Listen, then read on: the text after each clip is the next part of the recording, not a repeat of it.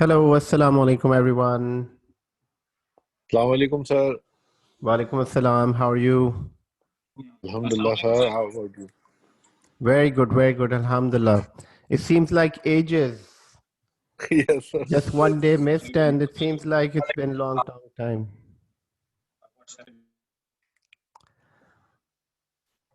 Adnan bhai, assalamu alaikum. Walaikum assalam. How are you? Alhamdulillah. How are you? Assalamualaikum. Walaikum assalam. Can you hear me? Yes, we can hear you. And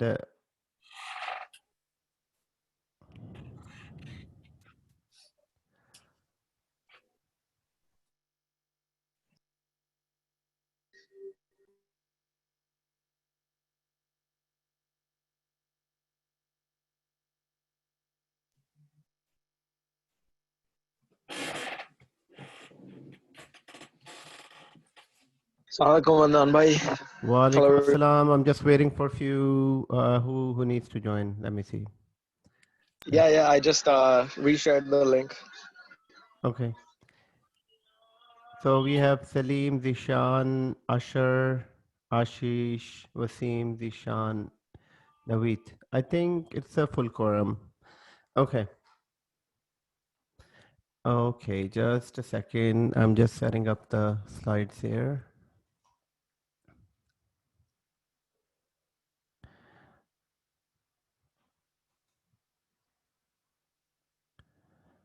Oh, Naveed, we cannot hear you.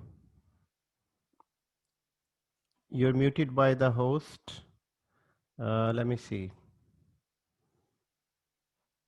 No. Can you hear us, Naveed? Yeah. Naveed bhai, your mic doesn't show up. Your mic is not connected.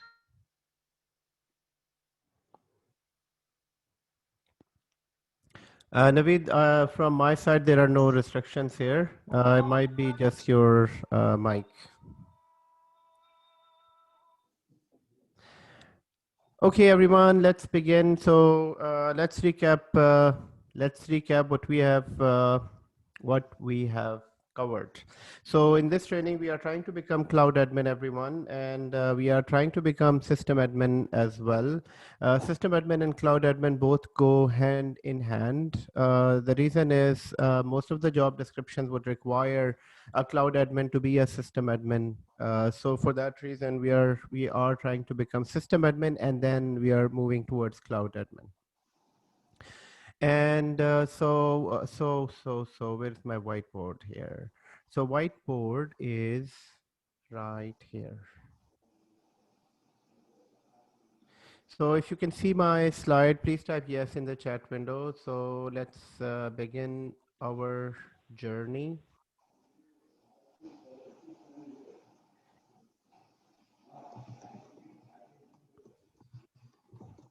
Okay, thank you. And recording, it is being recorded. Okay, so that's fine. So what we are looking at the moment, guys. So what have we learned so far? So we know that system admin. So we are focusing our focus. Hello. Hello. Assalamu alaikum. Wa alaikum assalam, Naveed. How are you? Finally. Alhamdulillah, sir. How are you? Finally. Very good, very good. So you moved to your new place? Alhamdulillah, sir. Yes, Okay. I moved in my new place. Excellent, excellent. Congrats. Thank you so much. Thank you. Okay, good. Okay, so everyone, focus. Focus is on getting a job as cloud admin. Okay, so in order to become a cloud admin, this is what we need to know. We need to become a system admin. And system admin, who is a system admin? System admin is a person who is an expert on servers.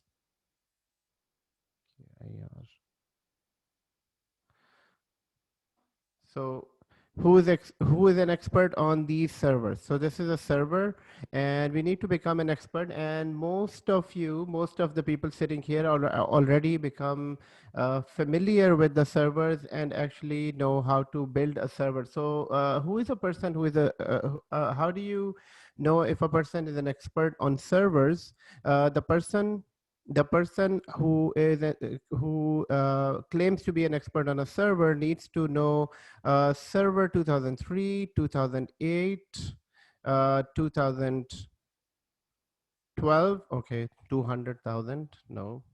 I mean, this is exactly the same thing if you say that I'm an expert car driver. So if how do you become an expert car driver?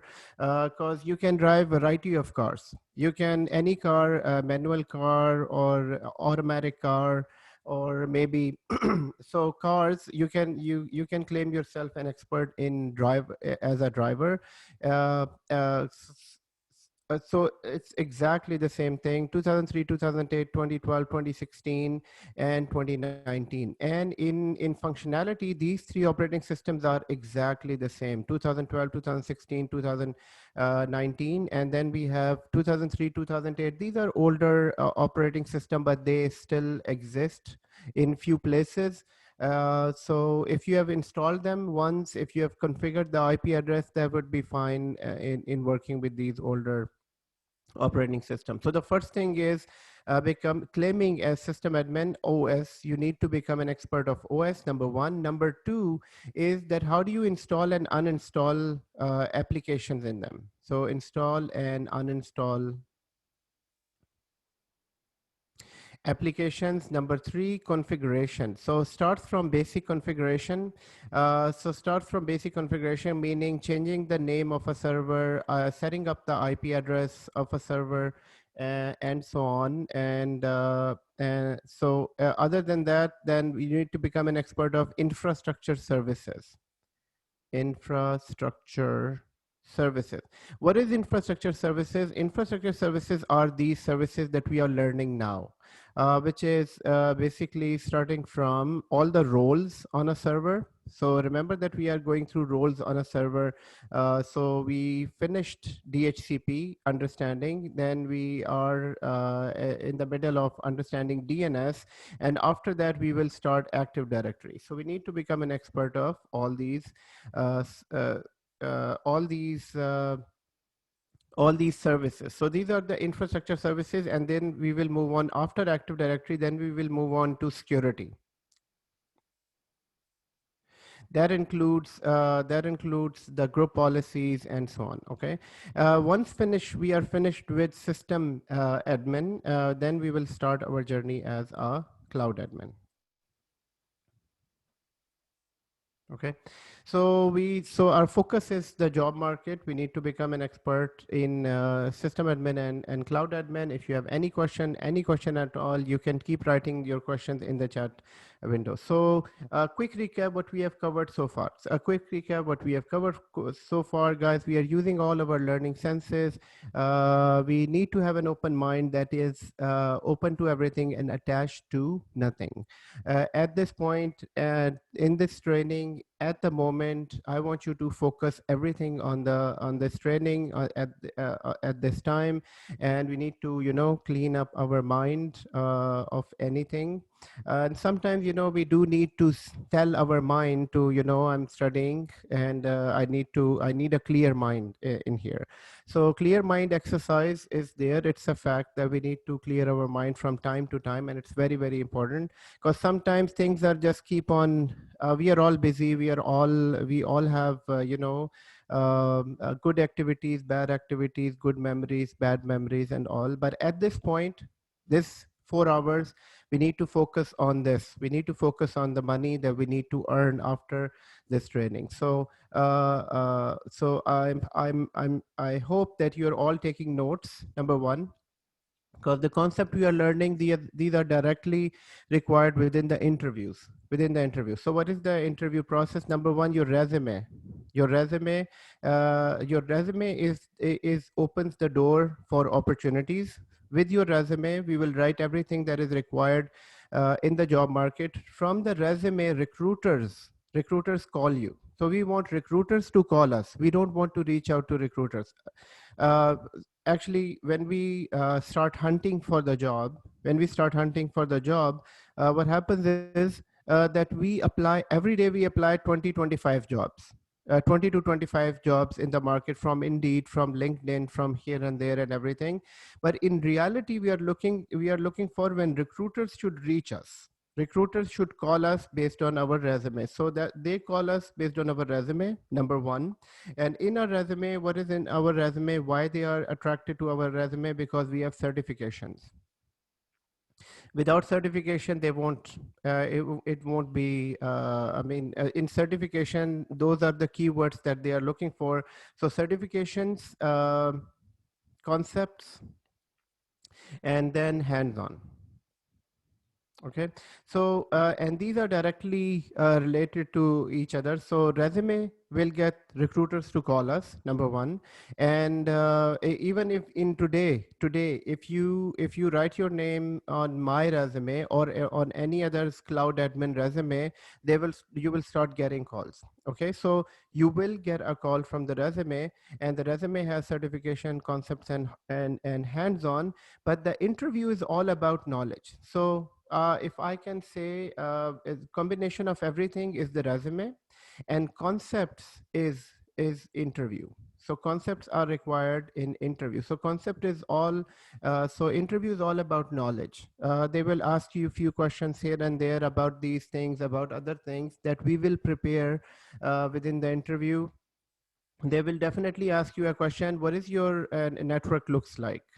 I mean, so this is where we will prepare. We will have those 2 to 3 weeks where we will prepare your resume. We will prepare everything in the resume, your current job scenario, your current IT team, and this and that and everything. You know, this is a professional training, and I'll be very straight with you on this. We need to prepare this well, so that we can pass the interview. So you can say, you can see that certification and concepts are very, very important. And this is where I keep on saying, take notes. Take notes, because you will remember what you've written. You will remember what you've written. You will remember what you have said. You will remember what you have listened. But if we just listen and don't take notes and don't discuss this with anyone, guys, this will be a short-term memory, and we don't want it to be a short-term memory. And then the hands-on is the real. So when you will pass. This is the first line that we need to pass. The recruiters should call us. This is the first line. Guys, why am I spending time on this? Why am I spending time on this?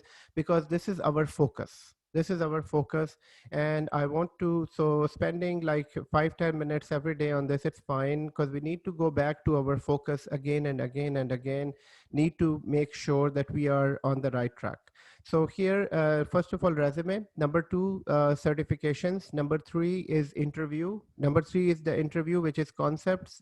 So for that, for the concepts, we need to take notes now. And at the end of these trainings, we will make summaries of each and everything. Summary of 740 exam, summary of 741 exam, summary of VMware, summary of Azure, summary of AWS, and all. Once we make these summaries, then we will prepare, then we will go through interview questions. So it's all a systematic process. You will be able to land a job, inshallah, in this field with a decent salary, but we need to complete, we need to go through all this. Okay, and then the last one is the hands-on. So hands-on is the labs that we need to complete. Hands-on is the lab that we need to complete. So the labs are in the video labs, number one. Number two, the custom lab. So I've received a custom lab from that I will share with you at the end of this today's lecture from Wasim. And Wasim, thank you very much. You shared your custom lab with me. And I'm waiting for others to share the custom lab. Guys, spend time on this and become an expert. I know most of you have done, you shared your screenshots, but I want you to complete that document as well. One of the interview question is, have you done any documentation, technical documentation? So this is your first technical documentation required For that reason, this is your first technical documentation. For that reason, please complete the custom lab. Okay, so this is our focus. Let's begin. So far, what we have in 740, in 741, what we have learned, we start with IP address, understanding IP address. And in IP address, we know that it's what do we what do we know about IP address? It's a unique number.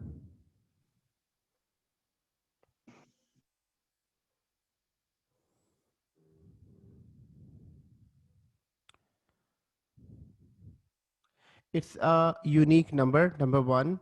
So IP address is a unique number that is assigned to all of the, and IP addresses are of two types, IPv4 and IPv6. IPv4 is an older technology. IPv6 is a newer technology. And few words about IPv6 is, guys, in 740, there is a full chapter on IPv6. I skipped that chapter because IPv6 is not in use, but I would highly, highly recommend watching few YouTube videos on this. Just for understanding, just for basic understanding. IPv6 is a newer technology, and I'll give you a few lines for understanding here. Mainly IPv4 is in use in North America, in Middle East, most of the world, 80% of the world, IPv4 is used. So IPv6 is used in Japan, IPv6 is used in Singapore, IPv6 is used in few other, I think Germany, it is used. It's not used in rest of the world at the moment, but maybe in coming years it will be. Maybe in 5 to 10 years. It's not easy to replace IPv4 with IPv6 because the complete infrastructure needs to be changed as well. And so IPv6 is a newer technology. Here you can accommodate total IP addresses. So here you can accommodate in IPv4, you can accommodate about 4.2 billion IP addresses. If we can remember from our previous understanding. So we can accommodate 4.2 billion IP addresses. Then back in 90s, they understood, they found out, and they found out that 2.4 billion IP addresses won't be enough for the world. Then they came up with this technique. At that time, there were many other techniques to extend these numbers or find a new IP system on the table, but they finalized IPv6. IPv6 was the new function. With IPv6, you can make trillions of IP addresses. So it gives you a bigger IP address space. So here I'm suggesting for all of you during this week, watch two or three basic videos on IPv6. So three, and make 10 points on this. So make notes on 10 points about IPv6 and send it to me. This is your assignment for this week. We don't need to spend much time on this, but we need those 10 points for your understanding. So this is assignment. Please note that. Secondly, within IP, so we are reviewing our previous understanding. Guys, please type yes if you're available. Human says sorry for the delay. No problem. Sorry, sir, can you repeat this? What's the assignment, sir? Yes, assignment is right here on the screen. Watch 3 small videos, YouTube videos on IPv6. What is IPv6? Basic understanding of IPv6, and make 10 points. Okay. Okay. And so I requested everyone to type yes in the chat window, whoever is present in the class, and they are and they are present, and they are listening, making notes and everything. So Naveed said yes, Zishan said yes, Alamgir yes, so Faiz said okay, Asher said yes, Wasim said yes, and Salim said yes. Excellent, excellent, excellent. Guys, we need a team effort in doing this. We need definitely a team effort in doing this. And with the team effort, with everyone helping each other, we will be able to, inshallah, succeed in this. So IP address. IP address is a unique number. IP address is of two types, IPv4 and IPv6. IPv4 is older technology, but still in use. So here I'm going to say still in use. It's not removed or deprecated, but it is still in use. IPv6 is a newer technology, and it is so the main difference between IPv4 and IPv6 is that IPv4 can provide us 4.2 billion IP addresses that are all used, that are mostly 80%, 90% used in the world. Why they are 90%, 80% used? Because guys, we are living in the age of internet, and everything on internet needs an IP address. So they are in use. IPv6 is a newer technology. It can provide us more IP addresses. So your first difference between IPv4 and IPv6 is IPv4 is older technology. It gives us around 4.2 billion IP addresses, but 4.2 billion IP addresses are almost used. And so this is why they came up with IPv6 technology, and IPv6 technology gives us more IP addresses. Main idea is to have more IP addresses for all of the devices. Now within IPv6, we said that IPv6 is a 32-bit address. It's a 32-bit address. It has 4 octets. It has 4 octets, and each octet is of 8 bits. Each octet is of 8 bits. And then IPv4 address is made up of 2 parts. So one part is known as network. So one part is the network address, and the other part is the is the device address. So the network address and the device address. Sorry, network and the host address. So host address. So remember that, and then IP addresses are divided into classes. So there is class A, B, and C. Class A, B, and C IP addresses. So here with class A IP address is for large networks. Guys, remember this is a review. I'm not going into detail. Class B is for the medium-sized network, and class C is a small network. It's a small network. So class C is a small network. And then further, IP addresses are divided into private and public IP addresses. So types of IP address. Types of IP address. Types of IP address. Number 1, private. IP address can be a private address, or IP address can be a public address. Private address is used inside the organization. So this is used inside organizations, whereas public IP addresses are used over the internet. So everything over the internet is public IP address. So this is used over the internet IP address. And here, so IP addresses are inside the organization, and for inside the organization, there are 3 classes of IP addresses that are dedicated for private range. 3 classes of IP address that are dedicated for private range, and that is 10.0.0.0. This is for large organizations. Second range that is dedicated is 172.16.0.0, and then 192.168.0.0. So these are the 3 ranges that are dedicated for private IP address scheme, and we know that this is class A. So this one is class A. The second one is class B. This is class C. Okay. Oh, Human, your mic is not mute. Okay. So here. Okay, let me mute the mic here. Okay, so here, so we have all these different classes of IP addresses. So guys, this is a quick reviewer of, and then guys, after this, the next topic that we covered was DHCP. So DHCP, we know that DHCP is Dynamic Host Configuration Protocol. DHCP provides us automatic IP addresses. Automatic IP address assignment. Automatic IP assignment in the network. So DHCP is required to provide automatic IP addresses. DHCP is number one, it's a role. So here, number one, it's a role in server, role in server 2016, server 2012, server 2019. It's a role, number one.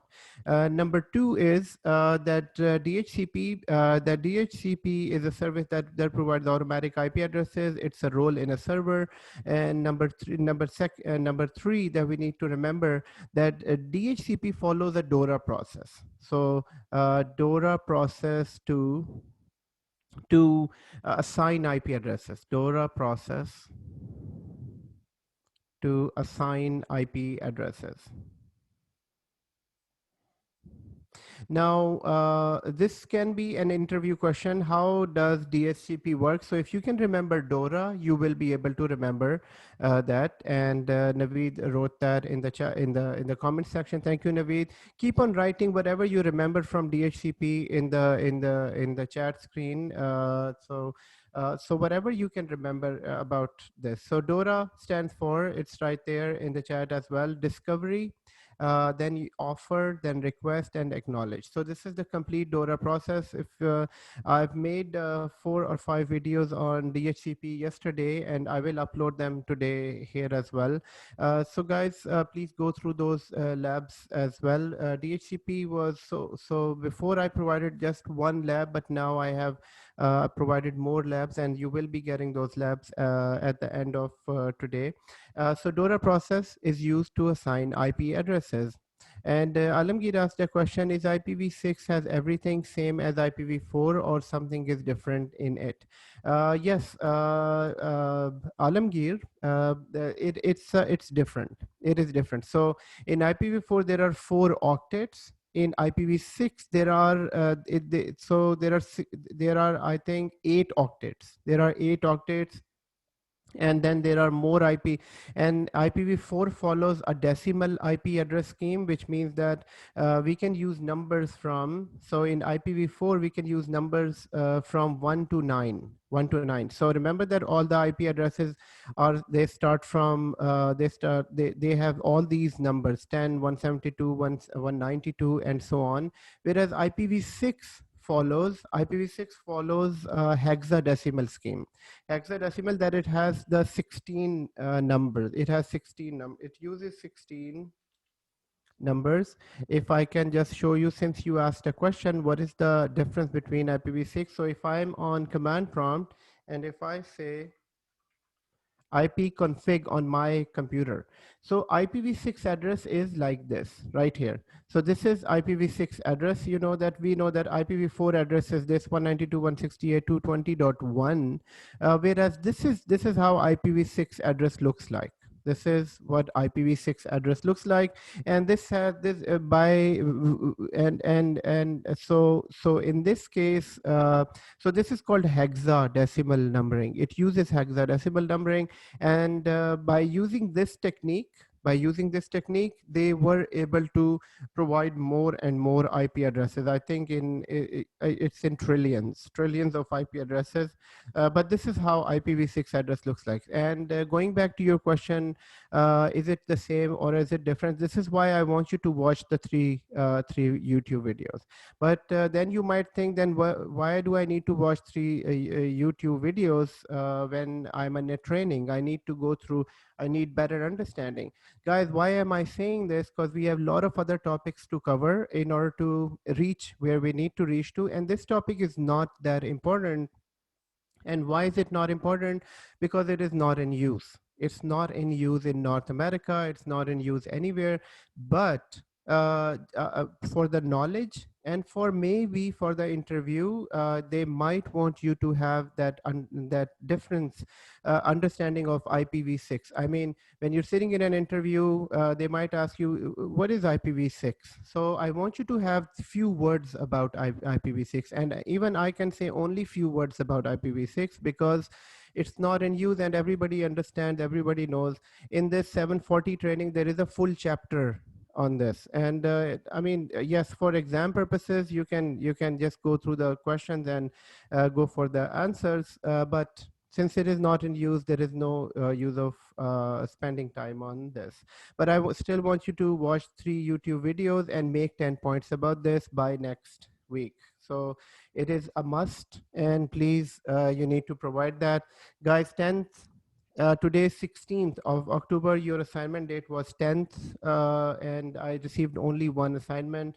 Please send it to me at the end of today, or maximum by the end of tomorrow, Okay. So DHCP, DORA process, DHCP follows the DORA process, assign IP addresses to assign IP addresses, and DORA process is discover, offer, request, and acknowledge. Other than that, DHCP, once we install DHCP must be authorized from Active Directory.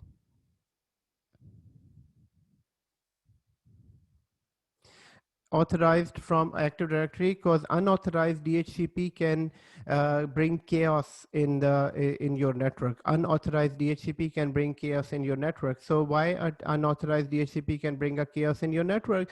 Because let's say there are 2 DHCPs in your network and both are providing IP addresses. So one providing good IP address, I mean right IP address, and the other one providing incorrect IP address. And when a computer has an incorrect IP address, guys, that computer is considered out of the network. So let's say these 3 computers are there, and this computer has, they all have IP address from the same subnet, from the same network. They all can connect to each other. But let's say if this has the correct IP address, and this has a correct IP address, and this has incorrect IP address, so this cannot connect with other IP. So correct IP address and correct network is a must. And if there are 2 DHCP servers in your organization, and remember that we discussed that example of a person in an organization installed a DHCP server for test purposes, and both DHCP servers were providing IP address. This DHCP server was a correct DHCP server providing right IP address, and this DHCP server was incorrect. I mean, just a test DHCP and providing incorrect IP addresses. So that brought a chaos in the organization. Why? Because half of the computers were able to connect and half of the computers were not able to connect. So this is why authorization of DHCP is required. So now after Server 2012, any DHCP that we install, it must be authorized from Active Directory. Any DHCP, so you can install 10 DHCP in your network, but if they are not authorized, they won't be able to provide IP address in the network. And the other thing about DHCP, so it's a role, it follows a DORA process to assign IP address. Number 3, it authorizes, it must be authorized from DHCP. And in DHCP, we can create scopes. And what is included in the scope? Scope includes the range of IP address that you need to provide, range of IP. So range of IP, number 1. Scope also has exclusion range, and and scope also has DNS settings as well inside. So DNS settings as well, which basically points to a DNS server. And then we can, so other than this scope, we also have split scope. We also have super scope. And what else we have? We also have IP reservation.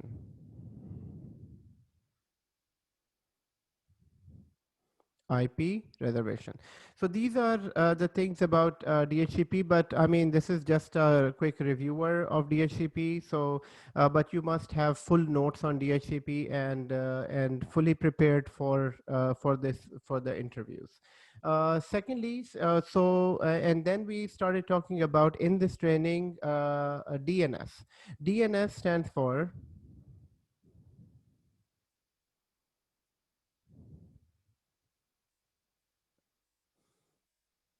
domain name system. Domain name system. What is the main purpose of DNS? Name resolution.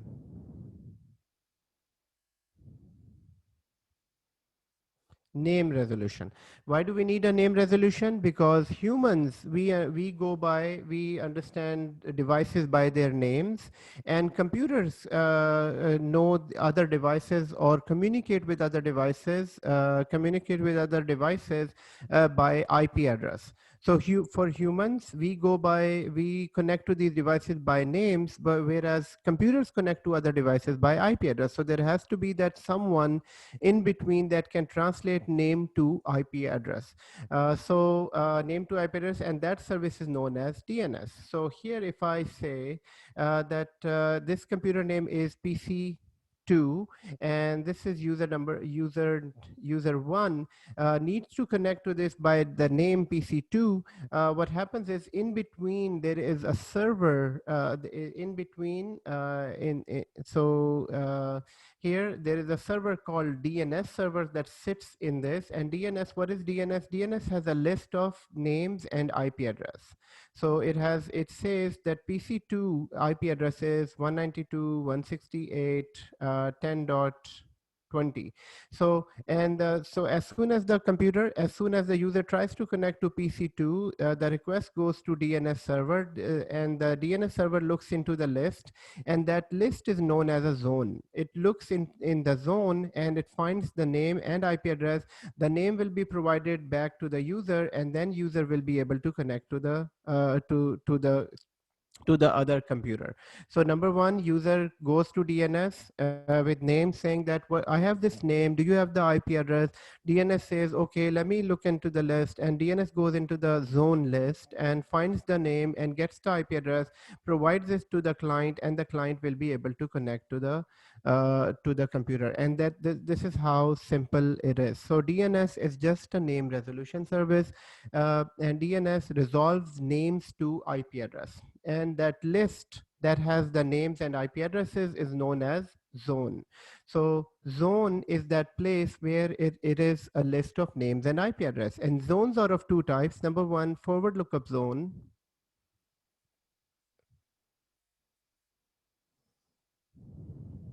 And reverse lookup zone.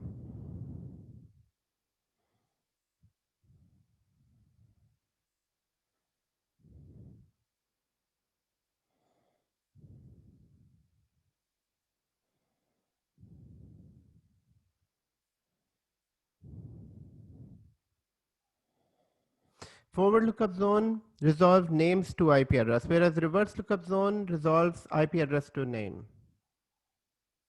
Okay. So my question to everyone, is this your prayer time or no? Yes, because it's Already approximately 45 minutes before we had the azan. So if we can get a break of 10 minutes so we can offer prayer.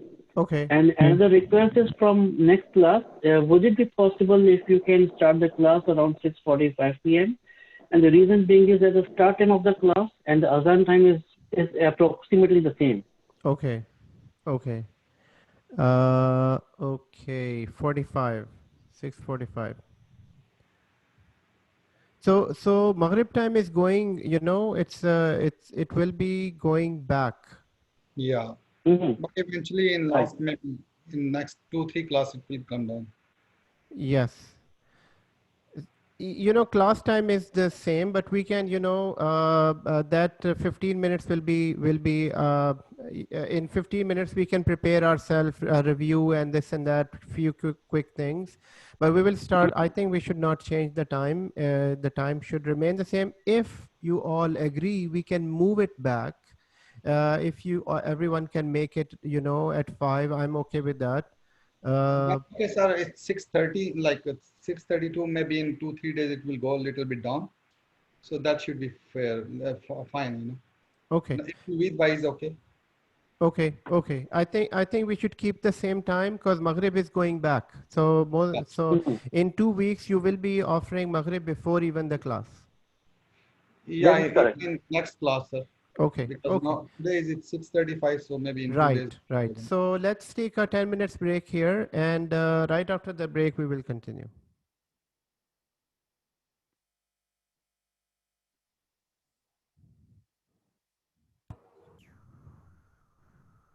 I'm here. If anyone has any questions at all, you may Sir, I ask. have a question here. Yes, I just please go got ahead.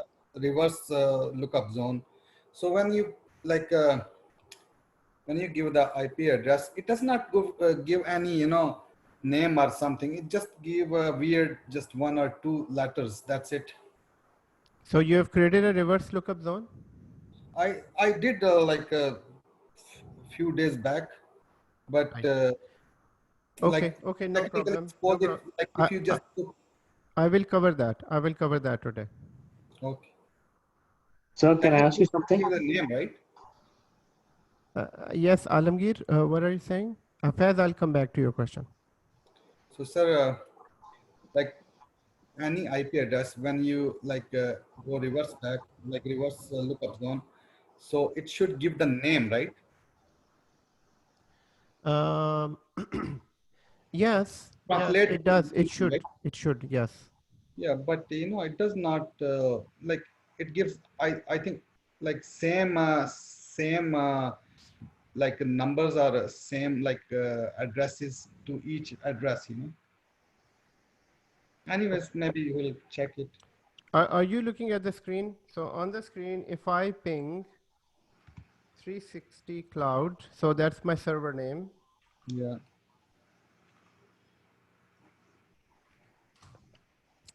If I'm pinging this, it is providing me this IP address. So this is an IP address of IPv6 on my computer, but hold on.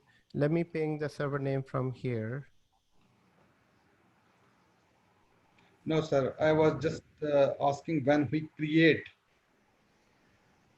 Oh, when you create in DNS a Yeah. reverse lookup, Yeah. right? So Yeah. reverse lookup. So once after the break, we will create a reverse lookup, and I'll show you.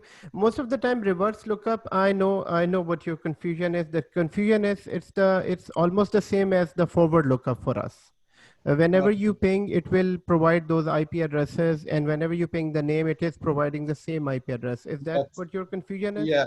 That's it. Yeah. Yeah. Like suppose if you are like pinging a Google address, like IP address, it should give the Google address IP address, and when you are pinging as a name, reverse lookup zone, it should give the Google name, right? No. When you ping the name, it should give an IP address. When you Yes. ping the IP address, it should give a It should give name, name. Yeah. Yeah. right? Yeah. That's it. Yeah. So does it not do that? I think it does that. Here I think here it should give, but when we create a new zone, right, in that area we don't see. I don't see. Anyway, Okay. maybe Okay, no problem. We can see that. We can look at it the new after the zone. break. Yes, Faz, do you have a question? My question is like I was trying to do all the things in the beginning. Uh, I was just confused, like you said, just said that DHCP without Active Directory is meaningless. So I have to No, create. it is meaningful. It is meaningful. I'm just saying that without authorization, it won't work. It won't work, meaning it won't be able to provide IP address to your network, but without Active Directory, it can provide IP address to any other machine that is not part of Active Directory. Okay, same is for the DNS as well. DNS is a very humble service. It works for everything. So if DNS is there, DNS will be able to resolve name to IP address. Okay. Okay. So which means that DNS, we can take this example as that on internet, we don't set up DNS, but we are able to browse sites and names, and DNS is working all the time. So DNS works for everything. Whoever asks for a name resolution, it does resolve the name. Okay, sir. So it's just another question, sir, which is attached to this thing. So we haven't done the Active Directory yet. No, we haven't. We still have to. Next chapter is Active Directory in detail. So the videos on the past YouTube channel, all the videos you have posted is for MCSA 740 only. 740. So I wanted everyone to complete. Okay, let me show you. Complete 740 videos. So because I'm doing it one by one. So if you can give me a hint, so it will be a great Okay, help. just a second.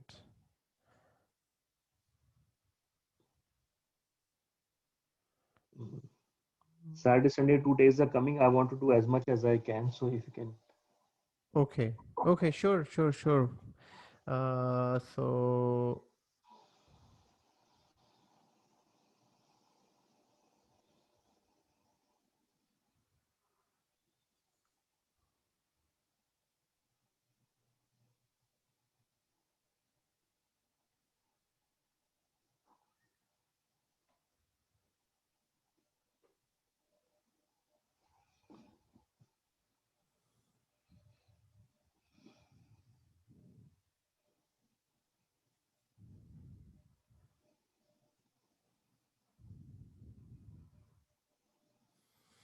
So if I go to this playlist, so this is the playlist, okay?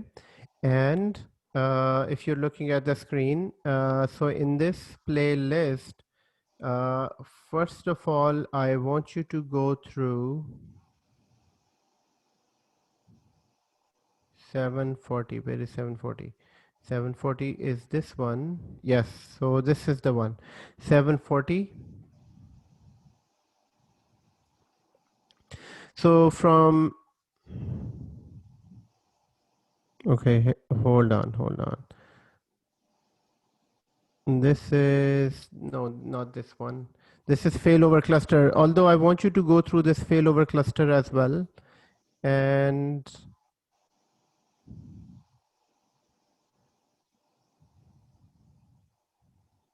So it's seven, like 410, 411, and 412. no, I no, think. this one, this one, this one. Here, here, here, this one. So 740. 740 are all these videos. So starting from 740, 1A lab, 1B, then lab 2, lab 3, lab 4A, 4B. You can skip nano server at the moment. Nano server might be a bit difficult to start with, but you can complete FAS, all these videos, 1A, 1B, lab 2, lab 4, and all these. And after that, then you need to complete the failover lab. Okay, that would complete all the labs for 740. That will complete all of the labs for 740, yes. Okay, so I don't need to create an Active Directory or domain controller for. I think for here 740. you have to create Active Directory. Here, sorry, not in this one. So this is your first stop. So I'm pasting this in the chat window so that you can, so you can remember. This is, first of all, you need to complete this. Do not, you don't need to do the nano server lab. If you are able to do this lab 3, it's fine. But if not, it's fine as well. So the second, so after this, you need to complete this one, this failover cluster lab, and this involves Active Directory. So this has everything. Okay. So this one, is lab part 0, 1, 2, 3, 4, 5. 5 is here as well somewhere. So in this, yes, there is Active Directory you need to install, and this will take you from really basics to all the failover. This will be a bit difficult, but if you have completed the first those other videos, you will be able to complete that as well. So I'm pasting that in the chat. So these are all of the videos for 740. Okay, thank you so much. You're most welcome. Okay, 1 more minute to go.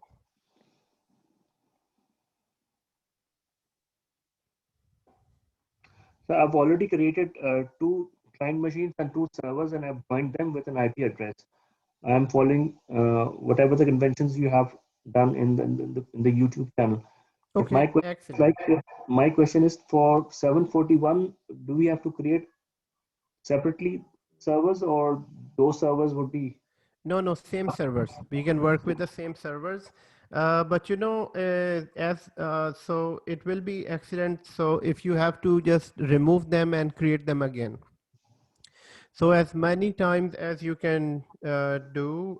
So whenever you recreate them, there will be a good experience. So once 740 is done, just remove, even for when you do the failover lab, the second link that I shared, you'll Yes. have to remove everything and then follow this other infrastructure. Thank you, sir. You're most welcome.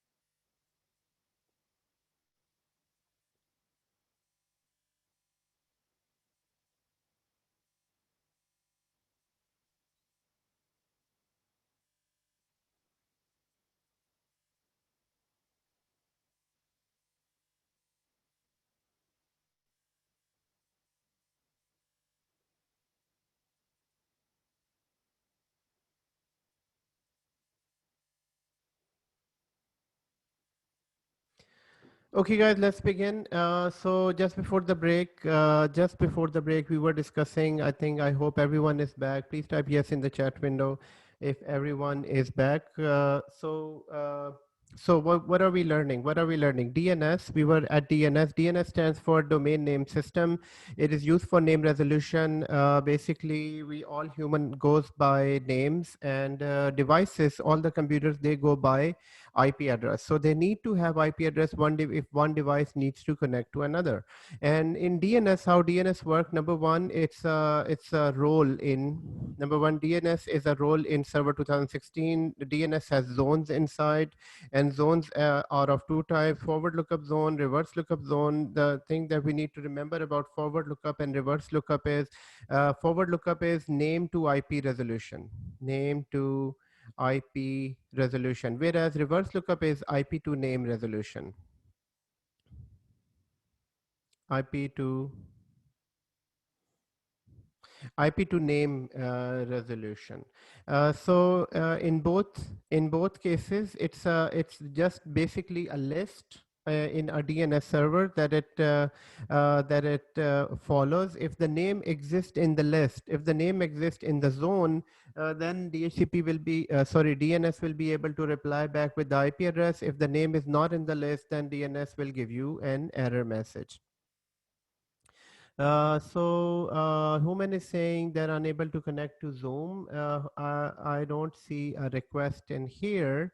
If somebody's request is here, it comes here in the list. So I think if he's saying that on the WhatsApp, please reply him back to try and reconnect or restart his machine. I'm not seeing the request. As soon as the request comes, I immediately just connect. Okay, Human is here. Okay, Human is here. Wow, Human is listening. Good. So maybe that was his older previous message.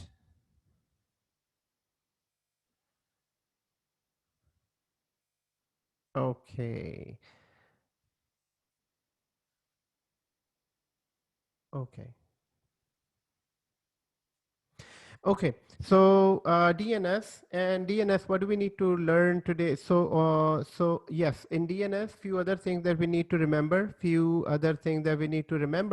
DNS has zones, and DNS has zones, and zones are of two types: forward lookup zone, reverse lookup zone, and zone is a list. So zone is a list. It's a list, and in the list there are records. In the list there are records. So in the list has records, and these records are of all different types. So these records are of all different types. For example, a host record, it represents a simple record of each. It represents a simple record of each computer name. So a host record it contains name and the IP address. So this is a host record. So this is simply a host record. So I call this a host record is given to all of the computers. Without a host record, you cannot have any other record. So every machine, when the first time it is registered in the zone, it has a host record. It is exactly like when you're in Canada, you will get a SIN number. Without a SIN number, you cannot do anything in Canada. You cannot do a job. You cannot go to You cannot do many, you cannot have many services so without a SIN number. Same goes for in Australia, there is a taxation number. In states, there might be some ID name, ID as well. That there might be some ID as well, and that ID represents everything. So in DNS, everything starts from a host record, and Alamgir is saying a host is equal to a nickname. No, no, no, no, no, no. It is not equal to a nickname. Alamgir, it was C name. C name. C name is equal to a nickname. A host is just a simple name to IP address record. So this is a host record. Then the second one is C name. C name record. So CNAME record is basically an alias record, or it's a nickname to a host name. So it's a nickname to a host name. Like in real life, we all have real names, but from our loved ones, they give us our nicknames. Our friends give us bad names. I mean, not bad names in a bad term, but in in joking, they would call us those different funny names. So those are, I mean, with even those funny names, they are basically pointing to us. So for example, someone would say in different languages, maybe. Okay, so that's fine. Nicknames can be bad names or good names in human life, but here they are represented by just their nickname. So if there is something called a host named server1, server1 is a host name. So server1 is a host name, and that is basically pointing to IP address 192.168.10.10. So the C name can be let's say C name is I just want to make it very simple. C name can be it's application app server 1, app server 1, and it is pointing to server name server 1. Server 1. So what is the main purpose of a CNAME? Main purpose of a CNAME is that you can have multiple names for pointing to one server, multiple name pointing to one server. So it's exactly the same thing. Whoever tries to connect to app server 1, basically it goes to server 1, and server 1 translates to this IP address. So CNAME is just that nickname of a server. Secondly, here we have a third type of record that is called MX record. MX record points to Exchange servers. So this is points to Exchange server. If you have Exchange servers in the environment, MX records is only used for Exchange servers. Then we have, other than that, we have SRV record. SRV record, SRV stands for service record, service locator record. This points to domain controllers. So this is only for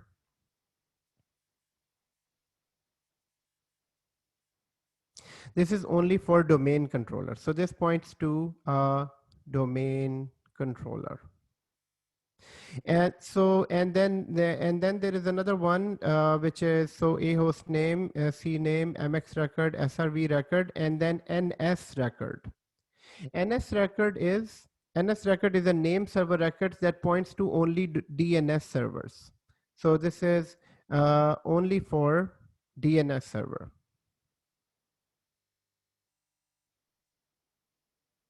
And then the last one that we need to remember is SOA record. SOA record. SOA record is the start of authority record. It's only for the first DNS server. Only first DNS server. So guys, so this is a review. We have already covered that in the last lecture. So if you have the notes for that lecture, you can find these records. So the list has these type of records inside. It is a host record. So all the computers will have a host records automatically created within DNS. Then some of the servers might have C names, which are nickname, but they point to the same server.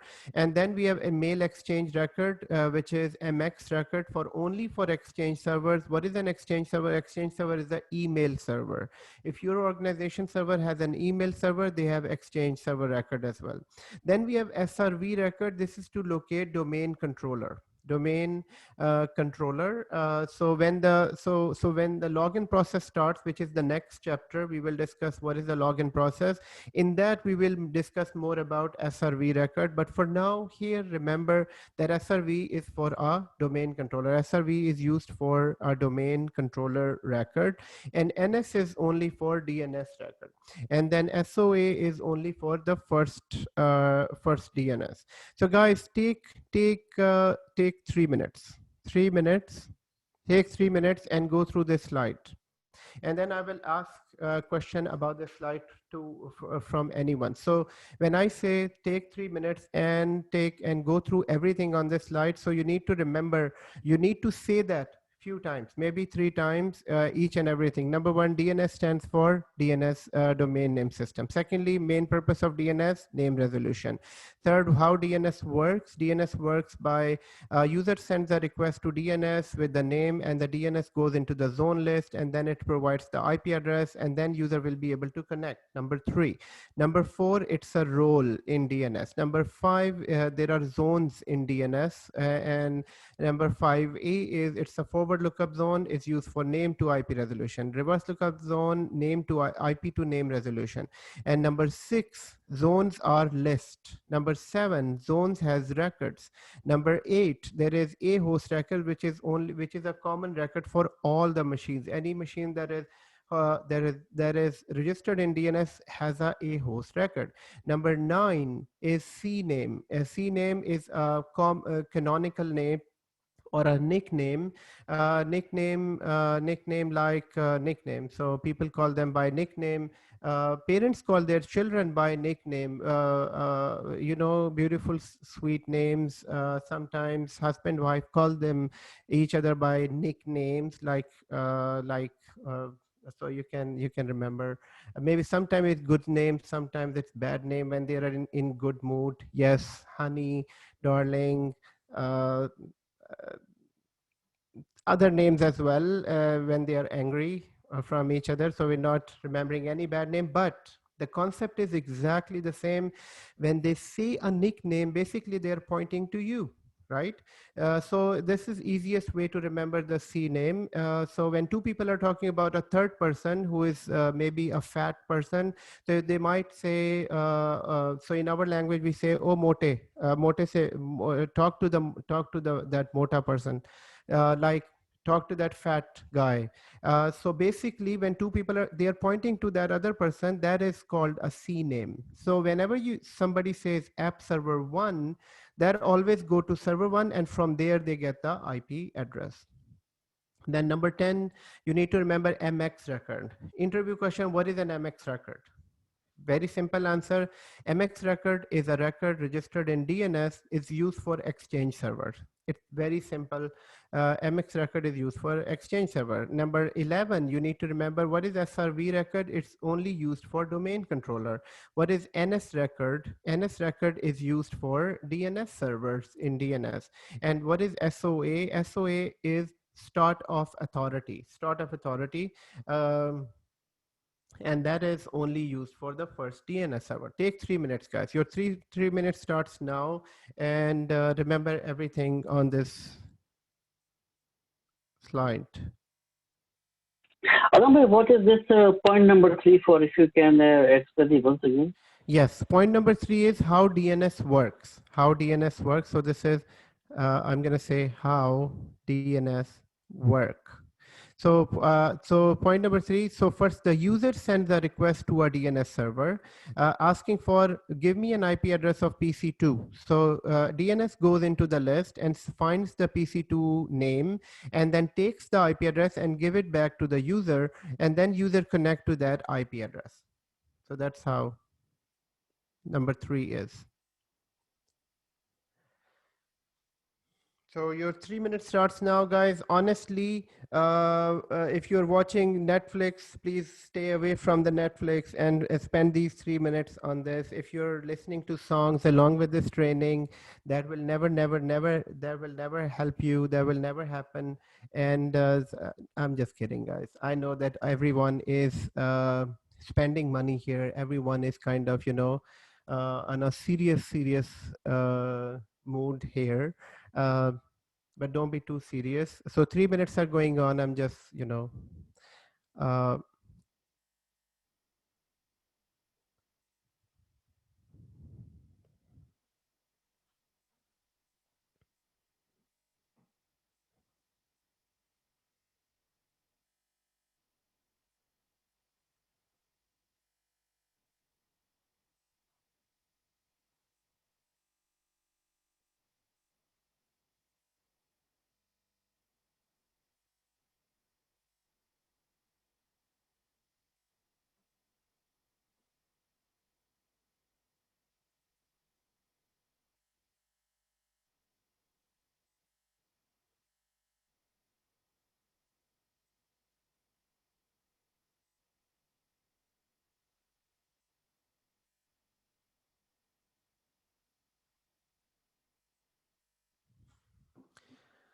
okay. So 1 minute left.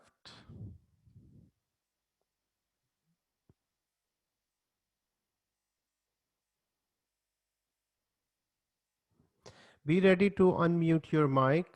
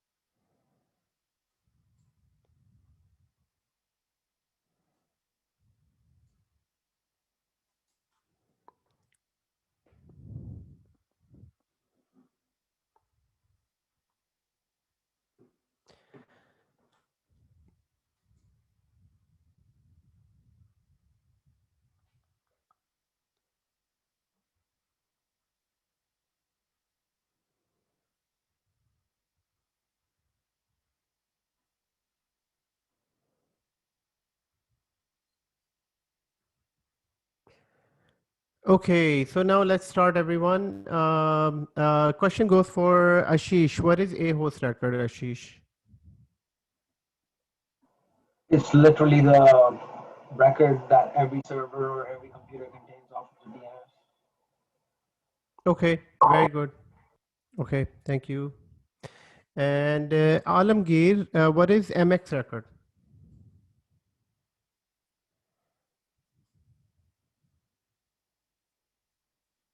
Yes, sir. Amex is just for exchange, exchange mail record. MX record is for Exchange Server. Excellent. And Wasim, what is NS record?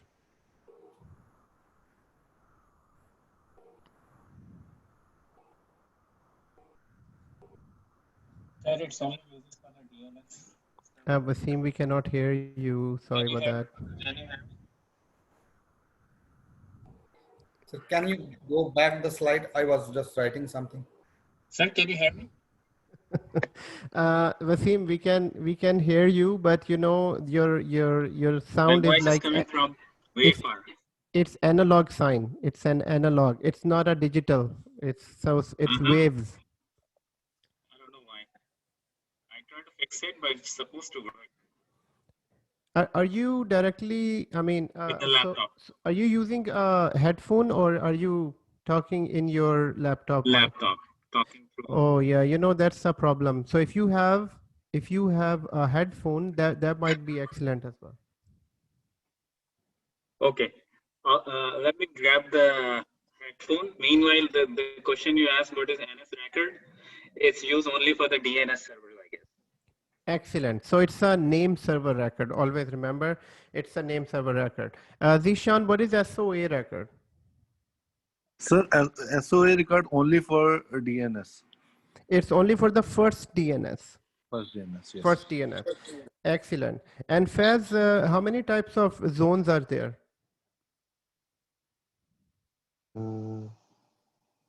Number five on the slide. Fine. Yes, forward lookup zone and the reverse lookup zone. Like forward lookup zone, it maps name to the IP addresses. Like we type google.com, so it will give us the IP address like 8.8.8.8. And reverse lookup zone, it has all the records which maps to the IP addresses to the names. IP address to name resolution. Excellent. And we Like for example, yes, go ahead. For example, in our internal organizations, we have got many servers. So the administrator has all the IP addresses of all the servers, and the name which has been given assigned and given to the assigned against the IP addresses. So it can map the reverse lookup zone can map IP addresses to the computer. Right. Excellent. Naveed, can you explain how DNS works? Number 3. It's basically the user sends a request, and it looks for the role. Okay. What? It basically finds the role, and which is the name resolution, like DNS domain name system, which is the name resolution. And when the user sends a request, it looks for IP address and it finds for the role.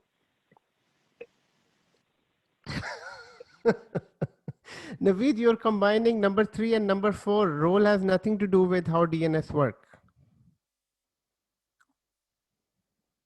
Basically request for the IP addresses, right? Yes. So one more time, how DNS works is that when a user tries to connect to PC2, so that request from the user's computer. So basically this is a computer, user has a computer right here. So user has a computer. So from user's computer, the request goes to DNS server that I need to connect to PC2. Please provide me IP address. So this is computer 1 requesting the DNS server. DNS goes into the zone and it finds the computer name. And if it finds the computer name, it takes the IP address and give it back to this user. And then user will be able to, using this IP address, connects to the other computer. Okay. Okay, well, like which is the DORA process? No, DORA process is only for DHCP. It's not for. Oh, DHCP, yeah. Okay, yeah. The reason for this confusion is because I was not here on the last class, and I think that it was discussed. Okay. Sorry. That is and why you were not able to go through the class video, as you said that you will go through the class video. Yeah, no, yes, I was not able to connect because I don't have internet access here. That was another problem. Please go through the, yeah, that's fine. Please go through the class video as well. So everyone, thank you so much. Let's begin. So today's lecture is about DNS, and DNS, we know a bit about DNS, and let's everyone log into the DNS server. So I hope everyone is logged in. We have 3 servers here, server 1, server 2, server 3. Guys, just to save your time, every time you need to basically log into the server. So if you don't want to log in every time, so what I did, I just disabled that setting. I just disabled the password setting so that it doesn't lock us out. So that's why the machines are open all the time. So since we have to do this many times, it's better to remove that setting in which it locks the server every 10 minutes. So that setting is almost, where's that? Yes, in here, power and sleep, and it goes to advanced power settings. And in here, you need to go to change plan setting, and here turn off display. So this is, you need to change this to never. You need to change this to never. Once you change this to never, then your machine will not lock you out every time. So easiest way to go there is, first of all, you need to go to control panel. So click on start and say control panel, and within control panel you can search for the word display. So you can search for the word display, search for the word power option, and then choose when to turn off display. So here you can go inside and select never to both of them. Then you don't have to enter password every time when you need to when you basically need to come here. Okay, so so that is it for not entering the password every time. But in real environment, we don't change this setting. For in real environment, this is a security setting. So no one wants you to walk away from the server when the server is logged in. Because if the server is logged in, anyone can do anything on a server. So in real environment, we never change. You will never be able to change this setting, because this is a security policy on the server that if you don't do anything for 10 minutes, then it should lock out. It should automatically lock out. So so right here in DNS, how do you first go to a DNS? Number one, you need to go to server manager, then you go to tools, and then you go to DNS, open DNS manager. Once you open DNS manager, which is right here, guys, right here, please type in the chat window if you have a DNS manager open. Please type yes if you have a DNS manager open, everyone. And if you don't have your machines on, I suppose you're not serious about this training. If you don't have machines on, guys, trust me, without practical, there is nothing. You have to have your machines on every time when you log in, every time when you attend the training. Please take it real serious, because what happens is that if you're not able to find a job, that it makes me very sad at the end, that you will not be able to get the job because you're not taking it seriously. And please log in, everyone, and let me know if you're logged in. So Human is logged in, Salim is logged in, Ashar is logged in, Alamgir is logged in, Naveed is logged in, and Wasim is logged in, and Salim and Faz, are you guys logged in and you have DNS open? Okay. Okay, very good, very good. Okay, excellent. So open DNS manager, everyone. So this is a DNS manager. You're open, and at the same time, so at the same time, on the server manager, I mean, my computer, the first server looks like first server looks like this, which is, I have a dashboard, log local servers, all servers, and these are the roles that are installed on this server. So on my server number one, it has a Active Directory DS, domain services installed, DHCP installed, DNS installed, IAS installed. So not necessarily you have to have all these services installed, but at least you should have DNS and Active Directory, because whenever you install Active Directory, DNS is installed with this. So once you have these services installed, all you need to do, go to tools and open DNS, and open DNS on this one. Now, my question for everyone is, if you have a second screen, who doesn't have a second screen? Who is only working on a laptop? Please type yes in the chat window if you have only one screen. So Ashar has only one screen. Ashar, how do you manage between the lab and the presentation, or you just listen and then look at the presentation? Okay, Faz has one screen, Wasim has Working only on one screen. Okay. Guys, this will make your life easier. I would suggest spend another 50 or 60 bucks. You can get a second-hand screen. Why am I saying that? Because all of the other labs, I mean, the labs will just get more complex. If you have a second screen, that will make your life easier in doing the labs. And also, these screens are required. I mean, this will make it a lot easier when you're at work. Most of the IT jobs in future will be working from home. Most of the IT jobs will be working from home. So at home, when you're working on even different projects, so you should have a second screen. If you have a second screen for this training, I'm specifically talking about this training. If you have a second screen, that will make your life easier. On one screen, you can open the lab or open video. On the other screen, you can follow the video and do it. Okay. So I suggest have a second screen. In DNS manager, this is a DNS manager, and here is the server name, and this is the forward lookup zone. Forward lookup zone is automatically created for us. We said that in the last lecture that so it has two zones here. And what is a zone? Zone is nothing but a list. So this is a list here, and this is the list of all of the computers in this network. So here, starting from, and this is the type of record. Here it shows the type of record. So the first record here, so first of all, these are all of the zones inside. So each folder represents a zone. Here, here you have two zones. So in the main screen, you see two zones. One zone starts from _MSDCS, and the second zone is your Active Directory zone. So this is my Active Directory name is 360cloud.local. And if your Active Directory is canaps.local, or you have your own Active Directory, then that zone is your Active Directory zone.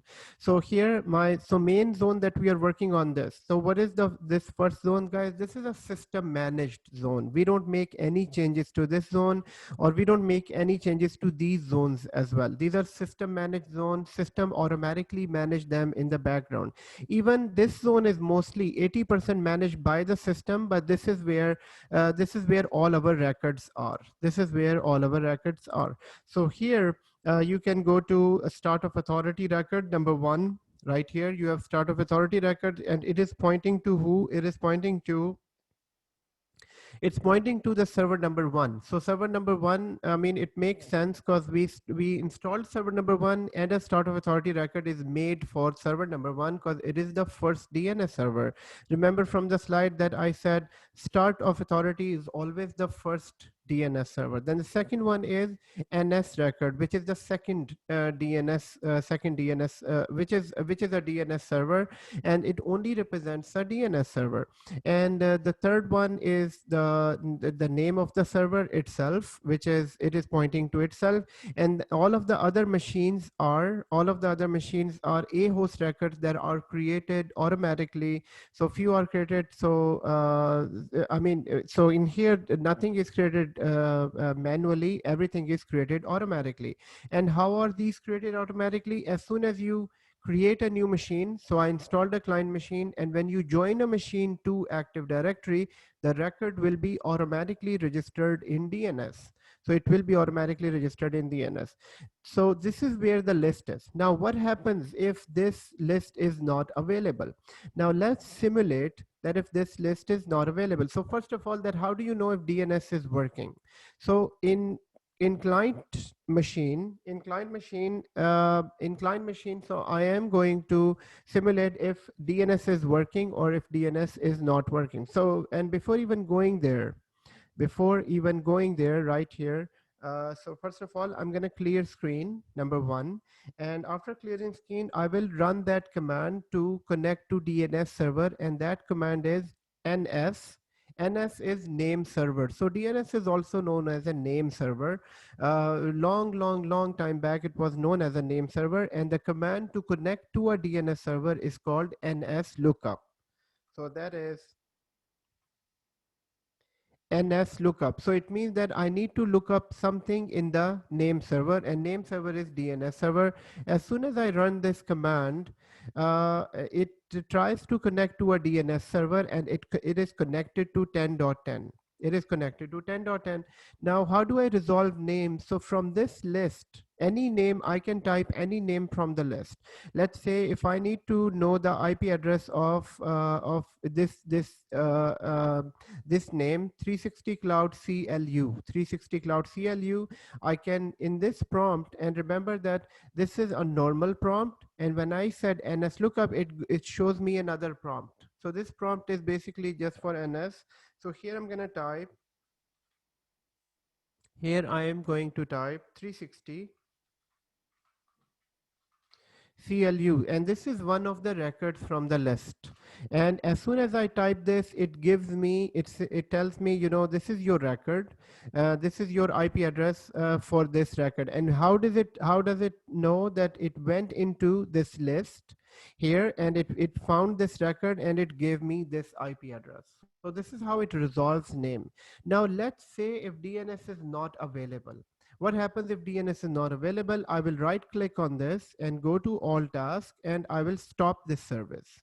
So I will right click on this, I will go to the task and stop this service. As soon as I stop the service, what happens is that, let's say that if it is stopped, okay, it is stopped, and if I refresh this, it is now DNS is not available. So DNS service is stopped. If I go back here now and I try to resolve this name, and it went there, and this time it is giving me requested timeout. Why?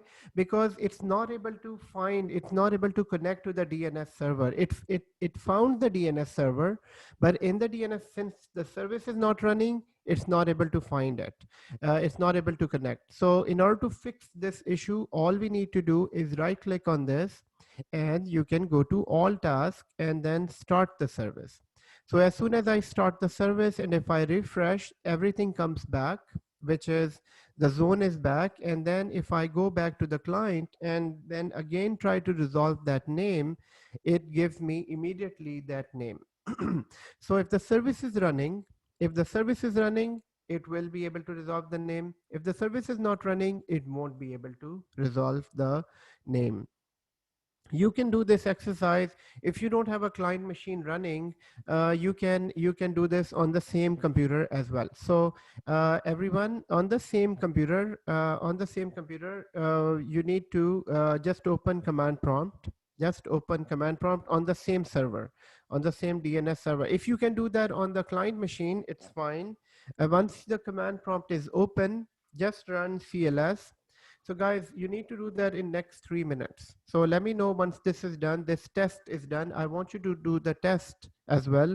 Guys, you don't, I mean, at this stage, I think at this stage, you don't need a step-by-step instructions. If you can understand the logic, you should be able to do that on your own as well. But here, just follow the lab and try to move around. I want you to kind of do this on your own as well. So thank you, Alamgir. You've shared the screenshot. If you've done that, just share your screenshot in the WhatsApp group. So the test that we are doing, if the service is down, then what is the message and how do you fix it? And Ashish did it on his computer. Very good. So guys, I want you to be in that gear where whatever I do, you should be able to just follow me quickly. I mean, I'm not saying that you shouldn't ask me, please repeat that step and that step. I don't mind doing that, but I think you're all on that level before, and we need to do that this type of exercise more and more, because the next training that we are going to start will be on the advanced side. So we need to be kind of on a cruise control on this. By what is meant by cruise control, if I'm doing something, you just quickly follow what I'm doing on screen. So one more time, what I'm trying to do, I'm trying to simulate if the DNS is not available, then what happens. So we can connect to, in the command prompt, run the command nslookup. nslookup, what it does, it tries to connect to its own server. So if I'm running this command on the same server where the DNS is, it connects to 127.0.0.1. Why is it connecting here 127? And on the client machine, it's giving me 192.168.10.10. Because from the client machine, it is connecting to the DNS server with this IP address, and on itself, it is connecting to itself by using 127.0.0.1, because 127.0.0.1 is a loopback address. 127 is a loopback address that points to itself. So in here, let's write it right in right here. So please remember this. What is a loopback address?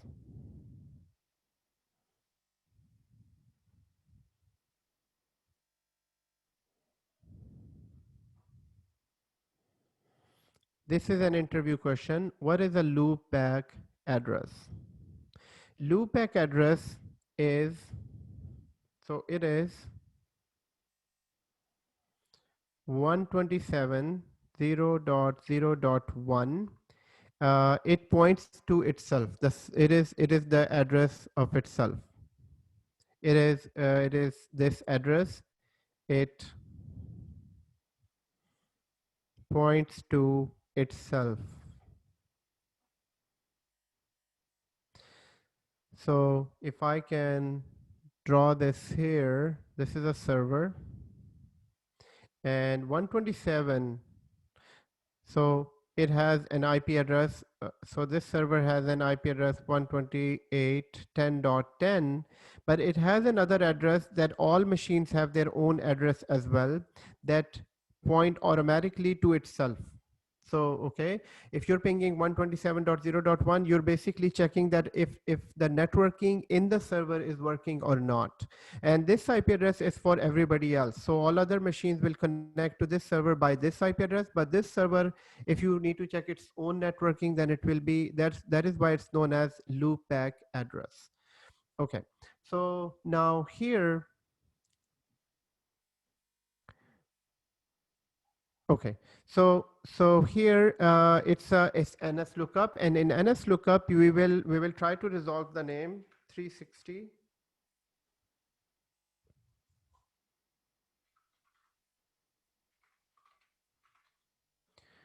360 serve 01, and it is resolving. Here it shows it is resolving, but when you stop the service, go to here and stop the service, stop this service, then what happens is that you won't be able to resolve the name because DNS is down. And if you do that again, here it says that server is down. Okay, and when you start the service, so here I'm going to refresh this, and okay, so the zone is down. So this time I just made the zone down. Rest of the DNS is working fine. So I will just go back and basically, I think I did that. I stopped the complete server. Oh yes, the complete server is stopped, and now we can start the server again. And here we can basically, okay, so now the server is back. Okay, thank you for your screenshots, everyone. You have all shared the screenshots here.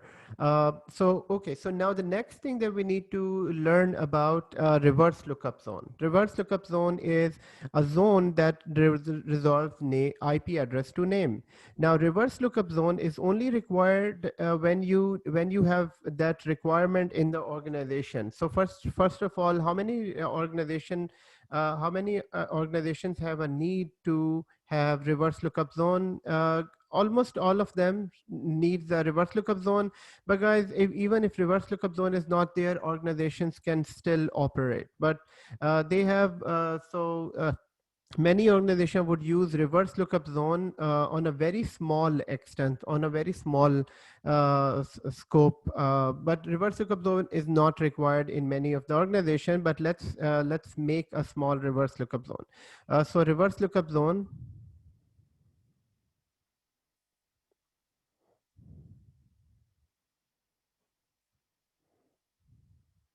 So main purpose is IP to name resolution.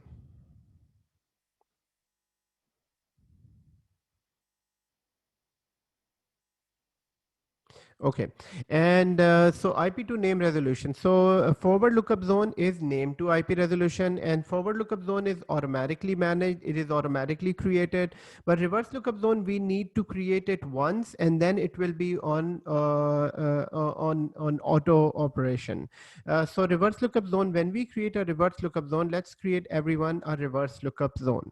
So reverse lookup zone, everyone. So go back to DNS and right click on reverse lookup zone and say new zone. So we will create a new zone. Guys, they name it new zone. Basically, every time when I say zone, translate in your mind that it is a list. So zone is just a list.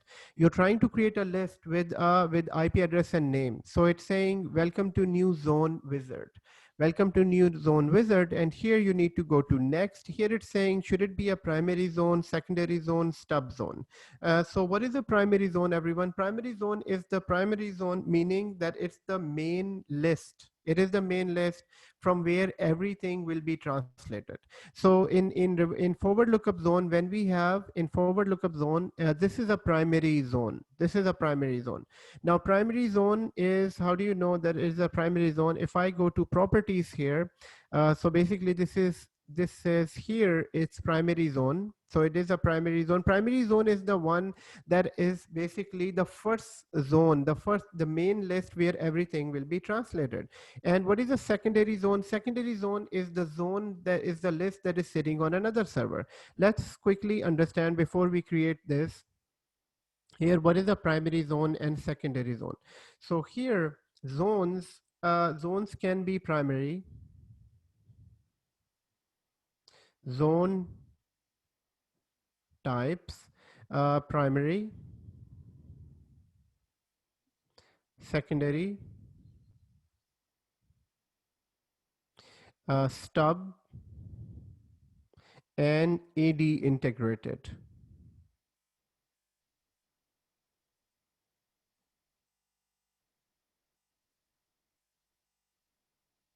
So primary zone, so basically all these are lists. So number one thing to remember, these are nothing but, so primary zone, this is a list of names and IP addresses.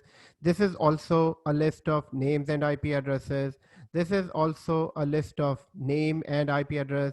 And this is also a list of names and IP address. So the first thing to understand is this. Yes, Alamgir, you may ask a question.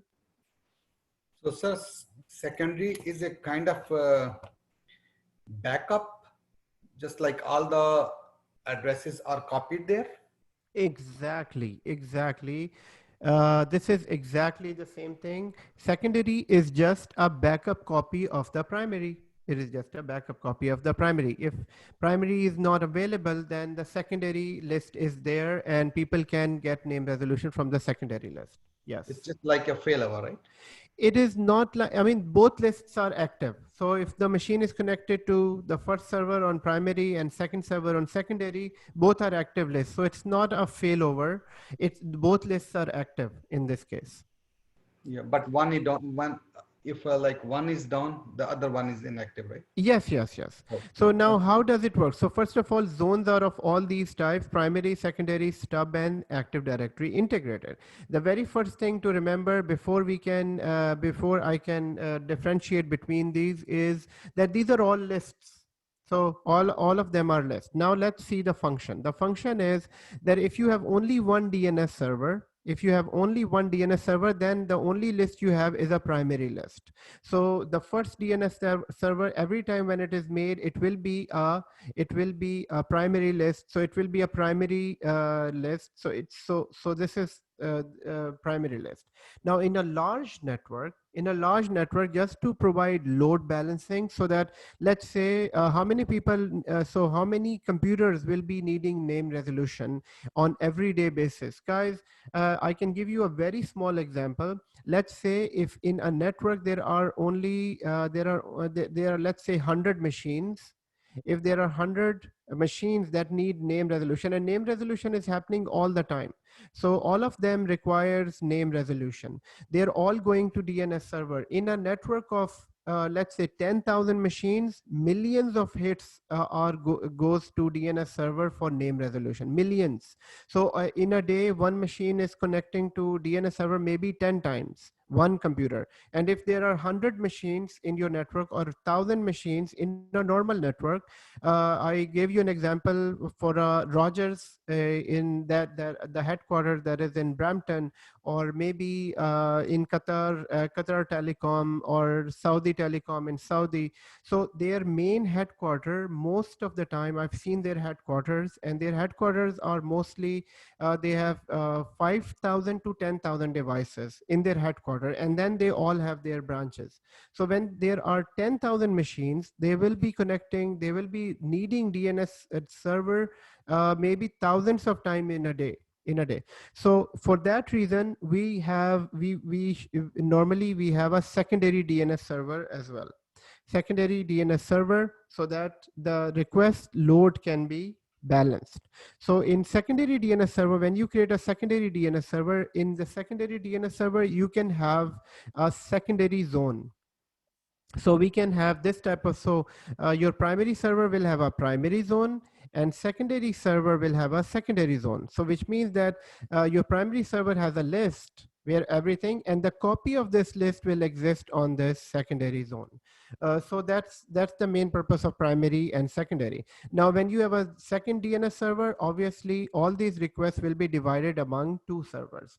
But primary and secondary, this is there is a small problem with this. The small problem is that every time when there is a change in this list, so why do we have a change in this list? Because in a network of 10,000 machines, there are new laptops joining, there are old laptops removing. So there are add and remove of laptops all the time. There are add and remove of devices all the time, and this list needs to be automatically maintained. So let's say today in your company headquarters, there are 100 new laptops added. So which means there are 100 new records added. So that list needs to be updated in this. So whenever there is a change in this list, this complete list needs to be managed, needs to be copied all the time. So if in this list, there are 100,000 records, 100,000 records. So every time when there is a single change, if there is one record added, one record removed, so it will copy the complete 100,000 records to the secondary server, to the secondary list. So that's a small problem in this primary and secondary approach. Primary and secondary approach is the older type of approach. So before when the DNS started, this was the older technique. And then later on, they started using AD integrated DNS. In AD integrated DNS, all DNS servers are primary DNS server. There is no concept of secondary DNS. So in AD integrated, what happens is, so in AD integrated, guys, just give me like 5-10 minutes on this. It will be clear. I know that you might have questions, so just hold on to your questions. So first of all, we understood primary and secondary DNS server. What is a primary and secondary DNS server? Just to share load on the network. This is one thing. And what is Active Directory integrated? Active Directory integrated is basically a concept in which you have all DNS servers with primary lists. So let's say there are 3 DNS servers. All the 3 DNS server will have a primary list, and then they are sitting with the Active Directory database. That zone, that list is known as Active Directory integrated list. So zone can be just a primary list, a primary zone, or zone can be Active Directory integrated zone. Difference between the two is that this list is sitting in Active Directory, and in this case, if the zone is a primary Active Directory integrated zone, then on all the server it is primary. It works as a primary list. And what is the biggest advantage of AD integrated against primary server? So the primary server on the primary and secondary. So in this topology, we call this a topology or a design. In this design or topology, so I'm going to use the word topology. So just remember, it's just a simple design. In primary and secondary approach, whenever there is a single change in the record, complete list needs to be copied. So let's say today there are 100 laptops added, complete list needs to be copied. If there is one delete account deleted, complete list needs to be copied on the secondary list.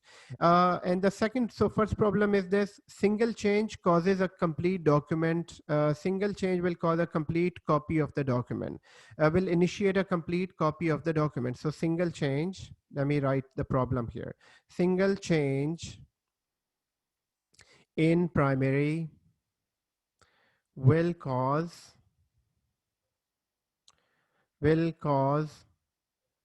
full replication. Okay, so single change can be delete, can be add. So it can be single change can be add, single change can be delete, single change can be added, or all that. The single change. And the second problem with this is, in primary and secondary, only one copy is editable. Only one copy is editable. So this is an editable copy. So this one is editable, but this one is read only. So what does that means now? So this means that any change that needs to occur on primary list. It cannot be on this list because this is just a read only list. This is just for clients to reply back, but you cannot make any changes on this. So these are two constraints on this. So single change can cause a full replication. And second problem with this approach is only primary server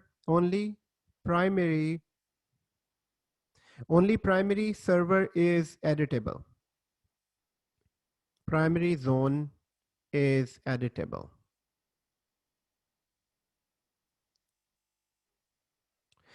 Now, why is this a problem? I mean, why is this a problem? The problem is that you have only one primary and the second server is secondary. Let's say if you have 5 cities, and there are servers in all cities. So you have a Toronto branch. In Toronto branch, you have a primary copy in Toronto branch. And then you have one server in New York and another server in Brampton and another server in Mississauga. So those all servers are DNS servers, but they are all secondary. So this is a secondary server, this is a secondary server, and this is a secondary server. So which means, and there is only one editable, one writable copy. So all the records will be added here and then they will be replicated to this. Now, what if in your New York branch, there are new computers added? Then what would you do? In that case, when the new computers are added, somebody needs to inform the primary servers, the admin here, that there are new servers added. So those servers will be added to this server and then they will be replicated. So guys, this was the old way of having DNS infrastructure. You will have one primary server and secondary server. There are two problems with this approach. One is, even a single change will cause a full copy. So let's say there is only one record added in primary. It needs to be full, the full zone will be copied to all the secondary servers. In order to fix this issue, Microsoft created Active Directory Integrated DNS. Active Directory Integrated DNS, now there is no secondary. So secondary concept is removed. And I'll come back to your question. I know you have questions, but just 5 minutes more on this.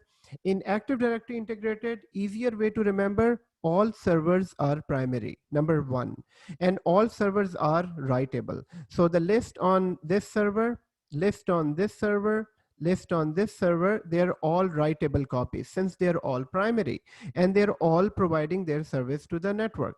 And secondly, so first of all of them are writable, number one. And secondly is that single change will be copied as a single change. Full zone doesn't need to be updated. So let's say there is only one record added. So that one record will be copied to here and here as well. Let's say there is one record deleted. You delete a record, that one record will be deleted here and here. So you see both problems are solved. Here single change will cause the complete 100,000 records to be copied again on the secondary server. Here, only a single change will be copied to the to all of these servers. So this will make the DNS server faster. So both problems are resolved since now our zone is Active Directory integrated. So that's the main difference between this and stub zone. I'll come back later. So now to your question, Alamgir is asking a question. So on the secondary server, need to delete manually which were deleted on the primary. So will be deleted automatically. So so on the primary server, yes. So on the primary server, when you delete a record, let's say you delete this record, this will be automatically deleted on the secondary. Why? Because there is a change and this will complete list will be updated on this and so it will delete the record. This is one.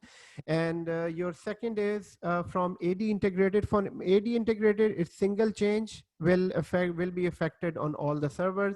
So no need to copy the complete, no need to copy the complete zone or list inside.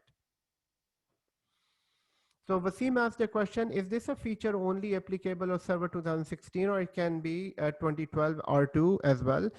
Yes, so this Active Directory integrated feature is available on all the servers. So so Active Directory integrated was first time introduced in 2008.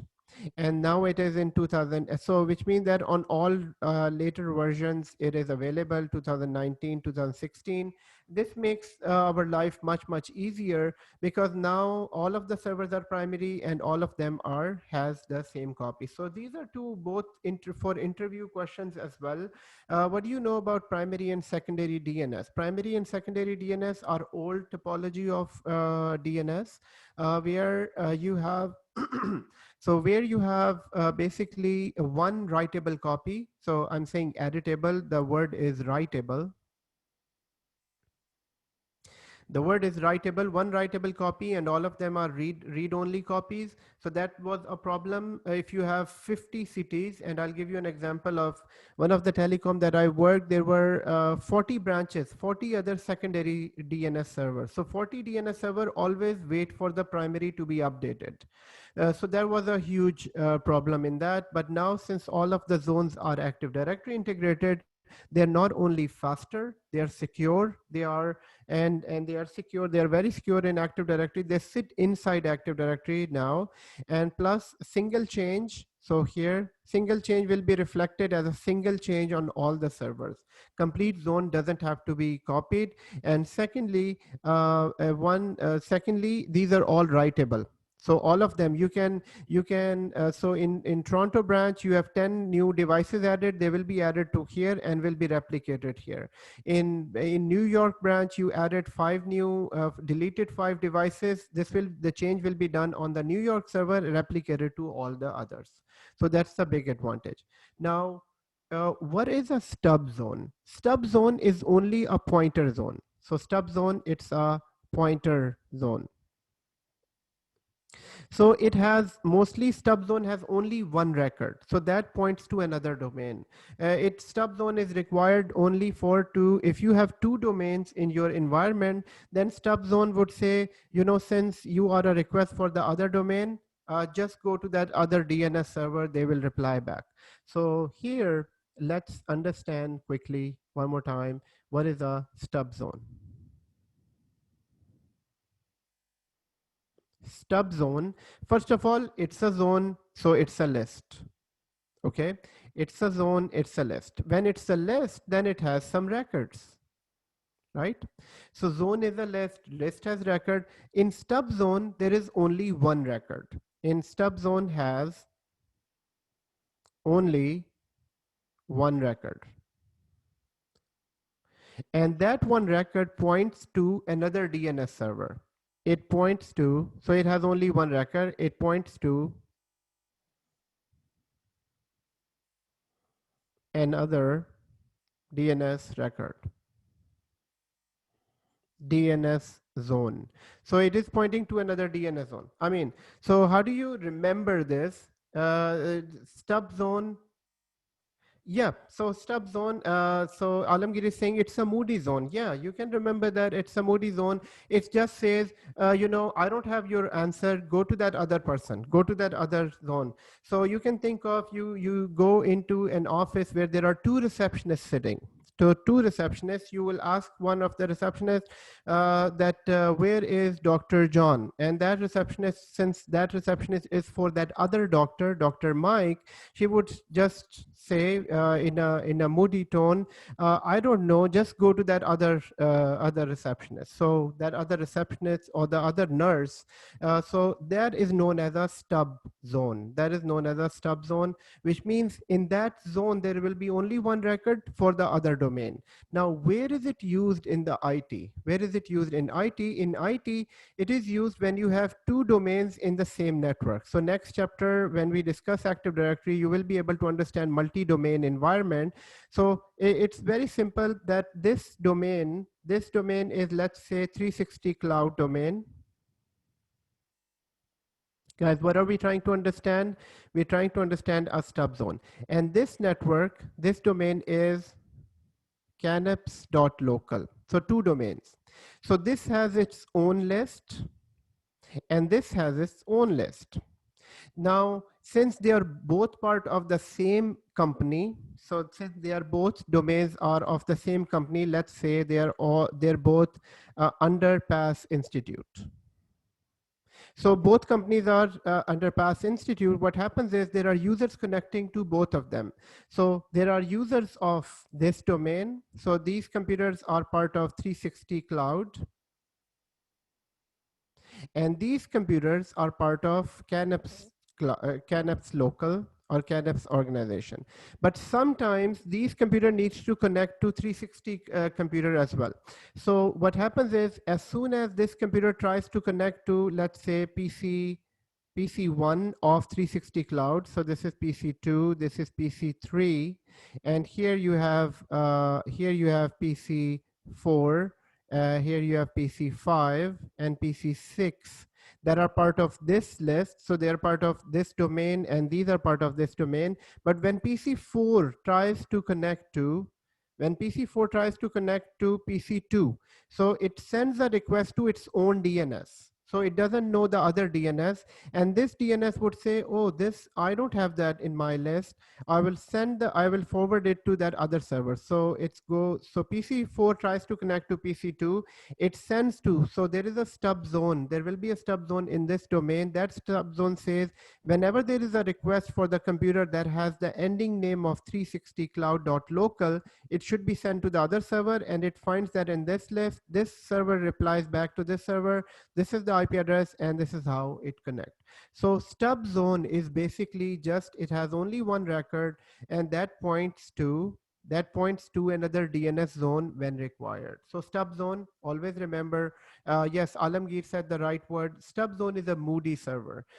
You can remember, guys, you can remember it by anything. Whenever you learn a new concept, I would suggest try to look around your own memory. Try to look around and try to attach that concept to something that you already know. So it's a good sentence, and you will never forget it, Alamgir. It's a moody zone. So with moody zone, your brain will automatically give you a definition. So always try to connect to something that you already know. Okay. So now, yes. Sir, I have a question. Yes. Sir, this stub zone is work only on the same premises, on the same building, or it will work, like, for example, in the city or the country as well? Yes, it can work throughout the country, throughout the world. Maybe your stub zone, your half of your company is in Canada and half of the company in Australia. So your computers in Australia tries to connect to your computers in Canada. So you can have a stub zone in Canada that points to your Australian. Yeah, it can work anywhere. Yes, sir. Thank you. And Wasim asked a question, you're most welcome. Is stub zone only used in multi-domain environment? Yes, most of the time stub zone is only required in multi-domain environment where you have multiple domains and each domain has its own DNS. So that's where it is required. But sometimes, and it will be very rare that you have a DNS without Active Directory. So so for non-Microsoft environments, you have so Linux has its own DNS. So you can create a stub zone for Linux or the Unix DNS environment, but that is rare. Most of the time, it just works in a multi-domain environment. Let's quickly recap what we have learned, everyone. Zones are of 4 types: primary zone, secondary zone, stub zone, and AD integrated zone. And primary zone is basically, primary and secondary zone are the older topology, older design in which we used to have, so both are less, primary and secondary are less. So primary zone sits on the primary server. And when you create new DNS servers for load balancing, those servers will get the secondary zone. And the problem is that any single change will cause the complete list to be copied on the other list. I mean, you can think of this problem as, let's say you are doing a grocery, and in your grocery there are 100 things that you need, and you're giving it to your kid, saying that, just get this grocery done from this market. But if you had to make a change in that grocery list, and then you had to rewrite the complete list again, it will be a real hassle, right? It will be a real hassle because you made that complete list of 100 items, and just to change one, you need to rewrite it. I mean, you won't do it. Nobody will do it because it's a hassle writing it. And it's the same thing in a computer as well. But you might think, computers are fast. They can copy this. Guys, remember, yes, computers are fast, but think of 100,000 records going over the internet. So in this case, the same list of 100,000 records needs to be copied to New York. Same list needs to be copied to from Toronto to Brampton, from Toronto to Mississauga, from Toronto to Sydney. And if the same list needs to be copied just for one change, that will be a lot of waste of network bandwidth, and it will be charged as well. So yes, this was a problem in primary and secondary approach. This was fixed by Active Directory integrated zone. When you have an Active Directory integrated zone, you don't need a secondary zone. All are primary zone and all are writable zone, and a single change will be considered as a single change. The complete zone doesn't has to be transferred. And then there is a stub zone. Stub zone is just it's a moody zone, so I would call that, I like that word. It's just a pointer to another zone, so you would just point it to the other zone.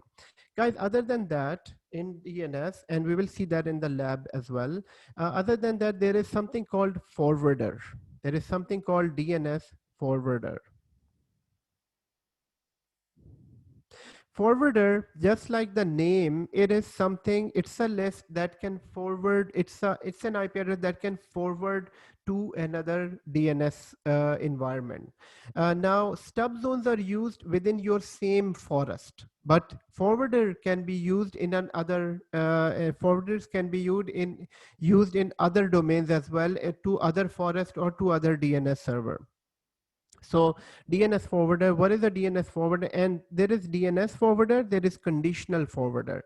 So first of all, let's say simple forwarder. Simple forwarder is, so you have a DNS server. So first of all, guys, everyone, I mean, you can remember with the word forwarder, it is something to forward the request to another DNS server. So it works in this case, if you have server 1 DNS, and if you have another network with their own DNS, what happens is that as soon as the request goes to your DNS server for name resolution, so this user is trying to send a request is trying to reach out to this, trying to reach out to, okay, just a second. Trying to reach out to this computer that is part of another network. So these are two different networks, and you need to forward that request. So here user is trying to reach to this PC10, So PC1 is trying to reach to PC10. So in this, what happens is the request goes to your DNS, and your DNS will look into the list and it says, I don't have it. I don't have PC10 in my list, because PC10 is basically in this list, in the other DNS and in the other domains list.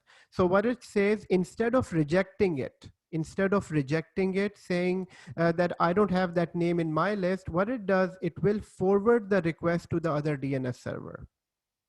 So the forwarder is basically an IP address of another DNS server. It says, maybe it, in this case, you can say it's a peer DNS, meaning that it's a friendly DNS. It says, you know, I don't have this name. Do you have this name? So it goes into its own list and says, oh yeah, I have this name. And then it replies back, and then the user will be able to connect to this. So forwarder is only a good friend. You can say stub zone is moody. It says, oh, I don't have this. You need to go to that other DNS server. And in stub zone, your DNS server knows that which DNS server it needs to go to. But forwarder is a general forwarder. General forwarder is, you go to a one shop and you'll say, you know, I need to buy Surface Pro. I need to buy a Surface Pro, and that shop owner is like a good person, and he's saying, you know, I don't have it, but you can go to that other shop in front and you can check that out from there. So you're not sure, but you're still forwarding that person. In stub zone, you're 100% sure that, you know, you need to go, that's the other DNS server that can answer your question. So stub zone, you know where you're sending it. In forwarder, you're just friendly advising, you know, I don't have it, just go to the other DNS server. That is known as forwarder. Now in this, in here, there is also something called DNS conditional forwarder.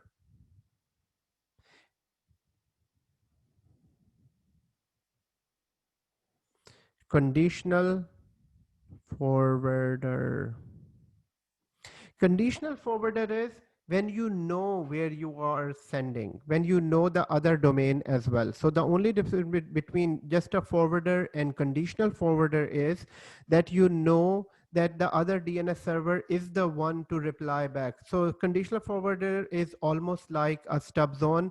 Now you would say, so if stub zone is there and conditional forwarder is there, then why there is a need for the stub zone or conditional forwarder? They should have kept it one. Guys, conditional forwarder is a new service and stub zone is an older service. So conditional forwarder, most of the time we don't use stub zone anymore. Stub zone is an older technology and conditional forwarder is a new technology. So there is a function I will show you where conditional forwarder is, but in conditional forwarder, we exactly know where to send the request. So here I'm gonna just copy this. So in here, server number 1 and server number 2. So server number 1, server number 2, in conditional forwarder, when a user sends a query, the DNS server exactly knows where to send the query and who has the answer. So, and then it will reply back. So conditional forwarder, it knows, and DNS simple forwarder is not there. So now, how many things do we know? Let's go back. Guys, DNS zones are of these types. I mean, first of all, they start with a forward lookup zone and the reverse lookup zone. Forward lookup zone is, you know, IP to name resolution. Reverse lookup is name to IP. No, forward lookup zone is name to IP resolution. Reverse lookup zone, IP to name resolution. And then these lists are of 4 types: primary list, secondary list, stub list, and AD integrated list. Among these, primary and secondary are older technology. there has these two issues. Remember that for interviews, whereas Active Directory integrated solved the two issues. And the stub zone is just a pointer zone to another zone. Stub zone is again an older technology. Nowadays, instead of using stub zone, companies use conditional forwarder. And then there are two types of forwarder: a DNS simple forwarder, a friendly forwarder, just to send the request, I don't have it, try that other server. And if that doesn't have it, that other server will give an error message. So that server would say, you're trying to reach PC 20 that I don't have, and user will get an error message. Whereas conditional forwarder is that we create this forwarder when we exactly know where to forward the request. Okay. So Alamgir is saying helpful buddy with true guidance is conditional forwarder. Yes. And helpful buddy with just helping you out, that I don't have that thing, try looking for that information in that other place. So that is kind of simple forwarder. Wasim asked a question, why we need conditional forwarder and DNS forwarder while we assign static IP address to users. It makes sense when users using DHCP. So here it's saying yes. So Wasim's question is that why do we need even forwarder when the clients already know their DNS server? So yes, when we use static IP address on our DNS server, so when we use a static IP address on a, all the clients on this side already know their own DNS server. So they always go to their own DNS server for name resolution. But sometimes you need to go to another DNS server as well. You need to go to another DNS server. In large organizations, there are multi-domain environment. So in a multi-domain environment, your computer will try to connect to that other domain as well. So going back to that example, so when I said that in our organization, we have two domains, one is 360cloud.local, the other domain is canaps.local, and both are part of the same organization. And this happens in all organizations where you work. So Walmart might have multi-domain, and and Walmart, Home Depot, all these other chains, all the banks, they all have multi-domain environment, and each domain will have only its own zone. Cloud 360 cloud will have only its own zone, and it won't have the zone for the other domain. So for that, we have forwarders. So instead of just erroring out, if PC1 tries to connect to PC5 of canaps.local, because PC5 is not available in this list, so the logical answer for PC1 when trying to connect to PC5, your DNS server will say, I don't know, error message. So this gets an error message. So instead of erroring out, this will say, no, I know where this request, where to give you, from where to give you this information. That will be on the other. So this is why we have forwarders and conditional forwarders. And forwarders and conditional forwarders are not used in a very small network. So remember that we have that small clinic, and small clinic only needs one DNS server. So in that one DNS server, you don't need forwarder, you don't need a conditional forwarder, you don't need stub zones. Most probably you don't even need Active Directory integrated zone.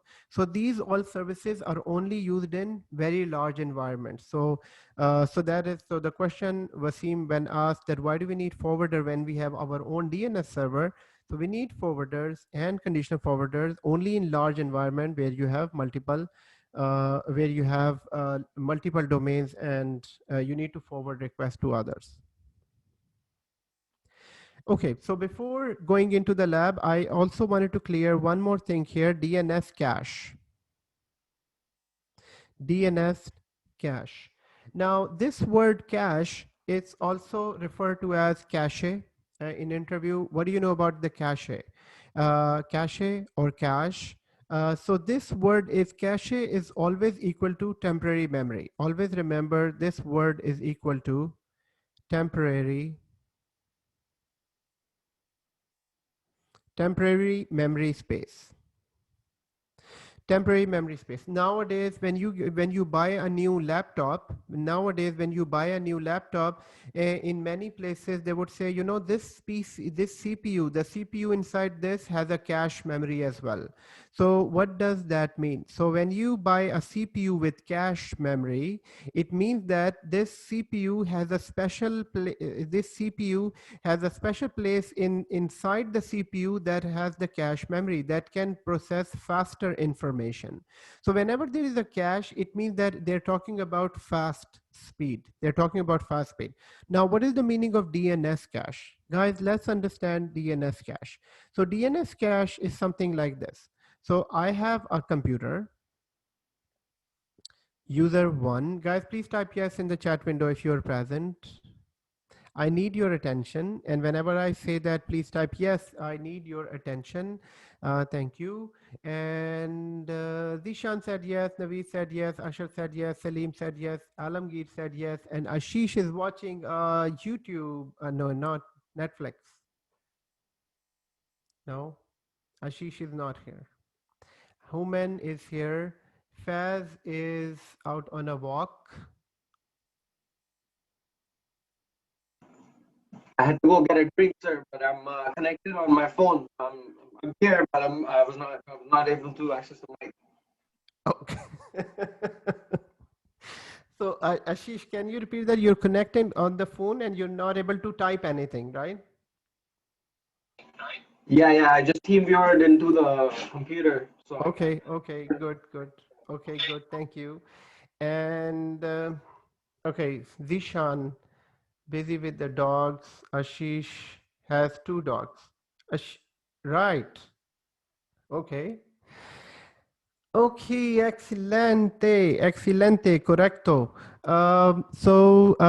Guys, what are we trying to understand? DNS cache. And I need your attention on this. I know that there's too much talk. We need to do the lab, I know. But this concept is very important. This is very important for the interview. What is a DNS cache? And if you're able to understand this concept, then that concept, I mean, this is a very, very important concept that we need to understand. So DNS cache is that temporary memory that a computer has whenever it requests for some computer to connect to some computer. So in this example, we have 2 computers. We have 2 computers and 2 users. Okay, what are we trying to understand, guys? We are trying to understand DNS cache. Now, DNS cache, we have PC 1.360, and whenever, guys, the name is the name that whenever the computer we refer to a computer name, it is referred to a full name of the computer. So computers have 2 types of name. Humans, we have 2 types of names as well, right? We have our first name and last name, right? And so what is made by these 2? We have, then it makes up the full name, right? So but we need to know, so in most of the registration forms, we need to enter a full name and also first name and the last name. Okay, so exactly like that, all the computers and devices, they have this technology as well: full name, first name, and the last name. So first name of a computer is just the first name of that computer. So first name will be PC2. So first name will be PC2. What is the last name? Last name is the domain name. Last name is always the domain name that where it is connected to. So 360 cloud.local. This is the last name. And what is the full name of this computer? So full name of this computer will be pc2.360cloud.local. So if I say what is the full name of your computer, you will always say that it is pc2.360cloud.local. But what the point that I wanted to make is this name is known as FQDN. FQDN. FQDN is it stands for fully qualified domain name. So always, whenever somebody asks you, give me a FQDN of your computer. FQDN, basically they're asking for the full name of your computer. So full name of the computer is always not just the computer name, but also its domain name. So FQDN, it stands for fully qualified domain name.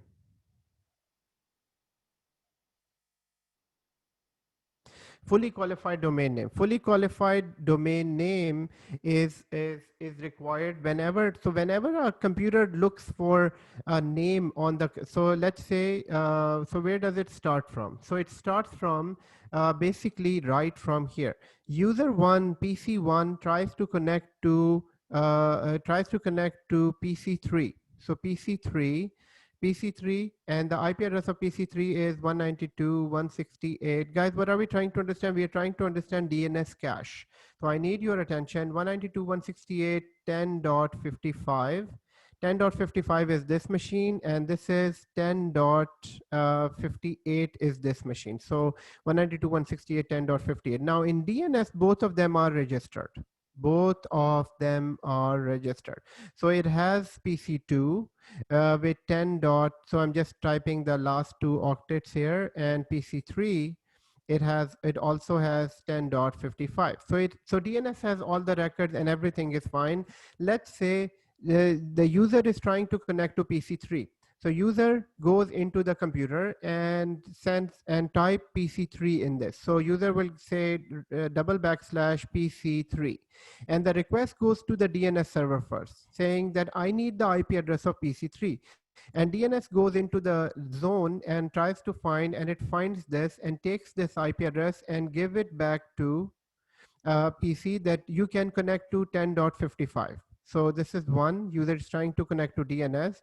DNS goes into the zone and gets the IP address. And then number three, it gives that 10.55 IP address to this. And number four, user will directly connect to this PC3 with the IP address. So we all know this process. This is known as name resolution process.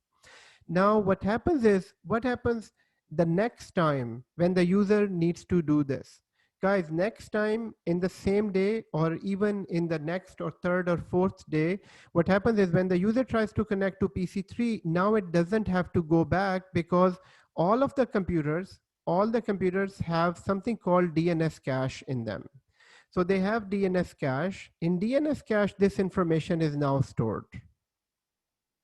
In DNS cache, it is stored that PC3 IP address is 10.55.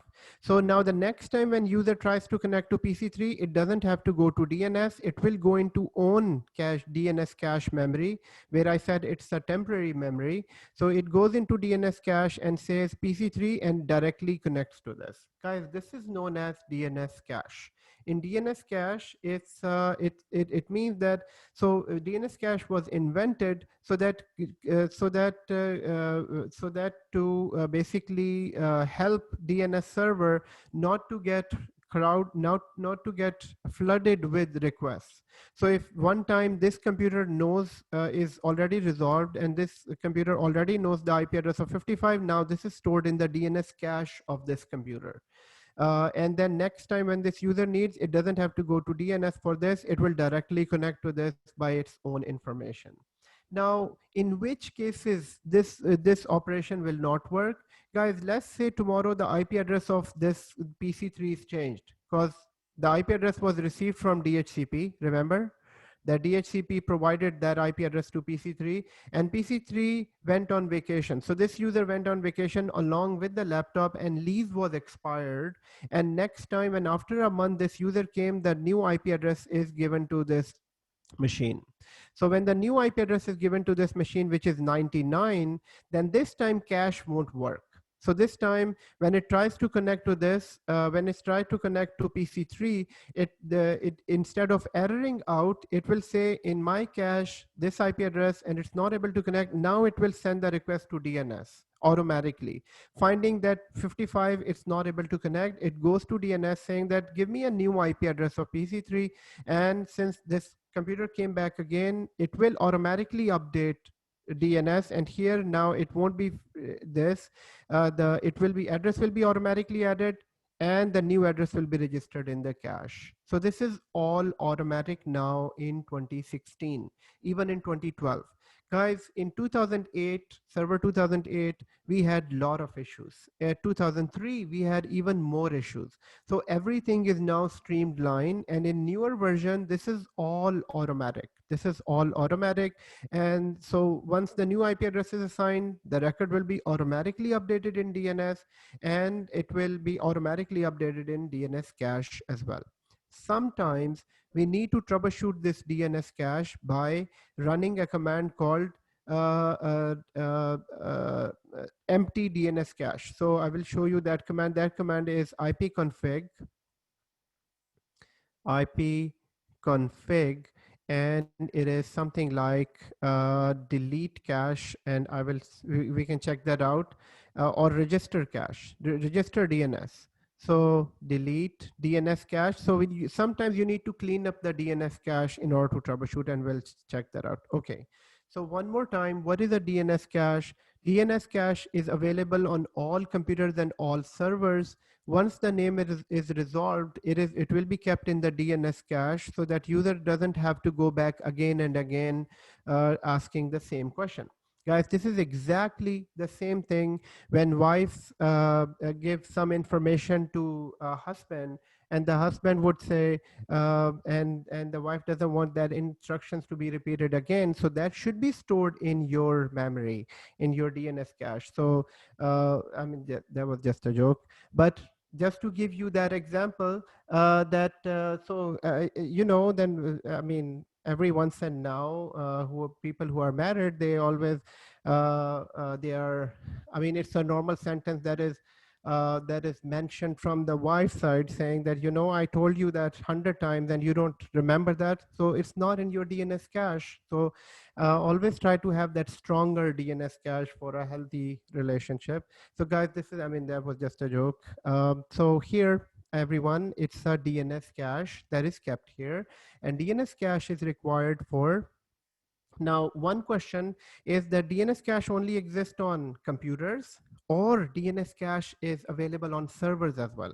Guys, DNS cache is available on servers as well. Now, let's see that on this quick slide, and then we will jump onto the lab. So you have server number 1, and you have client number 1. We are still on the topic of DNS cache, everyone. And here you can see that the user is trying to resolve a website name. So a website name is, let's say a famous website name would be google.com. So first time, if this computer is a newborn computer, you just bought it from the computer store and you're just going to Google, so DNS cache will be empty. So this cache has nothing so DNS cache has nothing inside. So first time when you go to google.com, the request goes to your DNS server, and DNS server, let's say if it's a brand new DNS server, it would go to the internet DNS server, external DNS server, saying that, do you know who is google.com? And this is how they start building their cache. So once they go over the internet and asking for, so internet, and where are they going? So your local DNS server is going to your ISP DNS. I mean, your Rogers DNS or your Bell's DNS or whatever internet you're using, that DNS. And from their DNS, your ISP says, oh, you're a new guy. Here you go, IP address of DNS. So it provides the IP address of google.com to your DNS. And now DNS is start building its own cache. So now inside DNS server cache, it has the IP address of google.com. So, and it gives to the client, and now inside computer's cache, it has the IP address of google.com. Now what happens when the second server requires Google address? So in this case, your server doesn't have to go to the other DNS server, because this time it has in its cache. So right, So this is what the DNS cache is. So this server doesn't have to bother that other server again and again and again. So all the DNS server, they work on DNS cache, and they keep on building their cache, and as they can update their caches as well. Naveed has a question. Please define simple forwarder in one-liner.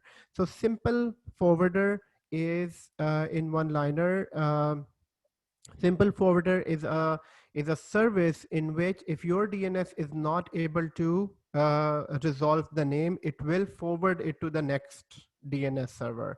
So simple forwarder is, in that case, that DNS server is saying that I don't have this information, but maybe the other DNS server that I know might have your information. And what is conditional forwarder? Conditional forwarder, that your DNS exactly knows that I don't have this information, but that I know that other DNS server is the authoritative DNS server for that request. He will be able to help you.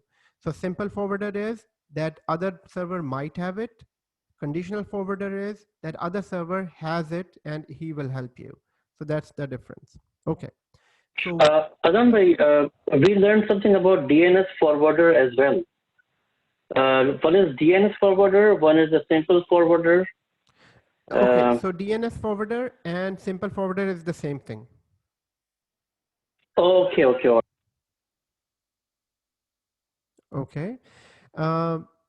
So guys, now let's jump to our lab here. So in the lab now, let's see these options in action. First of all, now let's look at our DNS here.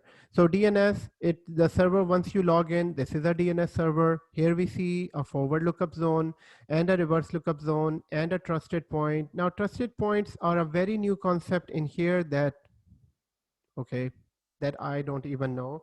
So what I will do, yeah, guys, so you know that nobody is a super duper, you know, so I accept my weakness, and we'll just quickly see trusted DNS trusted point. What was the name? It was DNS trusted point. trust points.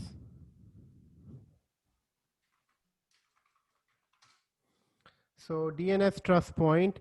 So here they're saying, okay, hold on. You know, what I'm going to say is I'm going to ask the right question. If you ask Mr. Google the right question, it answers in a right manner. So what is DNS trusted point?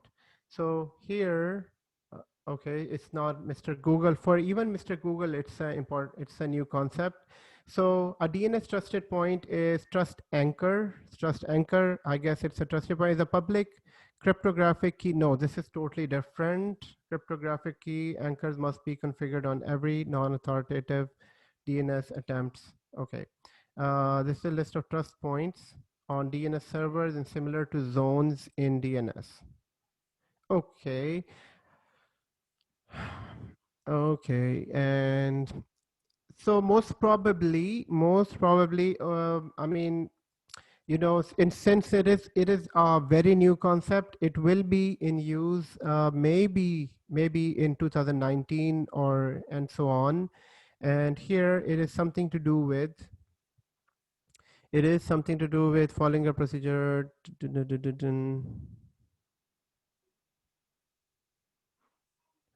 It is something to do with security. It is something to do with security. So for now, no need to worry about this at the moment, guys. It's a new concept. It will be in function. So even if in interviews somebody asks you what is a trust point in DNS, you can just tell them, you know, I don't remember that on top of my head at the moment, but I've heard about this. That will be a good answer for this. Since it is a very, very new concept. Naveed asked a question. I queried Google how to handle wife. Result is we are also searching. Man, I think your wife is not there with you. Maybe they are on vacation. I cannot repeat this even in my house. No, I Sir, cannot. sir, this is Wasim. Can you hear me? Yes, go ahead. Okay, sir. I think you are on the reverse loop then. Oh man, Wasim, we like to hear your voice. I mean, just maybe you can use your phone. I mean, if even if you dial from your phone and put it on speaker, that will be excellent. That I mean that will be better than the this computer.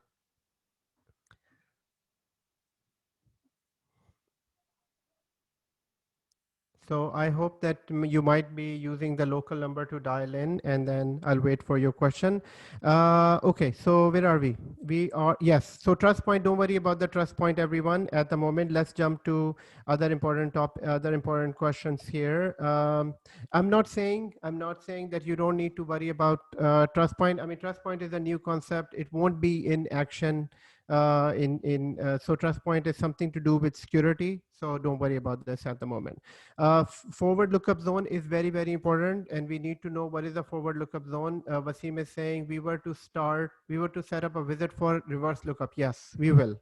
So I'm going there, and right here we have forward lookup zone. In the forward lookup zone, there is this zone now. So zone is a list of IP addresses, everyone, right? Zone is a list of IP addresses. Always remember that this is underscore, anything that starts with underscore, it is automatically managed. We don't change anything in there. But here, I still want to show you something within this here. So when we were talking about different type of records, so there are those 5 or 6 different type of records. Remember, we have a host record, we have NS record, we have SOA record, and there is something called SRV record. SRV record is sitting in these other zones. So SRV record is sitting right here. SRV record is basically, if you go here, this is the SRV record, service location record, SRV. Now SRV record will always point to a domain controller. Now, why would you need an SRV record? Guys, we need SRV record. Remember when the first time a computer starts on the network, and for SRV record, I need to go back to the whiteboard here just for understanding. So in SRV record,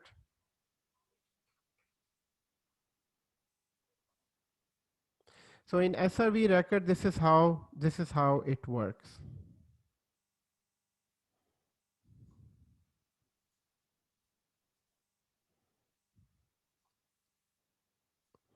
So in SRV record, everyone, SRV record is something like this in operation.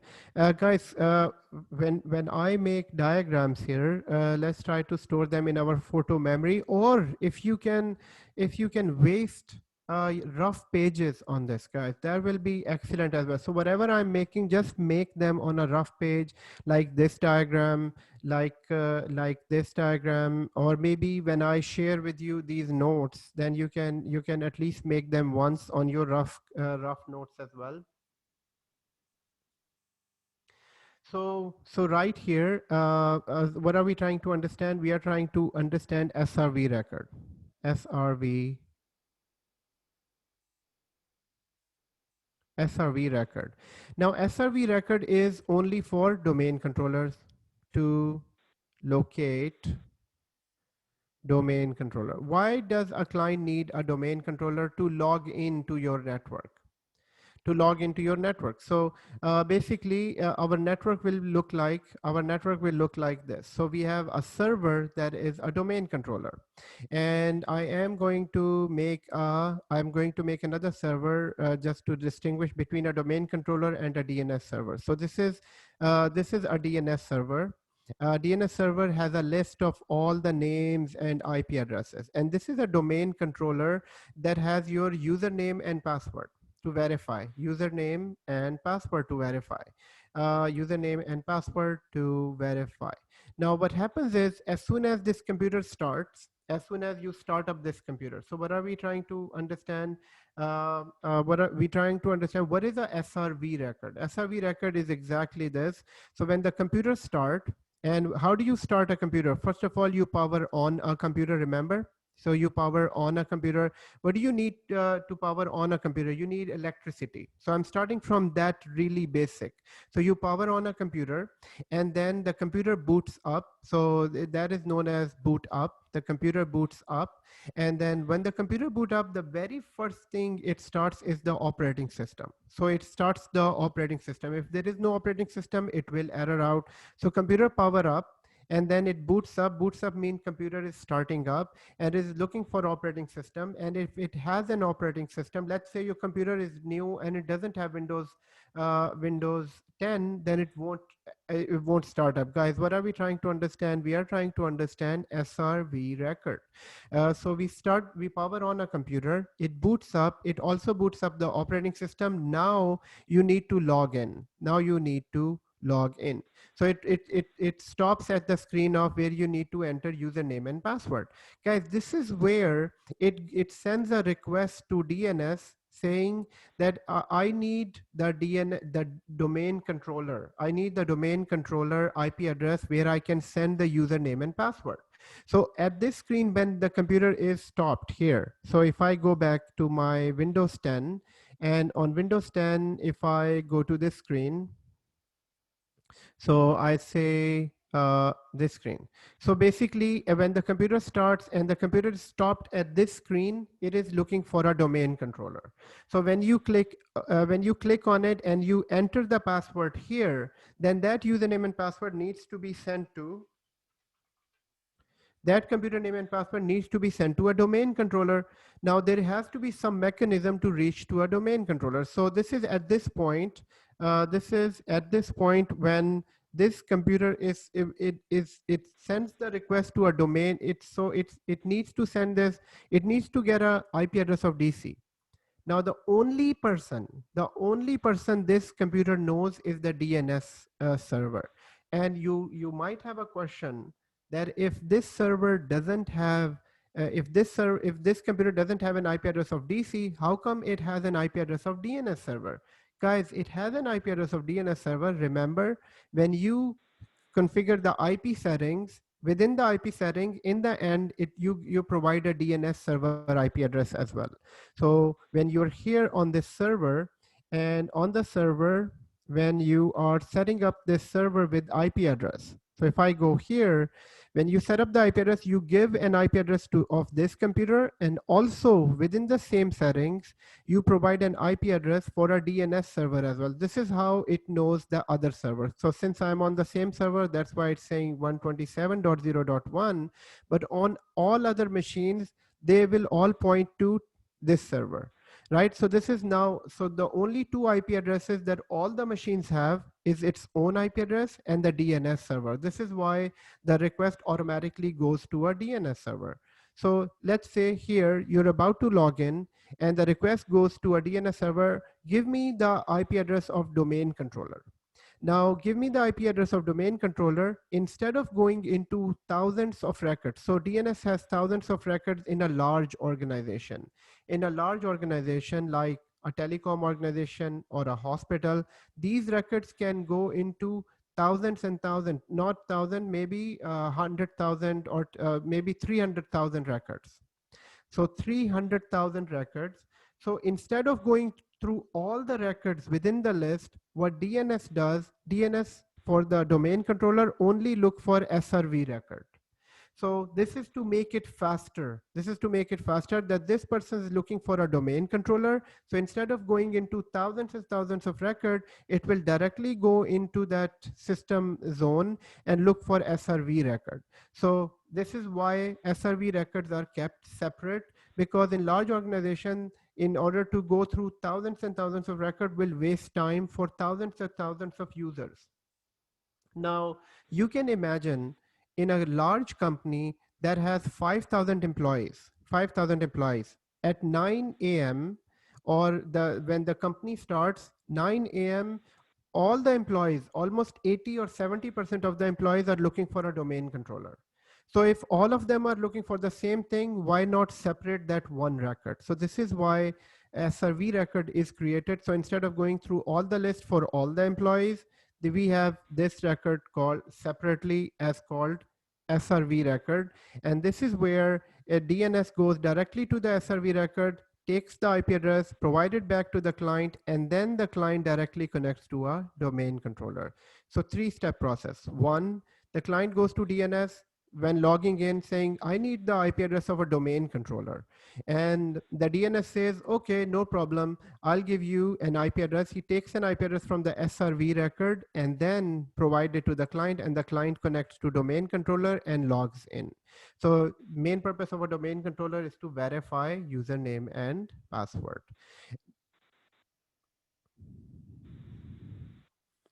So going to our DNS server, in DNS server, so where we saw this SRV record, one more time, let's locate our SRV record. Let's say you're on the job and your manager wants you to say, show me where the SRV record is. Okay, that's fine.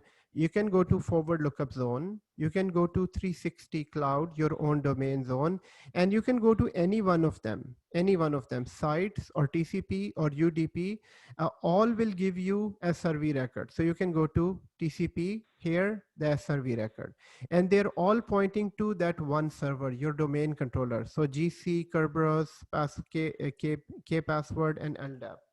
Now your question might be why there are 4 records pointing to the same server. The reason is that there are different devices that need different type of logins. So there might be mobile devices, or in other words, they're also called mobile devices, cell phones that needs to log in. There are websites that needs to log in. So they all need this in different type of authentication, and we will cover that in Active Directory. For now, just remember, if somebody asks you what is an SRV record, SRV record is to locate a domain controller. And in here, since there are thousands and thousands of records, so, and there are thousands of people between 9 to 10 a.m., they all will be logging in. So they will all need DNS IP, domain controller IP address. So that record is so important that they made it separately in a different list.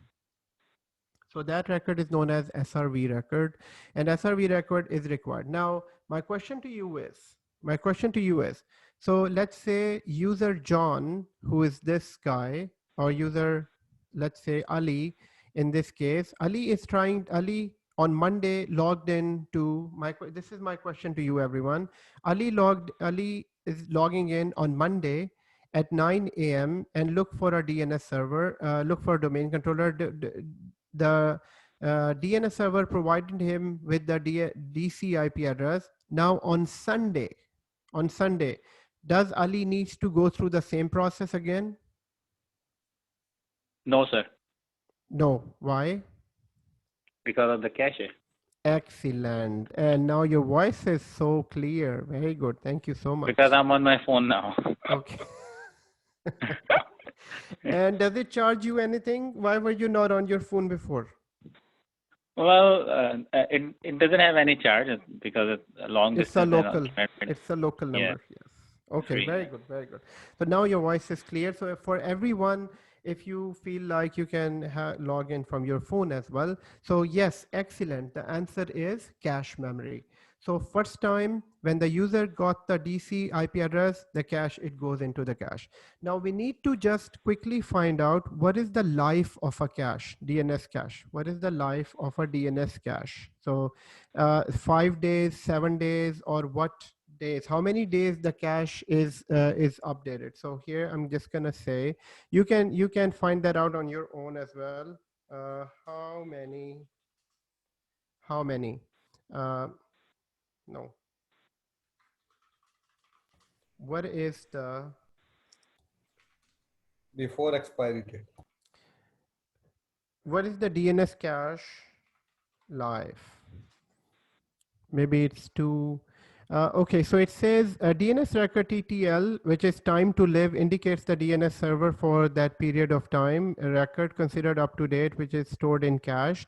The usual TTL is between 2 to 48 hours. And that's why after change in DNS data, there is a global propagation time of 2 to 48 hours. Okay, so remember that it is around 2 to 48 hours. So till 48 hours, the cache will live. And so this is why it is a temporary memory.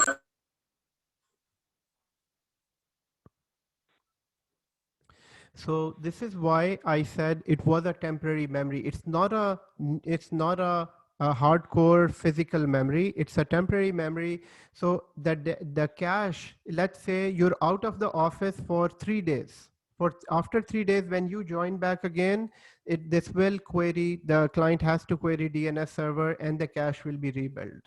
And sometimes you need to just fix the cache. Okay. Now going back to our DNS, let's make, so we know what is forward lookup zone. We know what these system zones are. Now we need to look into reverse lookup zone. Let's create a reverse lookup zone. So in order to create a reverse lookup zone, you need to just right click on this new zone. And in new zone, now we know what is a primary zone, secondary zone, stub zone. And here it is saying Active Directory integrated zone. So guys, remember that we learned that primary and secondary zone. So my question to you is, primary and secondary zone is a new option or a old technology? Is it a new technology or a older technology, primary and secondary zone? Old It's a technology. old. Older technology. Excelente. It's an older technology. Okay. And so how can you make it a newer technology, guys? But just by clicking on this. So let's say if I uncheck this, then it will be older technology. It will be considered as older technology. But when I check this, it says store the primary DNS zone in Active Directory, available only if DNS server is writable domain controller, which means you're on a domain controller, and the zone that I'm about to create will be an Active Directory primary integrated zone. So this is what it's saying. So if I uncheck this, it becomes the older technology. If I check this, it becomes the Active Directory integrated zone, which is faster, which is more reliable, which is more secure, and then a single change is considered as a single change, and all are writable copies. So primary zone, I'm about to create a reverse lookup zone. So next, now here it's saying that select how you want zone data to be replicated to all DNS server using domain controller in the domain, to all the DNS server running domain controller in the forest. So it's saying that you are about to create this list. How do you want it to be copied on the other DNS servers?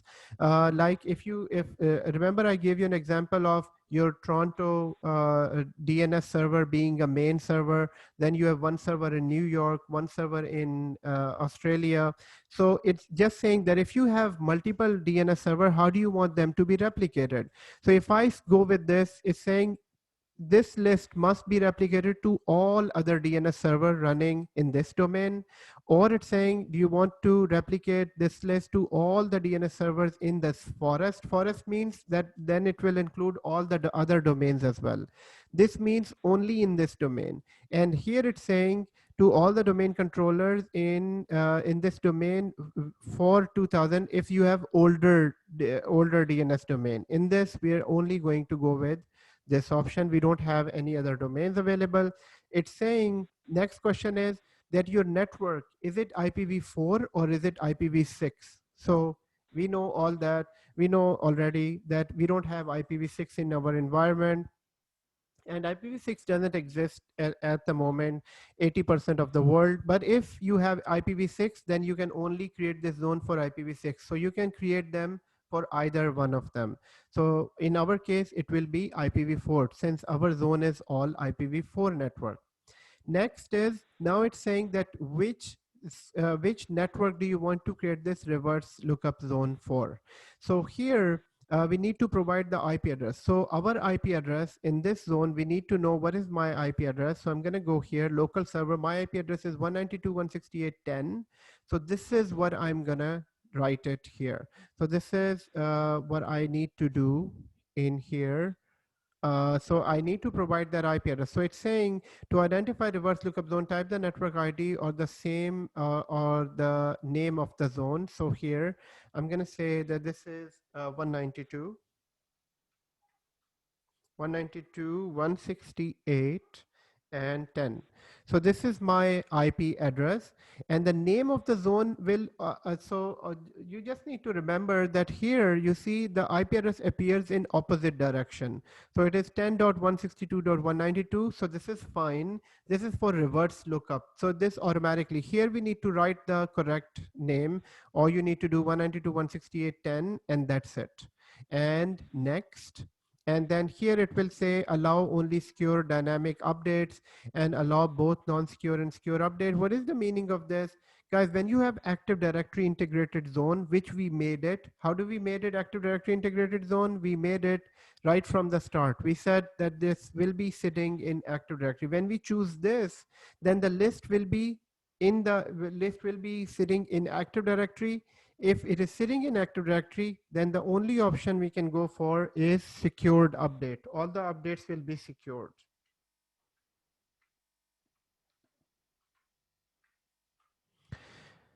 So here we'll go with the default option and next. So your reverse lookup zone is created. That's simple, and it automatically created the SOA record and the NS record. So SOA record, start of authority, NS record is the name server record, and now when I create, so it doesn't have anything, but it will be created next time when the new record is created. But let's say I want to create a new record.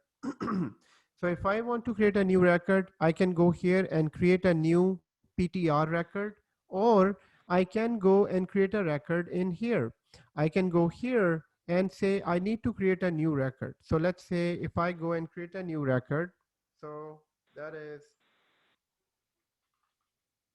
360 Cloud CL03. So my client number 3, I'm creating this.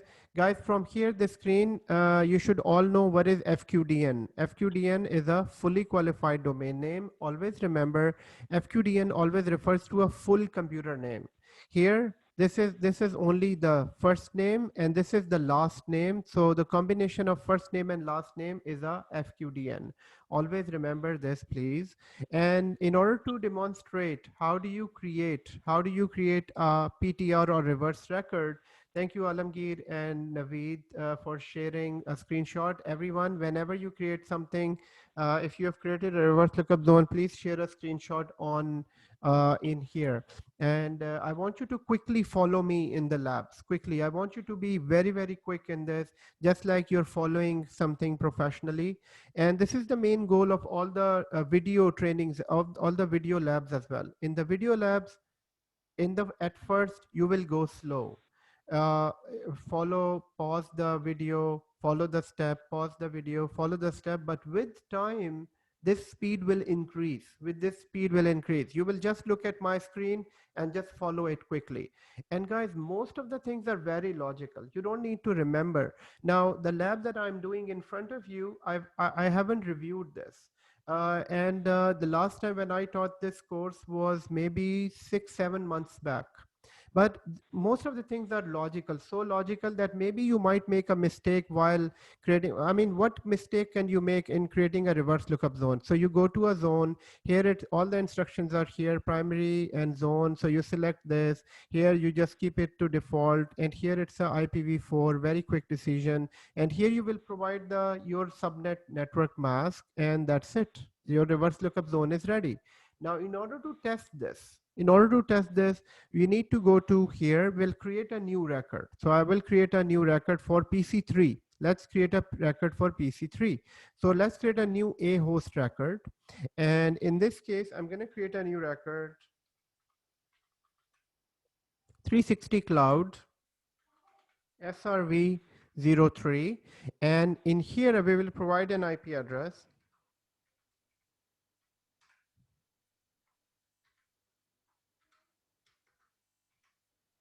166. But guys, in order to create a reverse lookup now, this time you need to check this mark. this is the mark. It's saying create a PTR record. PTR record is refers to as a reverse record. If you don't select this option, then the PTR record will not be created. So make sure when you create a new A host record, always select this option PTR. PTR record is a reverse lookup record. Always remember that PTR refers to a reverse lookup record. And this is, I will create a new host. When you create a new host, two things happened here. One, the A host record is created with 10.166. And secondly, if you now go here and refresh this, then a new PTR record is also created. So a reverse lookup record created and the forward lookup record is created as well. If you want to directly create a PTR record, you can directly create it from here.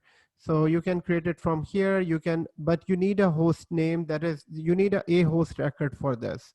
So you cannot create a PTR record if you don't have a host record. So for everything starts from here in this zone. So excellent. You are doing labs with me. Thank you, Wasim and Salim and Alamgir. Yes, please keep on sharing your screenshots as you go. Next is conditional forwarder. Now, conditional forwarder, as we said, there are three types of forwarder that we remember. One is stub zone. Stub zone is older technology, but in stub zone, you know where to forward it. And secondly, normal forwarder, which is a friendly forwarder. Your DNS is saying, I don't know it, but you can send it to somebody. You can check with that other DNS server, he might know. And then there is conditional forwarder. Conditional forwarder where your DNS exactly knows where to send the request. So remember the example of 360cloud.local and canaps.local. So 360cloud.local exactly know that all the canaps computer request needs to go to the canaps.local. So in a conditional forwarder, first of all, I'll show you normal forwarder. This is conditional forwarder. Where is normal forwarder? Normal forwarder is when you right click on the DNS server. So everyone right click on the DNS server. Within the DNS server, when you go to properties, so right here, go to properties, and within properties, there is something called forwarder. So this is forwarder list. So this is a normal forwarder. It says, what is the definition? Forwarders are DNS servers that this server can use to resolve DNS queries for records that this server cannot resolve. So this is exactly like you go to that computer shop and you said, oh, do you have iPhone Max or iPhone SX or XS? There are different models. Or iPhone Max, whatever type of iPhone. But so that shopkeeper is saying, I don't have it, but you can go to that other shop. So this is exactly like that forwarder.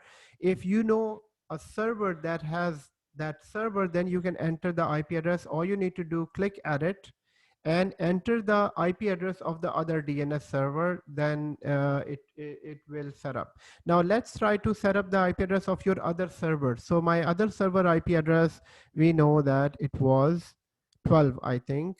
So, but this server doesn't have DNS. This server, so in this case, it doesn't make sure that the other server is a DNS. Let's say if it makes sure, so the other server, my other server is 12 and it doesn't have DNS. So let's say if I can set it up as a forwarder. So 192.168.12, and if I click enter on this, it's trying to resolve this name. And if that server, I think, is not a DNS server, so basically you're telling this DNS server to, if you don't understand any request, send it to the other DNS server. I think it will try to make sure that the other server is a DNS server. So in this case, it will error out. So we'll wait for this. And the other, so here it errors out. It's saying the other server is not a DNS server. It's not replying back. So it's saying I cannot. So this is exactly like that shopkeeper knows that the other shopkeeper, that the referred shopkeeper doesn't have that. So which means in this case, it needs to 100% know that other DNS server is a DNS server. Okay. So in here, I will cancel this. This is a simple forwarder. And if you go here, then we can create a conditional forwarder. Conditional forwarder, when you right click on conditional forwarder, go to conditional forwarder, and in here, even in this case, you need to, your DNS server needs to know that that DNS server exists in your domain. If that DNS server exists in your domain, you need to provide that. So for example, I am in 360cloud.serve. I can type here the name of the other domain, canaps.local. So if canaps.local exists in this forest, in your forest, then you can create a conditional forwarder. In this case, let's say if I click on here, in here,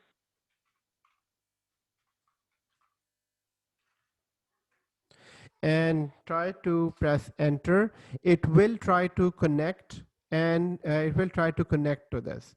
And again, it will error out because we don't have that other domain.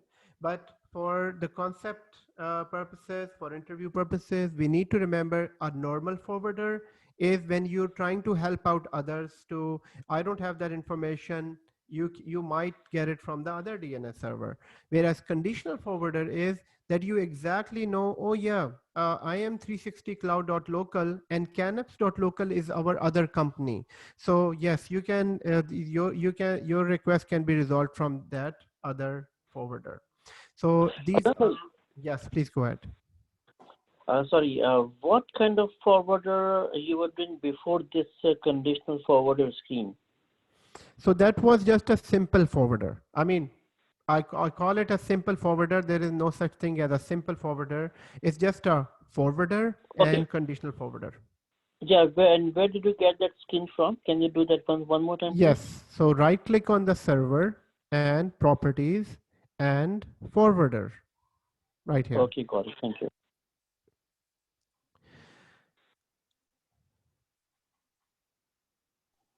So that means the conditional forwarder does not have to be a DNS.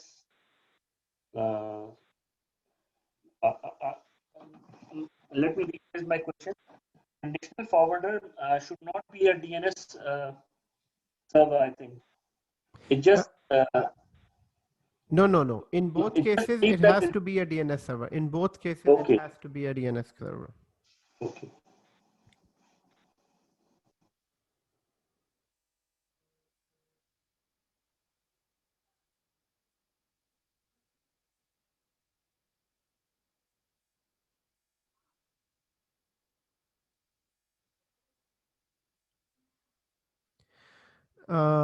Okay, so now we have forwarder, we have this.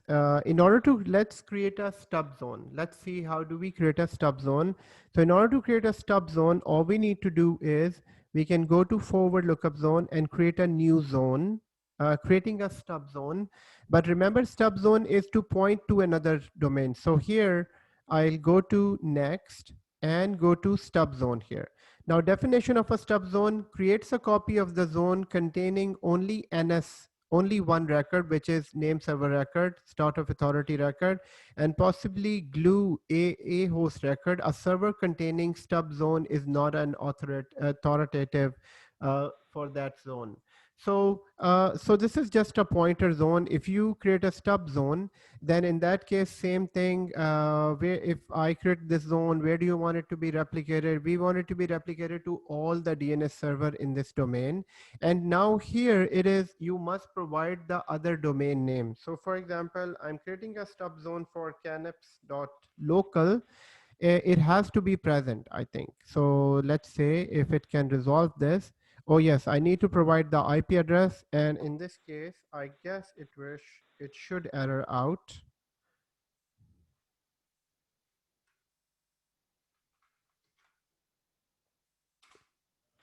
So it's the same as you know, conditional forwarder, but it's an older technology, whereas the other one is the newer technology. It's the same thing. You're trying to create a stub zone for the other zone. So it's saying no Sir, such. basically these all zones will work better if we have a multiple domain environment, right? Yes, yes, they will all work together That's it. if we have multiple domain Yeah. environment, and that will be in the Active Directory. Yes.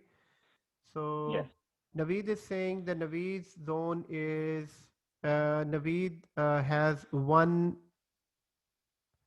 forwarder, master DNS. So Naveed, your own domain is canaps.local, right?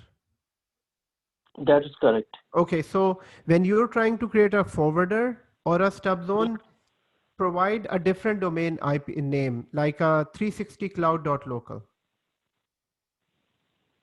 But I don't have 360 cloud.local here. This is what yes, that's what the point is.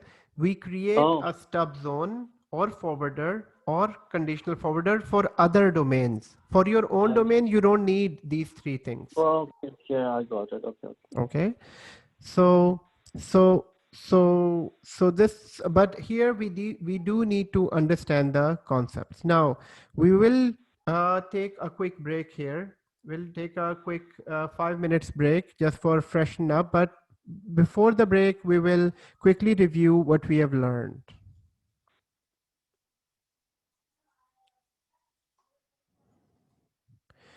So we started with zone types.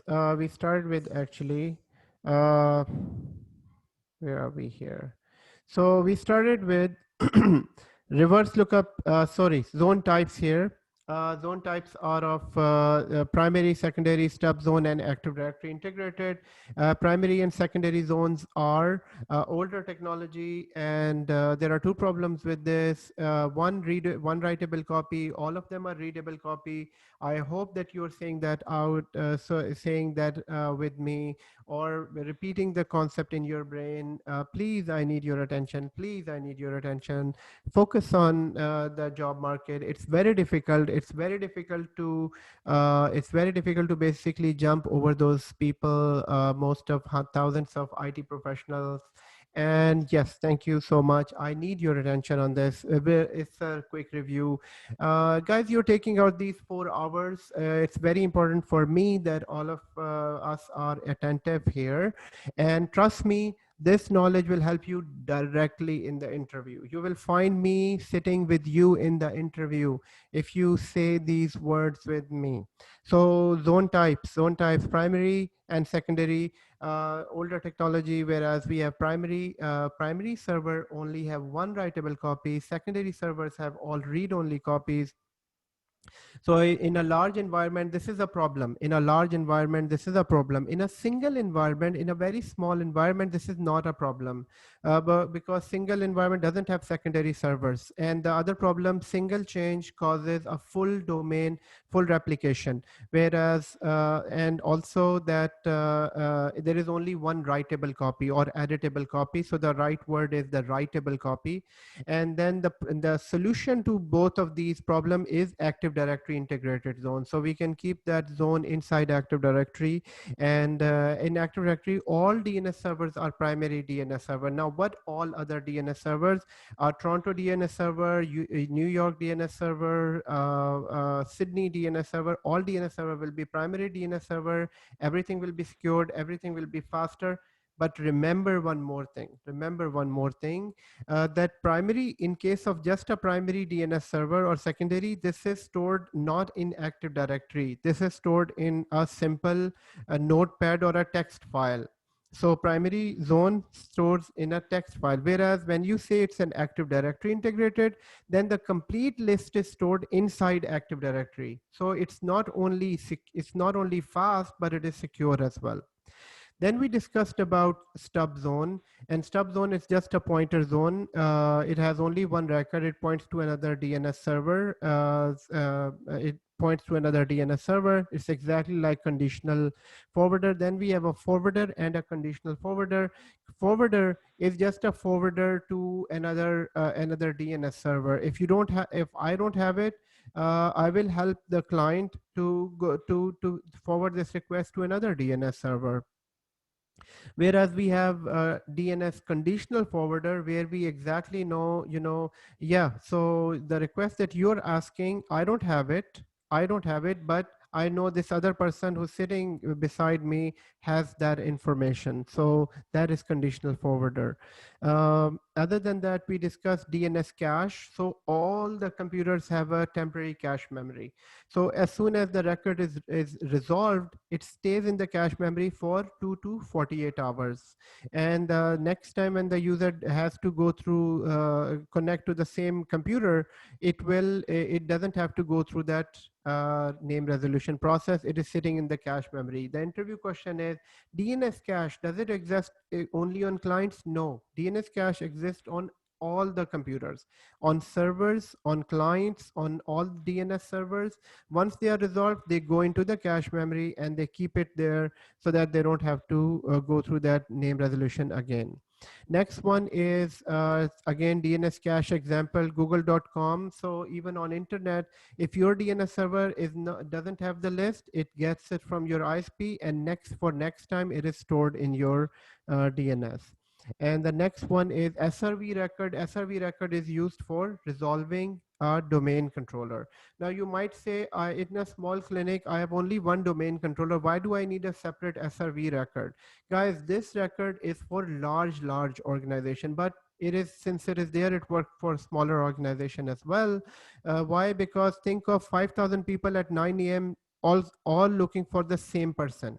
If everyone is looking for the same person, why do you have to, why does it have to go through all the list of IP addresses? I mean, this will be exactly like if somebody goes to a government office and he's looking for Mr. John Anthony, and he would go to every room and see, is there a John Anthony here? Is there a John Anthony here? Is there a John Anthony? So instead of going to all 50 rooms, he would just go to the reception and say, do you know John Anthony room, the CEO of this company? So he would directly point to that room, and that person will directly go to that person in that room.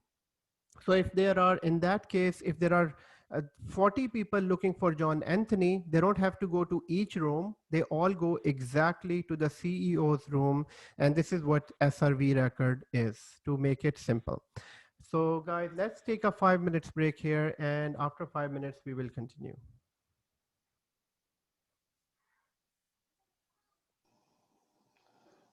Sir, you're available now, or you're also? Yes, I am available. Yes. If you can see my VMware servers, okay. Can I share with you? Yeah. So, okay, let me just first start this.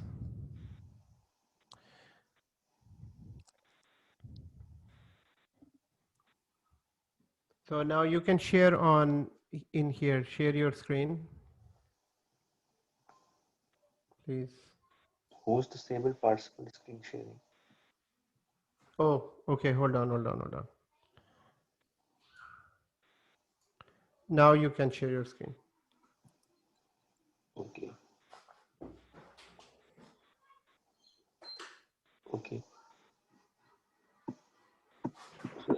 So I've only created servers only. I don't know what happened. Yeah. Cancel. So you created 2 servers and 1 client. Okay. Yeah, and an additional 2 servers and 1 client. So my question is how to make the screen bigger, sir, which can fit the whole screen. So go to so first of all, go to VM at the top. Yes, sir. So you have VMware tools installed. That's fine. And then go to view. And go to auto size. And just say auto fit guest. Okay. So now all your screens will be bigger. Okay, and if I need to install DNS, sir, because I just if you need to install what? DNS roles, sir. Oh yes. Okay, no. So if you need to install DNS, you need to install Active Directory. Okay. And Faz, I think you know how to install Active Directory. Yes, sir. Right? I will do it later on, sir. So show me your local server. Local server? Here. Yeah, local server. So here you change the name, that's fine. And you switched off the firewall and you have set up the IP address. So you exactly did according to the video? Yeah, Excellent, excellent. I think Faz, now next you should do the failover cluster lab. Or directly. Those are 10 videos. Yes, I think that will be better for you, because in that it will so you will have to make the lab again, and at the same time you will make Active Directory. Also you will work with some failover clustering. Also you will work with storage and all as well. Okay. So do that lab once, and also try to do that without. So that's the main idea. Once you do it by looking at the videos, and maybe make quick notes as well. And then next time you do it without the video. Okay, I will do it starting from tomorrow. Friday. Okay, that's excellent. Yeah, your lab looks excellent. Okay, thank you, sir. You're welcome. Sir? Yes, please go ahead. Sir, I have a problem. My all servers, first they disable, and after that it's not showing in my VMware. So I want to show you, sir. Okay, please share your screen.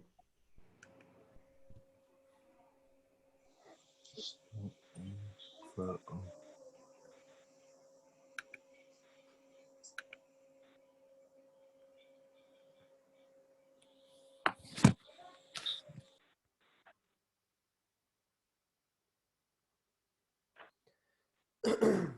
Okay, so there is a class lab and home lab. Sir, here after home lab, all 4 server, they removed from here in the system. But you haven't deleted them. No, sir, I didn't delete. Okay, sir. so now go to file. Let's find them. Go to file and go to connect to server. Okay, hold on. No, cancel this. Go to file and open. Say open. Yes. Now here, go to documents on the left side. Yes, and go to virtual machines. So your virtual machines are always here. Okay. Okay. So Right. so these are all the servers you have. So which server do you want to connect to? Sir, all. Okay, so one by one, all of them. So first connect to whatever server you want to connect to. So this one? No. Yes, this one. This is the one. So click on VMX file, the last file. So no. So click on this, but hold on. Look at the type of the file. What is the type of the file? This one, sir, vmx.lck. No. So select the last file and go onto the right and see that it's a VMX file. Sir, it's a VMX file, yes. Right. So VMX file is always the file that opens the VM. So just click open. Now select this and click open. Yeah. Okay. No, not here. Close this. Now go back. So click open from the bottom, from here. From here, sir? No. Go back. And select the file. This one, sir? And yes, just select it, normal. Okay. And then click open from the bottom. Yes, from here. Okay. So that will open your computer, your machine. So it is take ownership. Okay, yeah. hold on.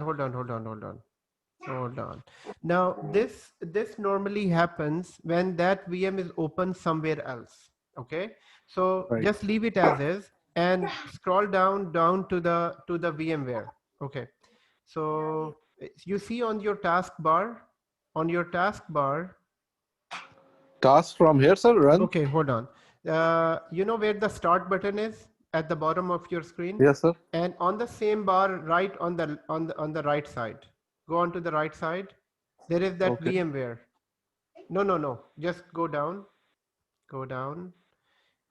onto the start and go all the way to the right. Yeah. You don't have to click on start. Click on start. Go all the way to the right. Close to the Zoom sign. Yeah, next to the Zoom. Remember that there is that icon of VMware. Sir, here? Okay, hold on. Let me try to grab your Sir, input. VMware here. This one? No. In the bottom, you see all the files open, like Zoom, then Red something, then where there's your all machines are already open. That's why it's there. You go. Here. Back. This. Yes, No, here. no. This. Here. Okay. Yeah. So first of all, close this search window. Close the search window. Yes, and now go back to just keep the mouse on the VMware icon. Okay. Okay, now here actually there are two labs open. Okay. So click on class lab. Click on the class lab. So this is a class lab, and okay. So can you close all this? Close VMware. So it's closed. Now open VMware again. Okay, good. And now we need to basically open one by one all of the machines. So go to file and open the first server. Yeah, just select this, open. And and it will say take ownership. Click on take ownership.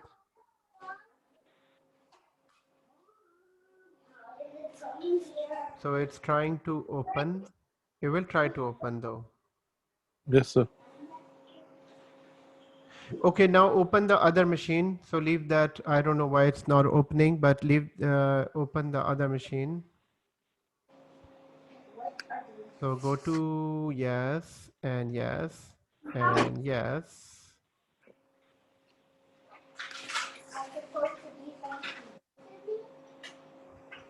Take ownership. Okay, so that means that there is some corruption in VMware. Okay, so now Sir, can I share my screen, sir? Can I give it to you? okay, sure. Yes, hold on. Let me ask for control. So you can give me the Signs control. out, sir, it will come back. If he signs out, it will come back. So you're saying that if he needs to re-log in, then the machines will come back? Yes, sir, because all the machines are already open, right? Okay, So maybe. Sir, I have So checked, sir, but not.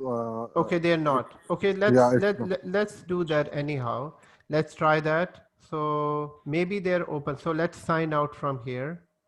So we are signing out. Now log back in again. Because we are disconnected, you can just try logging in again and then share the screen again. Oh, since you're logged out, you'll be logged out from Zoom as well. Sorry. No problem, sir. I will log in again. Okay, log in again, please. Sign out anyway, sir? Yes, sign out. Or cancel it, sir? No, sign out.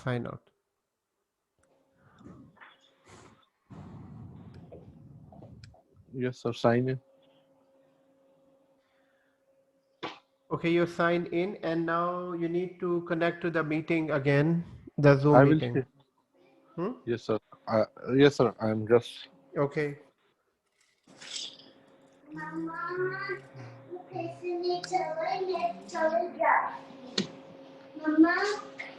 Okay, for everyone else, while Zishan is trying to connect, everyone on your server too, add the DNS role.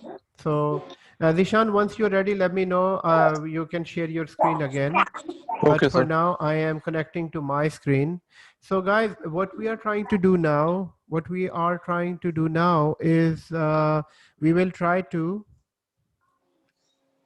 create a secondary zone for our primary zone. So in order to create a secondary zone, we will create that on our second server. So second server doesn't have a DNS service. So DNS service exists only on the one server. We will create a secondary zone of this zone on the other server. So on the second server, install the DNS role. So in this case, we are not installing Active Directory. We're just installing a simple DNS role.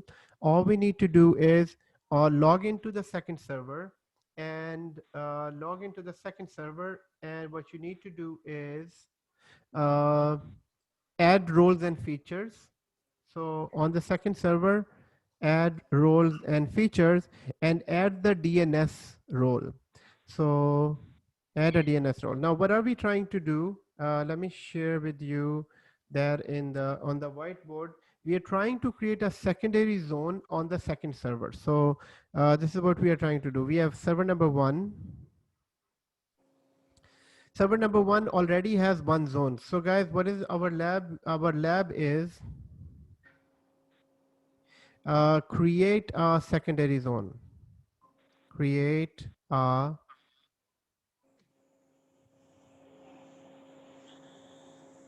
secondary zone of 360 cloud of your domain. So here of your domain. Now, in order to create a secondary zone, you must have a secondary server. So we already have one server that has the main file, that has the main zone. So the clients are all connected. The clients are all connected to our main server. And this server is our primary DNS server. Okay. And this server has that zone. So in my case, it is 360cloud.local. In your case, if you're following the class lab, it is canaps.local. So what we will create, we will install a DNS role on the second server. Number one, install role. And then we will create, second step, we will create a secondary zone. So this is the lab, create secondary zone. Secondary zone. DNS server, you mean? Sorry? You mean need to install DNS server? So just install DNS role. So just go to the second server and go to server manager and add the role. Yeah, there is DNS server role, right? Yeah. So there is Okay. DNS server role.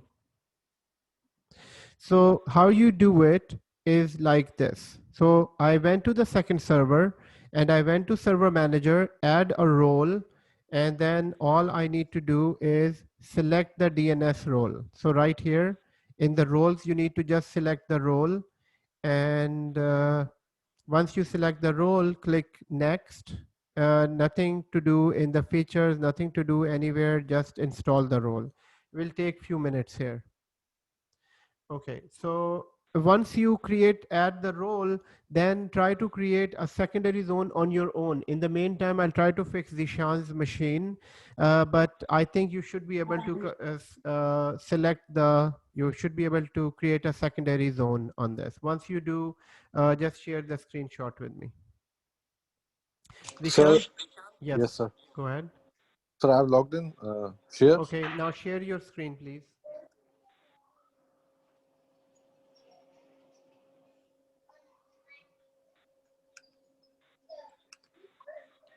Sir, you have to take access, right? So you have to send me the request, sir.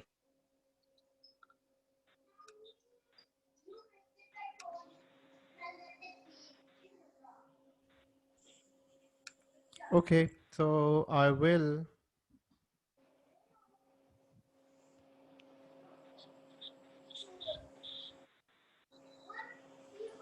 Or sir, TeamViewer. You want me to? No, that's fine.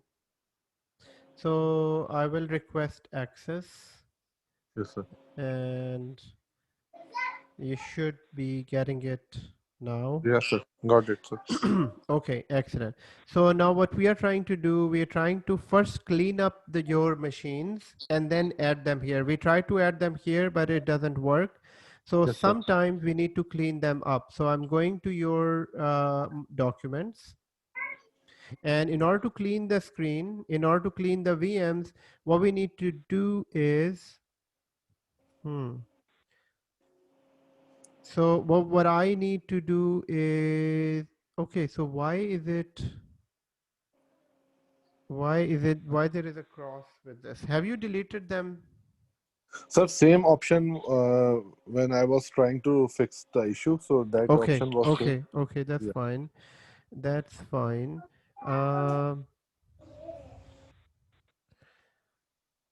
Okay, just a second. Let me check that. Let me check that if they are in your recycle bin. So recycle bin doesn't have this. That's fine. Okay, so what I will do, first of all, we'll try to just clean them up. So going into this, and I will delete these two links here.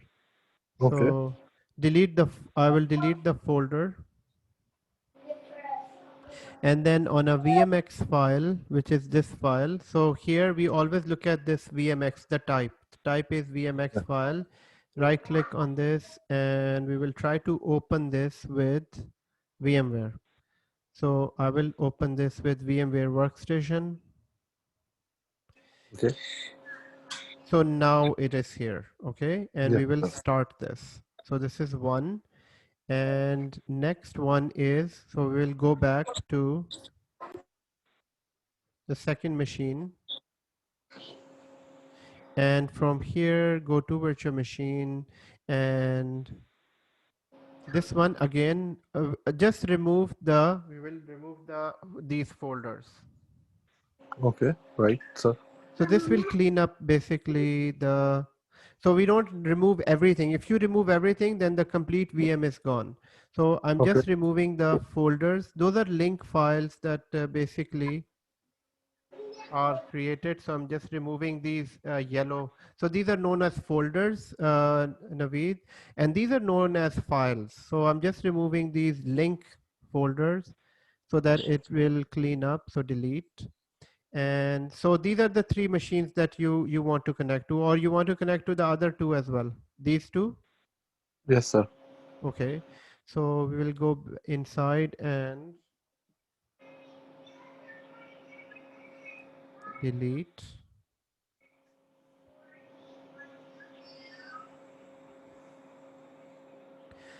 And go back. So next time when the machine are not able to open, you can go to this and just remove this link Okay, folders. sir. Okay. Right. So once this is done, then we will right click on VMX file and we will open with VMware.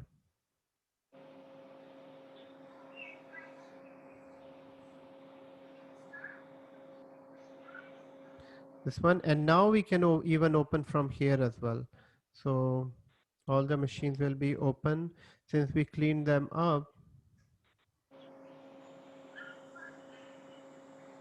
Okay, can you click on file? Let's see if you can, because I'm not able to click. Okay, Click sir. on Open. open, yeah, and then go to the same place, documents. Yes, and so it's 02, server 02. So which one needs to be? So server 02, yes, just open, and it should be able to open and start. So likewise, start all of your machines, okay? Okay, sir. Okay. Thank you, sir. So once it is done, just let me know if it is still stuck. We can still connect, okay? Okay, sir. Thank Okay, you. good. So unshare, how do you unshare from here?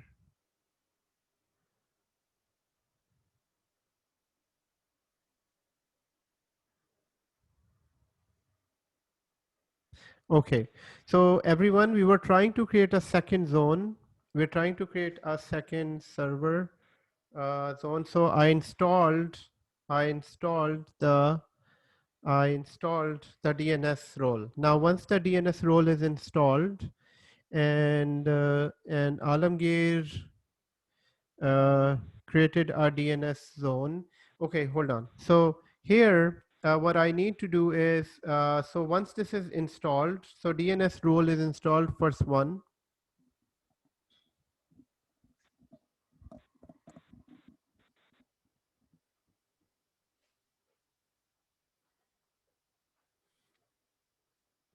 So DNS role is installed.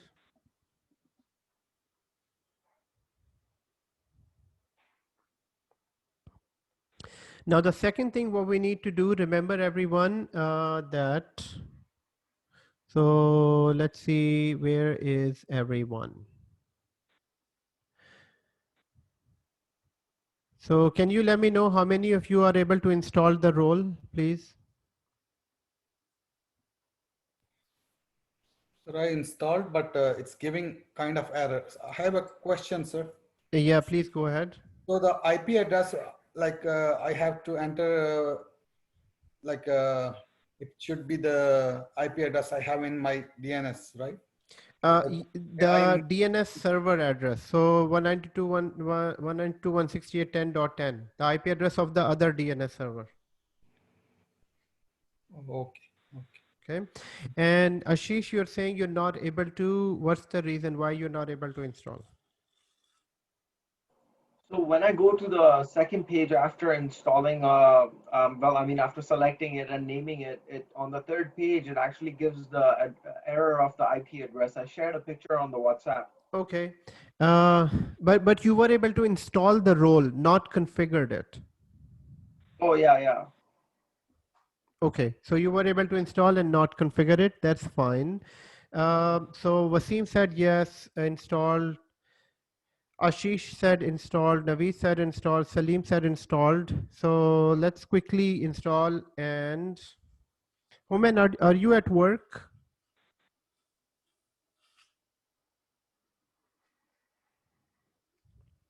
Okay. And Dishan is setting up, and Alamgir, Ashar. Ashar, are you able to install it on your second server? Okay, Human is saying working on it. Ashar is saying installed. Okay, very good. Faz said installed. Thank you.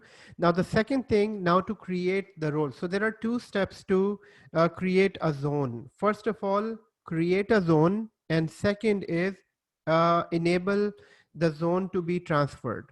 So there are two things that we need to do. So first of all, on the second server, because we are creating a secondary zone, we need to go to Tools, Open DNS, and within the DNS, I need to go to a forward lookup zone. In the forward lookup zone, basically it has nothing. So it's a simple DNS server, but it has no listing inside. So what I need to do is right click on this, create a new zone. And this cannot be a primary zone because I need to create a secondary zone of my domain. So I'm going to create a secondary copy of this, and next, and here I will provide my domain name of that zone. Now, how do you get the zone name? You can go back to your name, and this is the zone name. So 360.cloud.local. So whatever is your zone name on your first server, that will be the zone name. So what I can do is I can either type it, or I can copy this from here. Where can I copy this? It's not here, name servers. Okay, I can type it actually. So, okay, I can go here and type the name.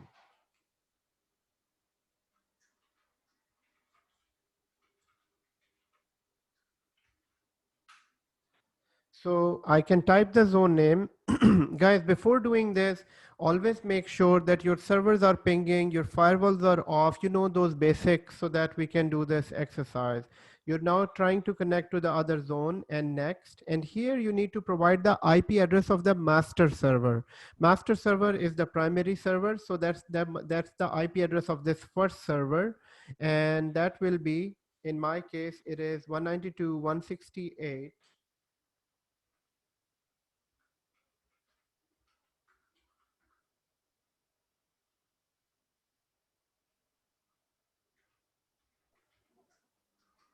Adnan bhai, so I already had the DNS already installed on the second server. So the zone that I actually made actually showed up on the DNS.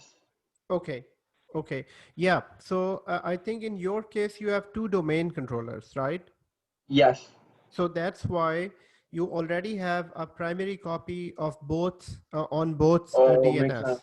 Okay. Okay. But you can still make a secondary copy of that zone as well. So you can right click on forward lookup zone, exactly do the steps that I'm doing. So Right. it doesn't matter if you have a primary zone available. Okay, I'm gonna try it again. Okay, let's see. But maybe it might give you a name conflict. But in this case, I don't have Yeah, a. that's exactly what it was doing. It was giving me a conflict that it doesn't exist. Yes. So in this case, in your case, you cannot do it. I mean, you can do it on a third server, but not on this server. Right. Okay. Makes So sense. as soon as I do provide the master server IP address, it automatically recognizes it and then connects to this, and it says, okay, validated, and next, and done. So now I have this zone available, but this zone is empty. This zone has nothing. In other words, it is an empty list. So when it will be populated, so it will be populated once that master zone, it transfers all its data or replicates its data to this zone. Now, how does it do that? So we did 3 steps now. One step, install the role. Second step, create a zone. And third step, now we need to allow transfer from the master server. Because if you don't allow transfer from the master server, it won't work. Okay.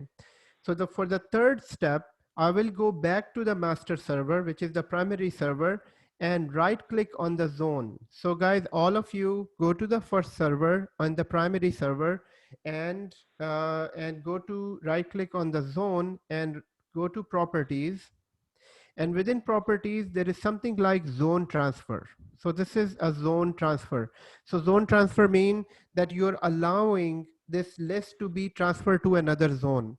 So before going here, go back to server number 2 and see that there is an error message. It's saying zone not loaded by DNS. So it's just saying that you created a zone, but it has nothing inside. And in order to populate this, we need to allow that transfer from the other zone. And the way you allow this zone, right click on your zone in the primary server and then say allow to any server. So allow to any server that is asking for the zone transfer, or you can also give an IP address of that server for security. If you say to allow any server, then anyone can install a DNS server, and anyone can get the copy of the DNS server list.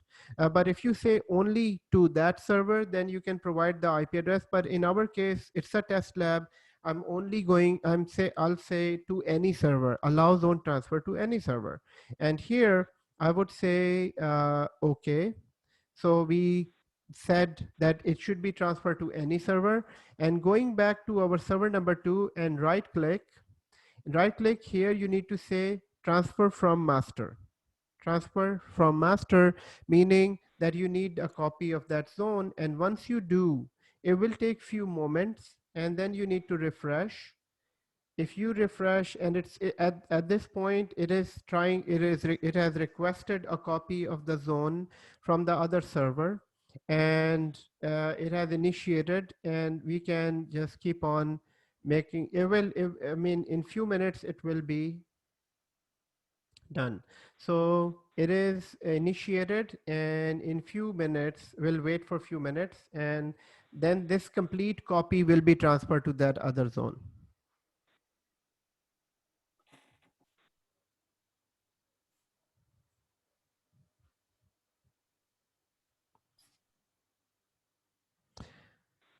Okay, so Salim, you shared a picture of created a secondary zone. Alamgir shared a picture, created a secondary zone. Naveed shared a picture, and Alamgir. Guys, everyone, please share a picture of your secondary zone. Everyone, I need to see that. So here, let me try that again, refresh. And this time the zone is transferred. So on my second server, I can see that the zone is transferred. It's replicated. Everything that is on the master server is now replicated to the secondary server.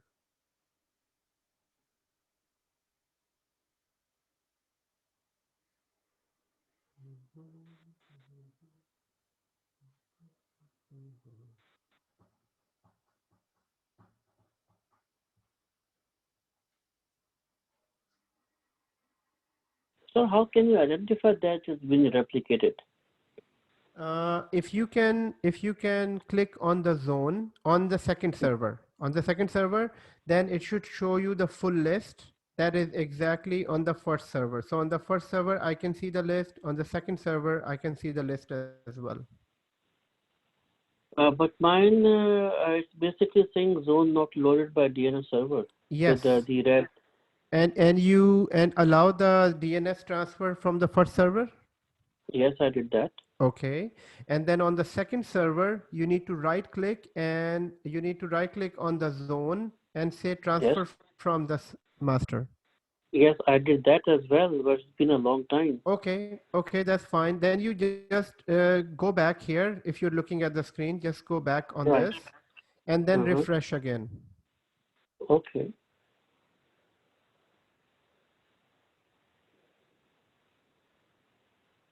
Yes, now it is updated. Wow. Okay, good. So thank you. You're most welcome. And you can do that same thing on the reverse lookup zone as well. So remember that we have a reverse lookup zone in here, and you can create a secondary zone of reverse lookup zone. So right click, new zone, and here secondary zone, and it will be IPv4, and you need to provide the IP address.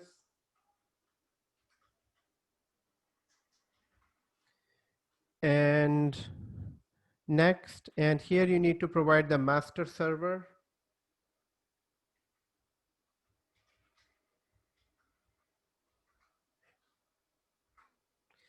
It's validated, and next, and done. And when you go to the zone, you just need to say refresh. And when you refresh this, it's not there. You need to allow transfer. So right click on this zone. Okay, hold on. Right click on this, go to properties.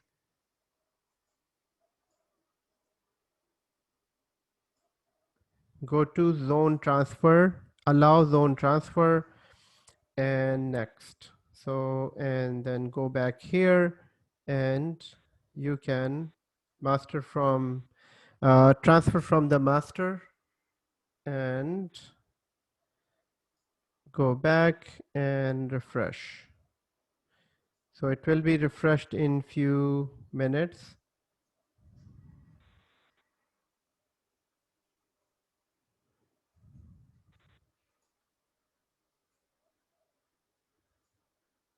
So it's here. So you can create a secondary zone.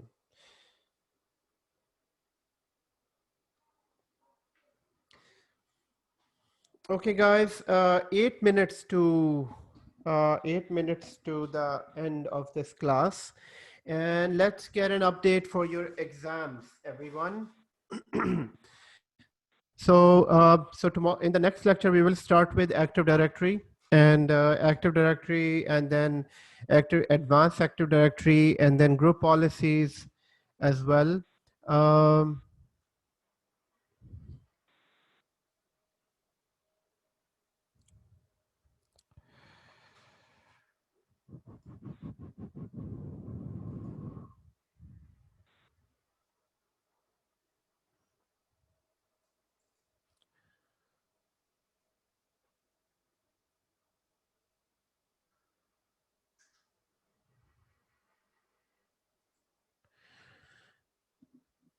Okay, so what about the exams? How many people have finished the exam? Wasim did it. Naveed completed. Alamgir completed the exam.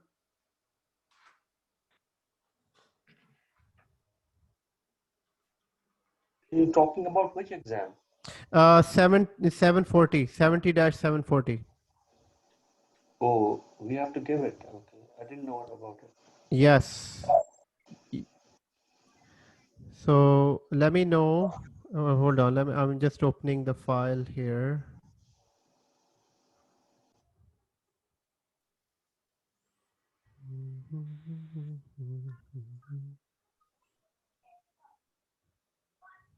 Track 6.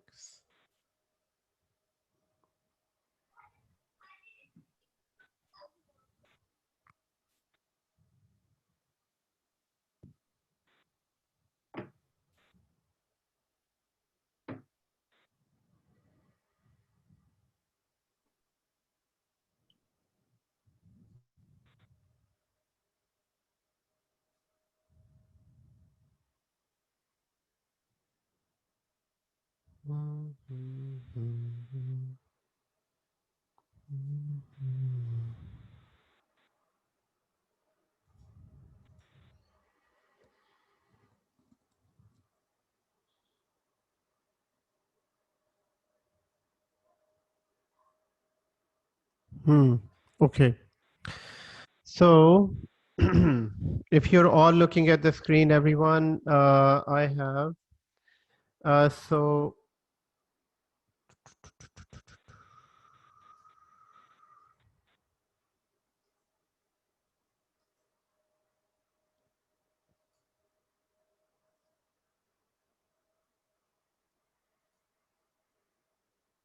okay.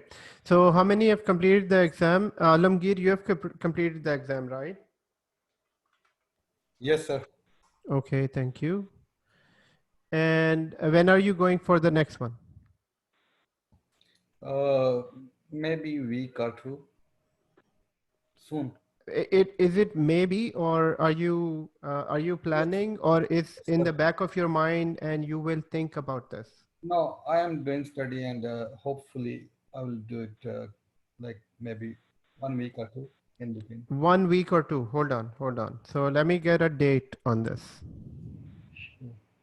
So 30th of October or 6th of November? Uh, Hopefully, sir, 30th, but you can put 6th. But I Okay, will be done before. 6th. Yeah, before. Yeah. Okay, good. And Naveed, you did the exam as well, right? Yes, sir. And where do I have it? Okay. At the top with incorrect name. Oh, okay. Sorry about that. No, No problem. wait. Okay, so first is done, and next one. So next one will be either on, I would say November, like first week of November. 6th. Okay, sorry. This will be November. So 6th of November. Yeah, somewhere in the first week of November. Okay, but I need a date. Oh, okay. Then So 6th of November is actually the first yes, week of November. that is true. So let's try to make it on 6th of November. Shabazz. Okay, and Ashish, you did 740 as well. No, mine is booked for the 25th. I had to postpone it. And you did postpone like two times already, right? No. That was just the first time. It was booked for the night last week, but then I had the eye thing, so I just put it for 2 Okay, weeks that's back. fine. So 25th of October. Yes. Okay. Okay. And Faisal is not here with us. Wasim completed 740. Excellent. And what is your next date, Wasim? I'm targeting 10th November. 10th. Good. Yeah. And Human did all of them. Human actually did last week Azure. So congrats, Human. Excellent work. Oh, congrats. Yes, Human completed this last week, and it was a good effort. Yes. And Human already has MCSA, and I think he has MCSE as well.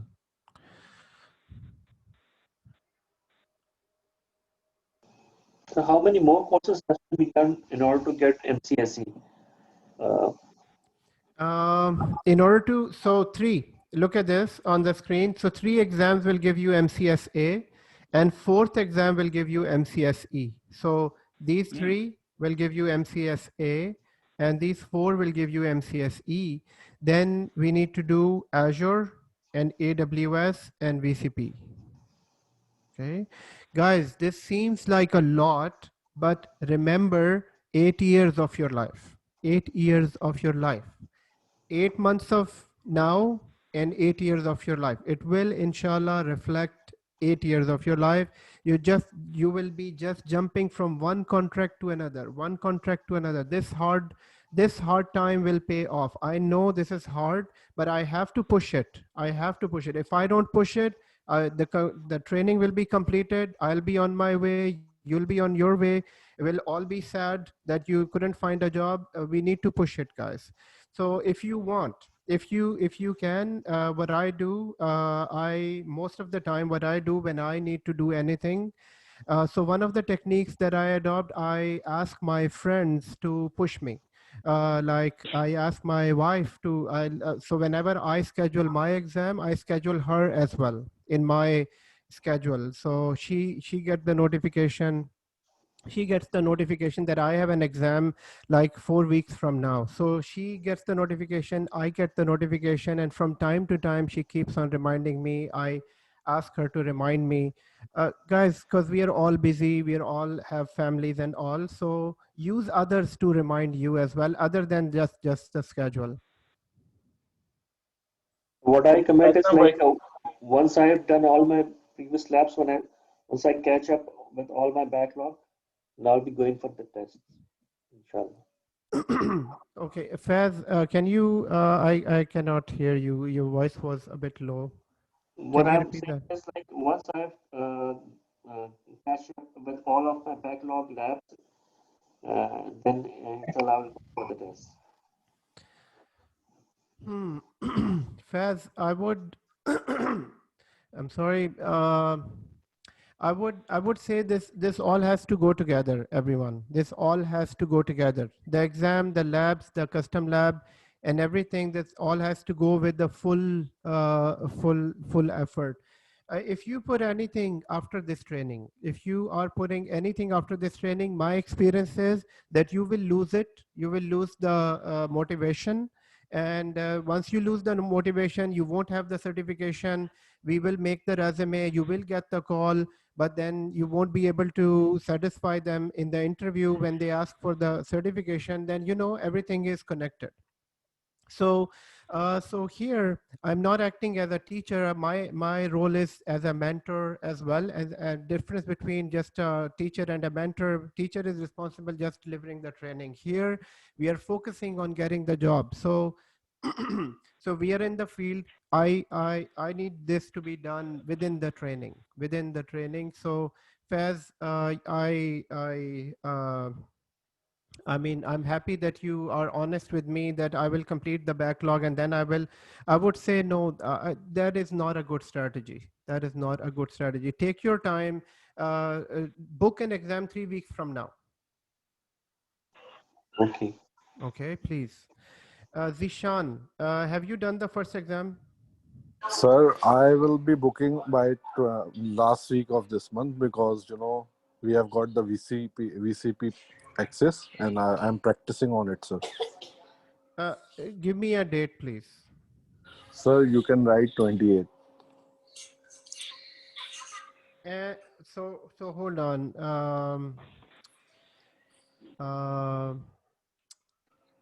So here, Zishan, I Yes, need, sir. so book an exam for 28th. Don't go Sure, for, sure. so book an exam and share with me your exam booking, please. Sure, sir. Definitely. Thank you. Okay. And Salim, how are we doing with this? Yeah, not too bad, sir.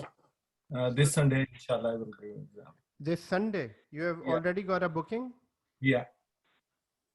Hopefully. So Salim, what's your full name? Sorry. Yeah, Salim? full name is Muhammad Salim. First name is Muhammad. Oh, sorry, Salim. Okay, Salim Muhammad. No, Muhammad is the last. Muhammad. Muhammad is last name and Salim is first name. Okay, very good. Okay. And you're going this, you have a date? Yeah. What is it? Like this Sunday coming. This Sunday. Yeah. So this 18th. Sunday is 19th. No. Yeah, 18th. 18th, yeah. Okay, who is left? Asher. Asher, are you interested in certification? I mean, are you, or are you already certified? How is it going with you?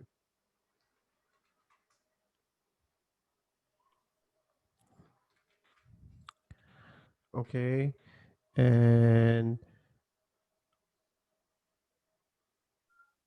you're practicing for it. Okay, okay.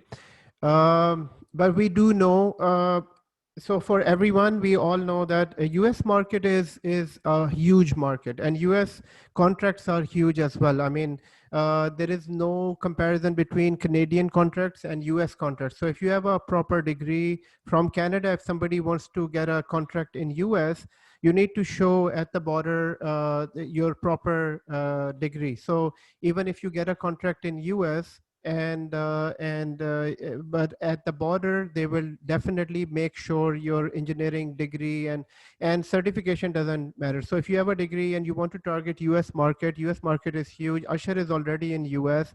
In US contracts, the difference of contracts is huge. In US, the same contract that you get in Canada for, let's say, $50 an hour, in US it is like 70 or $80 an hour. Same contract, same cloud contract, same thing.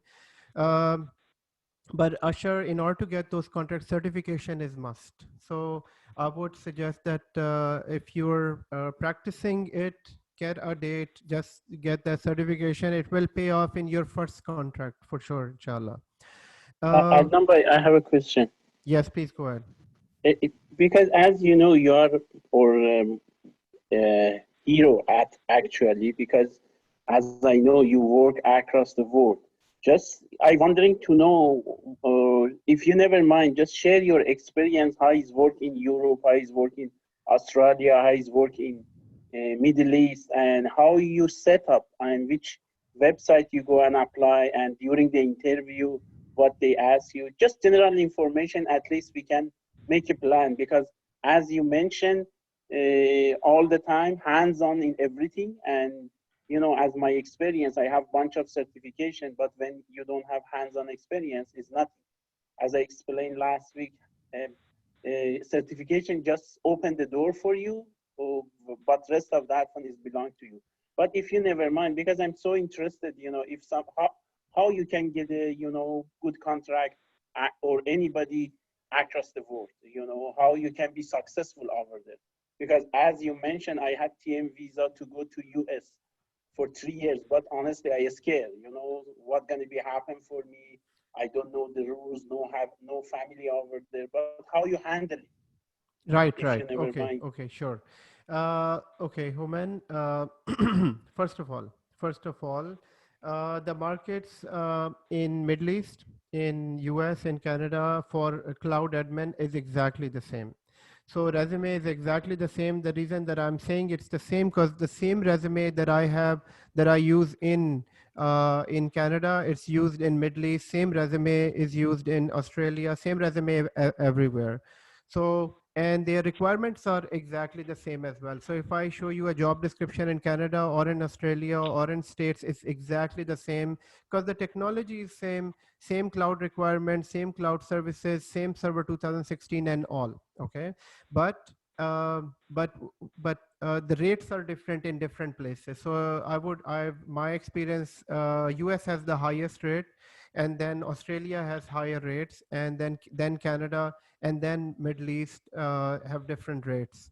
But three things are important: certification, concept, and hands-on lab. All three things are important. At this point, most all of the students are in the training. So I would say concentrate more on certification and hands-on. Certification and hands-on and concepts in the class. And at the end of this training, we will go through a complete revamp of your skills. I will give you job scenarios. So in the interview, it's not only the concept. They will ask you technical questions like server DNS. What is the difference between forwarder and conditional forwarder? So those technical questions. Other than that, they are interested in knowing. So you worked in 3 different companies, and those 3 different companies, what was their network? And that we need to learn in our that job seeking process at the end of this training. So we will go into that detail. I understand all your questions, and Human, I know that you've been through a lot of interviews so far, and but I would say, as an instructor, as being honest, you don't have much hands-on experience. I mean, hands-on experience is very, very important in this.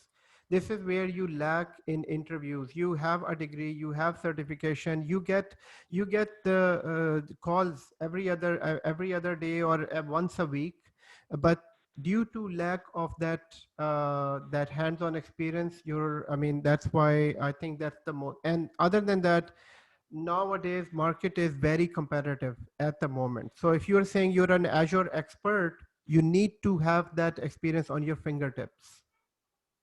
Okay, so I will continue this discussion with you, Human, right after the class. But for at this moment, for our students and participants here, this discussion would only throw them off. Of the main thing that I want to focus at this point. So I will continue this discussion with you after this. Okay. Sure. So everyone, Faz, I will put a date of 3 weeks. Ashar, if you have a date, please let me know. If you don't have a date, or if you I would suggest that certification is must. Otherwise, if you're more interested in DevOps and cloud, because I know you're in a cloud training as well. If you're interested in that track, even in that, you need a certification. Faz, I will put a 4 weeks date now here. Okay. Okay. So 4th week will be 1, 2, 3, and 4th week will be 13th of November. So 13th of. But I need a booking. I need a booking from Ashish. I need a booking from, please share with me your booking, Ashish and Zishan and Salim. And yes, please go ahead. How do you go for booking for Microsoft? I haven't done it before. So in order to go for booking, you need to go to this website. So you can just say schedule CSA exam. So once you go there, and the best way is to go to, so if I can say schedule exam, which one? So 70-740. So 740 exam. And you can go onto this site as well, but best to start right from the main page, 740 exam. And from here,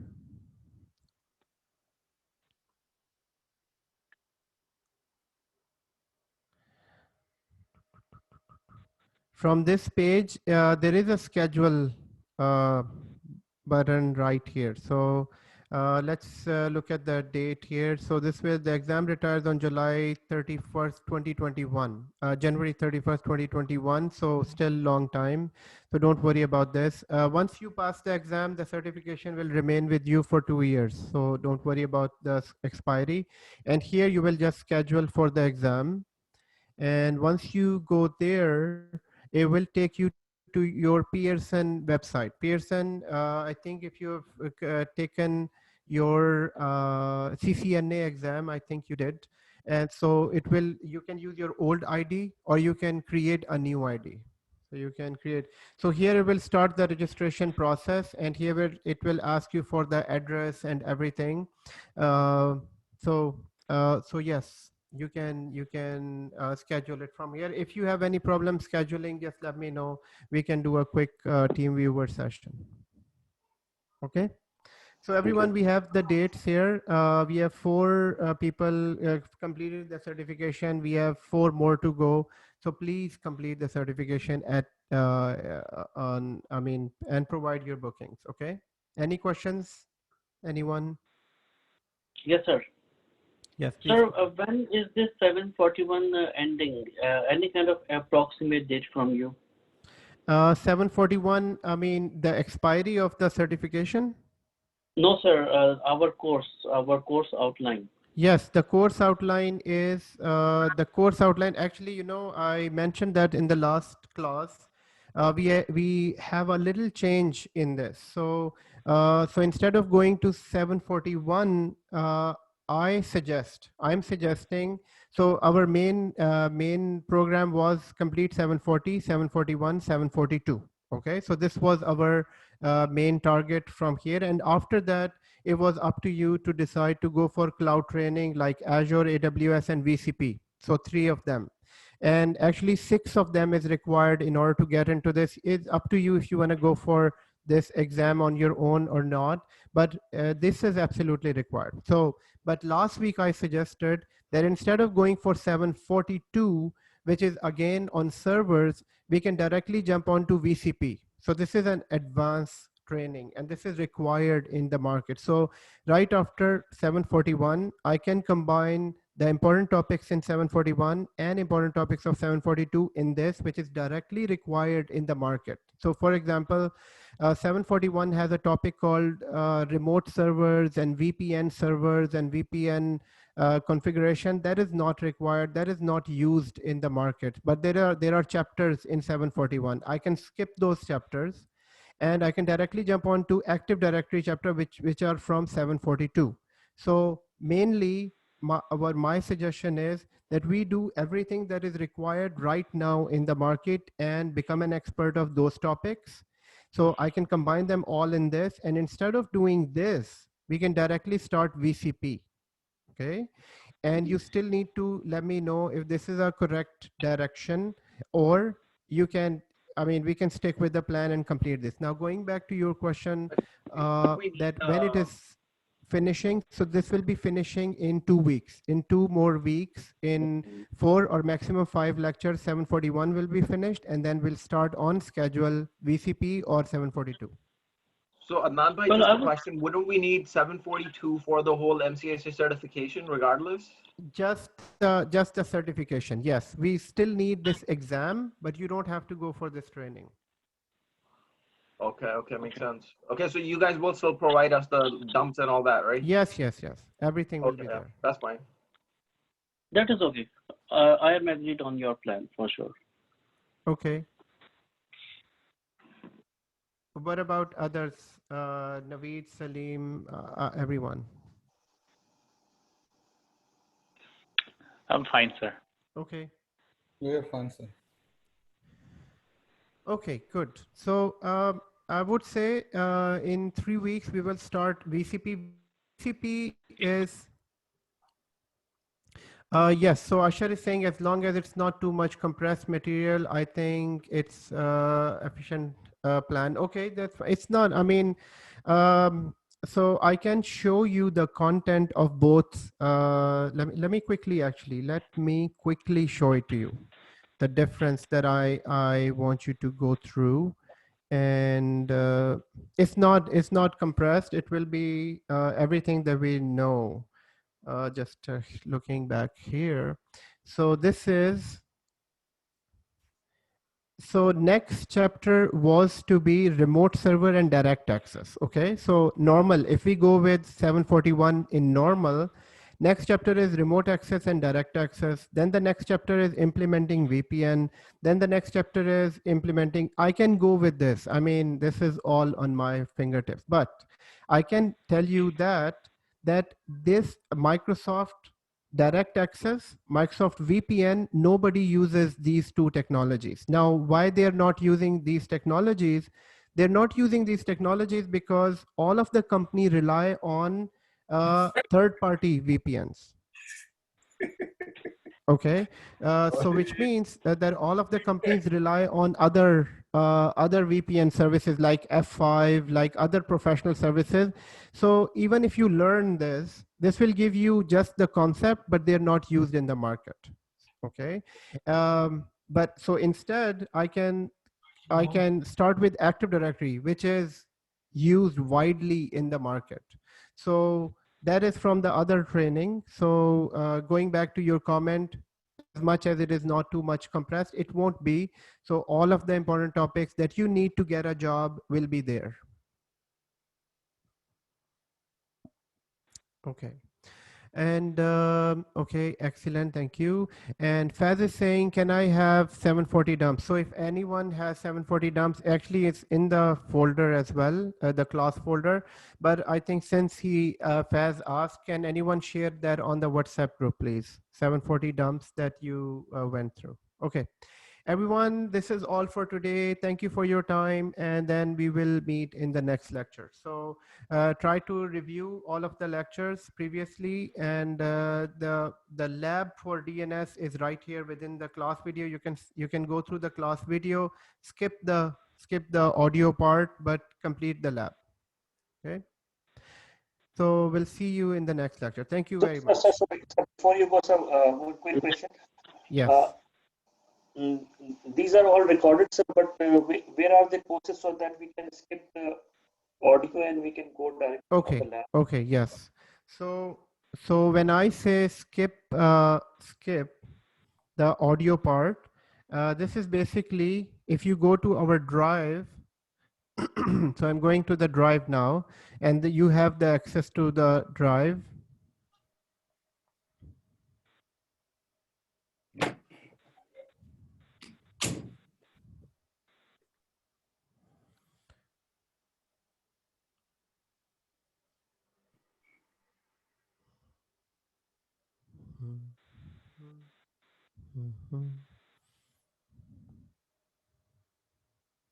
So if I go to 741, which is right here.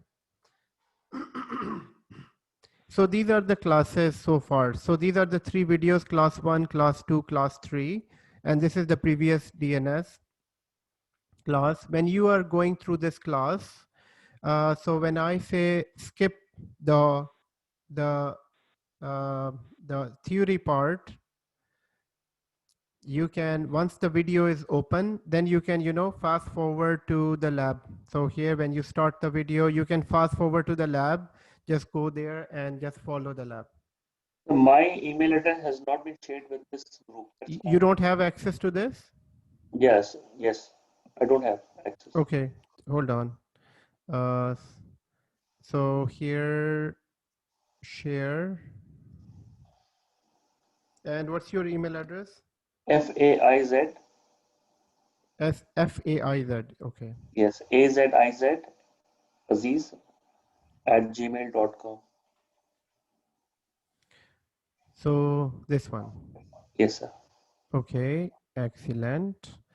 And I will give you access. Okay, thank you, sir. Okay, you're most welcome. Thank you, everyone. See you in the next class.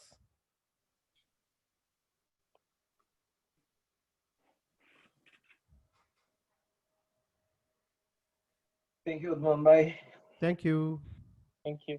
Adnan, are you call me or I call you? You can call me, or we can talk right here if you want. Okay, good. Good. Yeah, Adnan, I did the interview, if you remember, for technical lead, but I received a message again, and they say, they go with another candidate. But did you remember we talked together for that one? Yes, I remember last time. But they didn't ask me any technical question. They go just to the performance, how you communicate with the team, how you handle it, kind of like that. And it was 1 hour's interview, and I'm feeling I did good. But anyway, just I feeling, maybe because of my age or something, or I don't know. No. It's not the age. Human, what happens is any role that has a manager or a lead, any role that has a manager or lead, I'm not a good fit for that. So I'm talking about myself. Okay. Yeah. I'm not a very good fit for a lead or a manager role. Now, most of the time, whenever there is this thing, I don't even apply. The reason is most of the time they need a native speaking person. Number one. Number two, they need a talkative person. So they when they take an interview, they judge from the way we communicate. they know that, this person is not, I mean, a person like me, I can never be a manager, and I don't like to be a manager, because, manager has to be that in a different mode. I mean, it's not like a manager is not like a person like me, myself. So I think that is why all the lead roles, all the manager role, and anything to do with the management and lead of the team, I never got that role. Even if I applied, I never got it, even though I have that much of experience. Then the next question is, then what is left for me? There is a huge thing that is left for us, being a technical person, being a third level support, being a cloud admin or cloud architect. Yes, so those are our fields. So probably if there was a lead role and they ask you those questions, so I think for you and me, for both of us, I think communication is the barrier. Yeah, because because my main focus should be go to the system admin role and all technical. Exactly. Don't waste my time. Exactly. So I don't even apply there, because other roles are also paying. So those are technical roles. And Adnan, by how about the get a contract outside the Canada, because I'm really interested what I have to prepare and make ready myself, because I remember when I was in Canada I received 3 years TN visa, and I had 1.5 hours interview with the US border, and as you mentioned they approve you have to approve your undergrad, grad school, and all Exactly. documentation. And I got 3 years, as you know, but I didn't go. I scared. I say, if I gonna go to US, what I have to do over there. But I just wondering to know, you regard your experience, how I have to prepare. Do I have to go, how much margin I have to, receive for that one? Because I'm blind, I don't have any idea. Okay. So for you, I think you can easily get into the US market because you have a legit degree. Legit meaning the degree you did is from Canada. I mean, I have a degree from Pakistan. I still have to prove that to them and get a equivalency. I never did it. I was not interested. It's just an extra hassle for me. But you have a degree from Canada. It will be directly approved by them. And you already said that you was approved and you got it. You went through that interview. So for you, it's really easy. And I think US market is huge. Now, the question is, do you have to go there and live there? No, I don't think so. You just need to apply on dice.com. Dice is the biggest website in US, but even more than Dice now, LinkedIn is biggest one. So I would say that search for the jobs, just go for cloud architect or cloud admin jobs in US and just start applying there.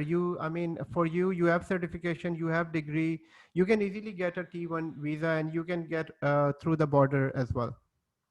And how about the Middle East, Adnan? Is that hard or easy to go there to work? Because I heard they payment in Qatar, in Saudi, in many different countries over there is really huge money. What's your experience? It is huge. It's a tax-free income. It's a huge income um, it's actually the double you get in whatever you get in US, because for a very simple reason, because half of it, how in Canada or US, almost half or at least 30% goes into tax. Number one. Number two, the question is that how do you get a job in Middle East? It's very difficult nowadays because the very current situation Middle East is not very good, and plus there are many people in Middle East. I mean, that's one reason that I'm in Sydney and not in Qatar. I just completed my that contract and I came here. The reason is the situation is not, the job market is not very good at the moment, and they're hiring local and they're paying less. So there is no point in getting less amount and also away from your home. So there is no point.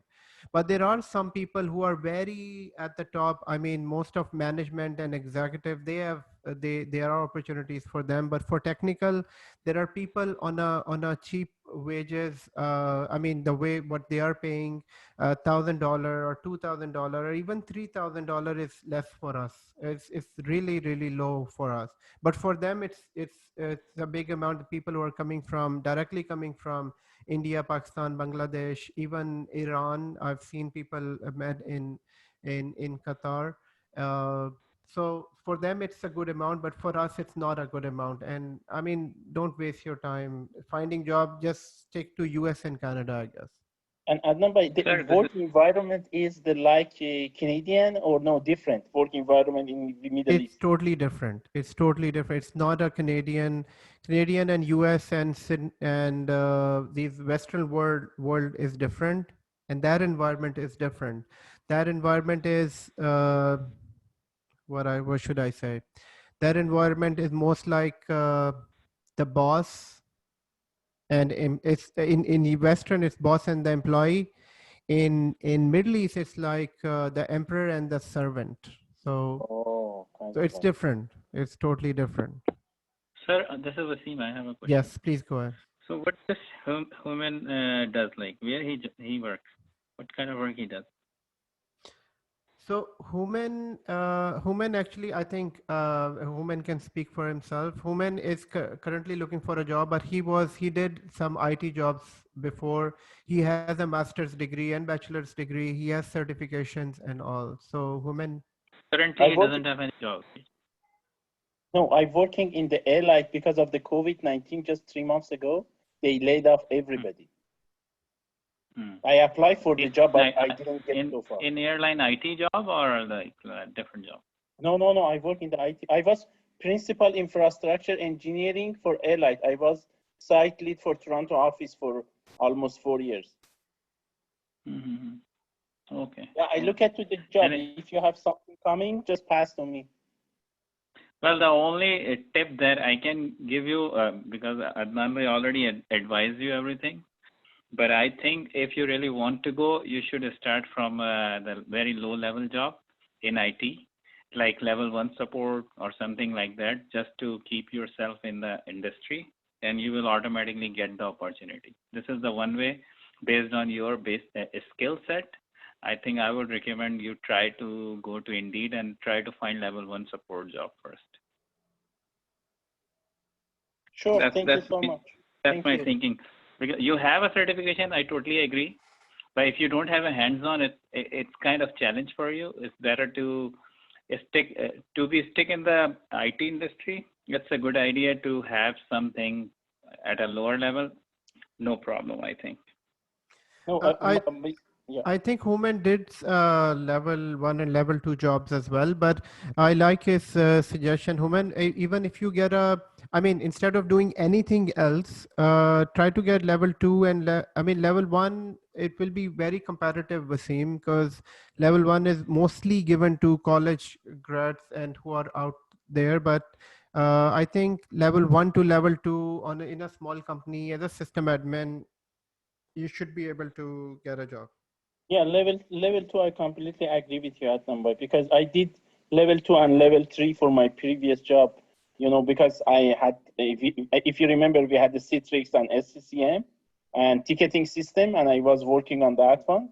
And I'm really good for ServiceNow and Remedy as I did before. But as you mentioned, I look at something better, and as the market is compatible, and most of the job I apply, regard my resume, because if I'm gonna go follow up the Basim advice, I have to change my resume, because when they look at the resume, they never put you on the level 1 support or something. I have to remove all my degree and certification, and I just put. This is also sorry to interrupt you, sir. This is also this is also a challenge. If you have a back country high profile experience and you are mentioning here, you will not get the job. No, I'm here 15 years. You have to bring yourself up pretty much down so that you can get the job. If you put like you were a manager in back country, you have a master and double master, the recruiter, even the company HR, they see your resume and they think, hey, he's the management position person, right? And they avoid to hire.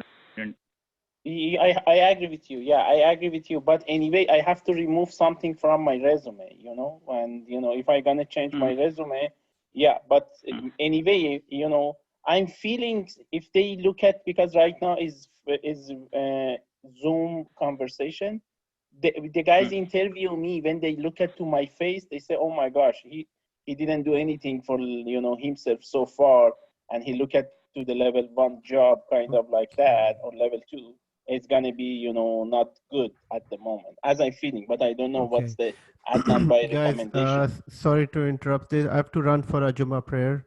Okay, sir. So we'll talk. we'll Thank you so much. continue on Thanks this. for advice. Okay, you're most welcome. Thank you so Okay. Thank you, much, Basim. and see you Thank in you. the next lecture. Thank Thank you. No.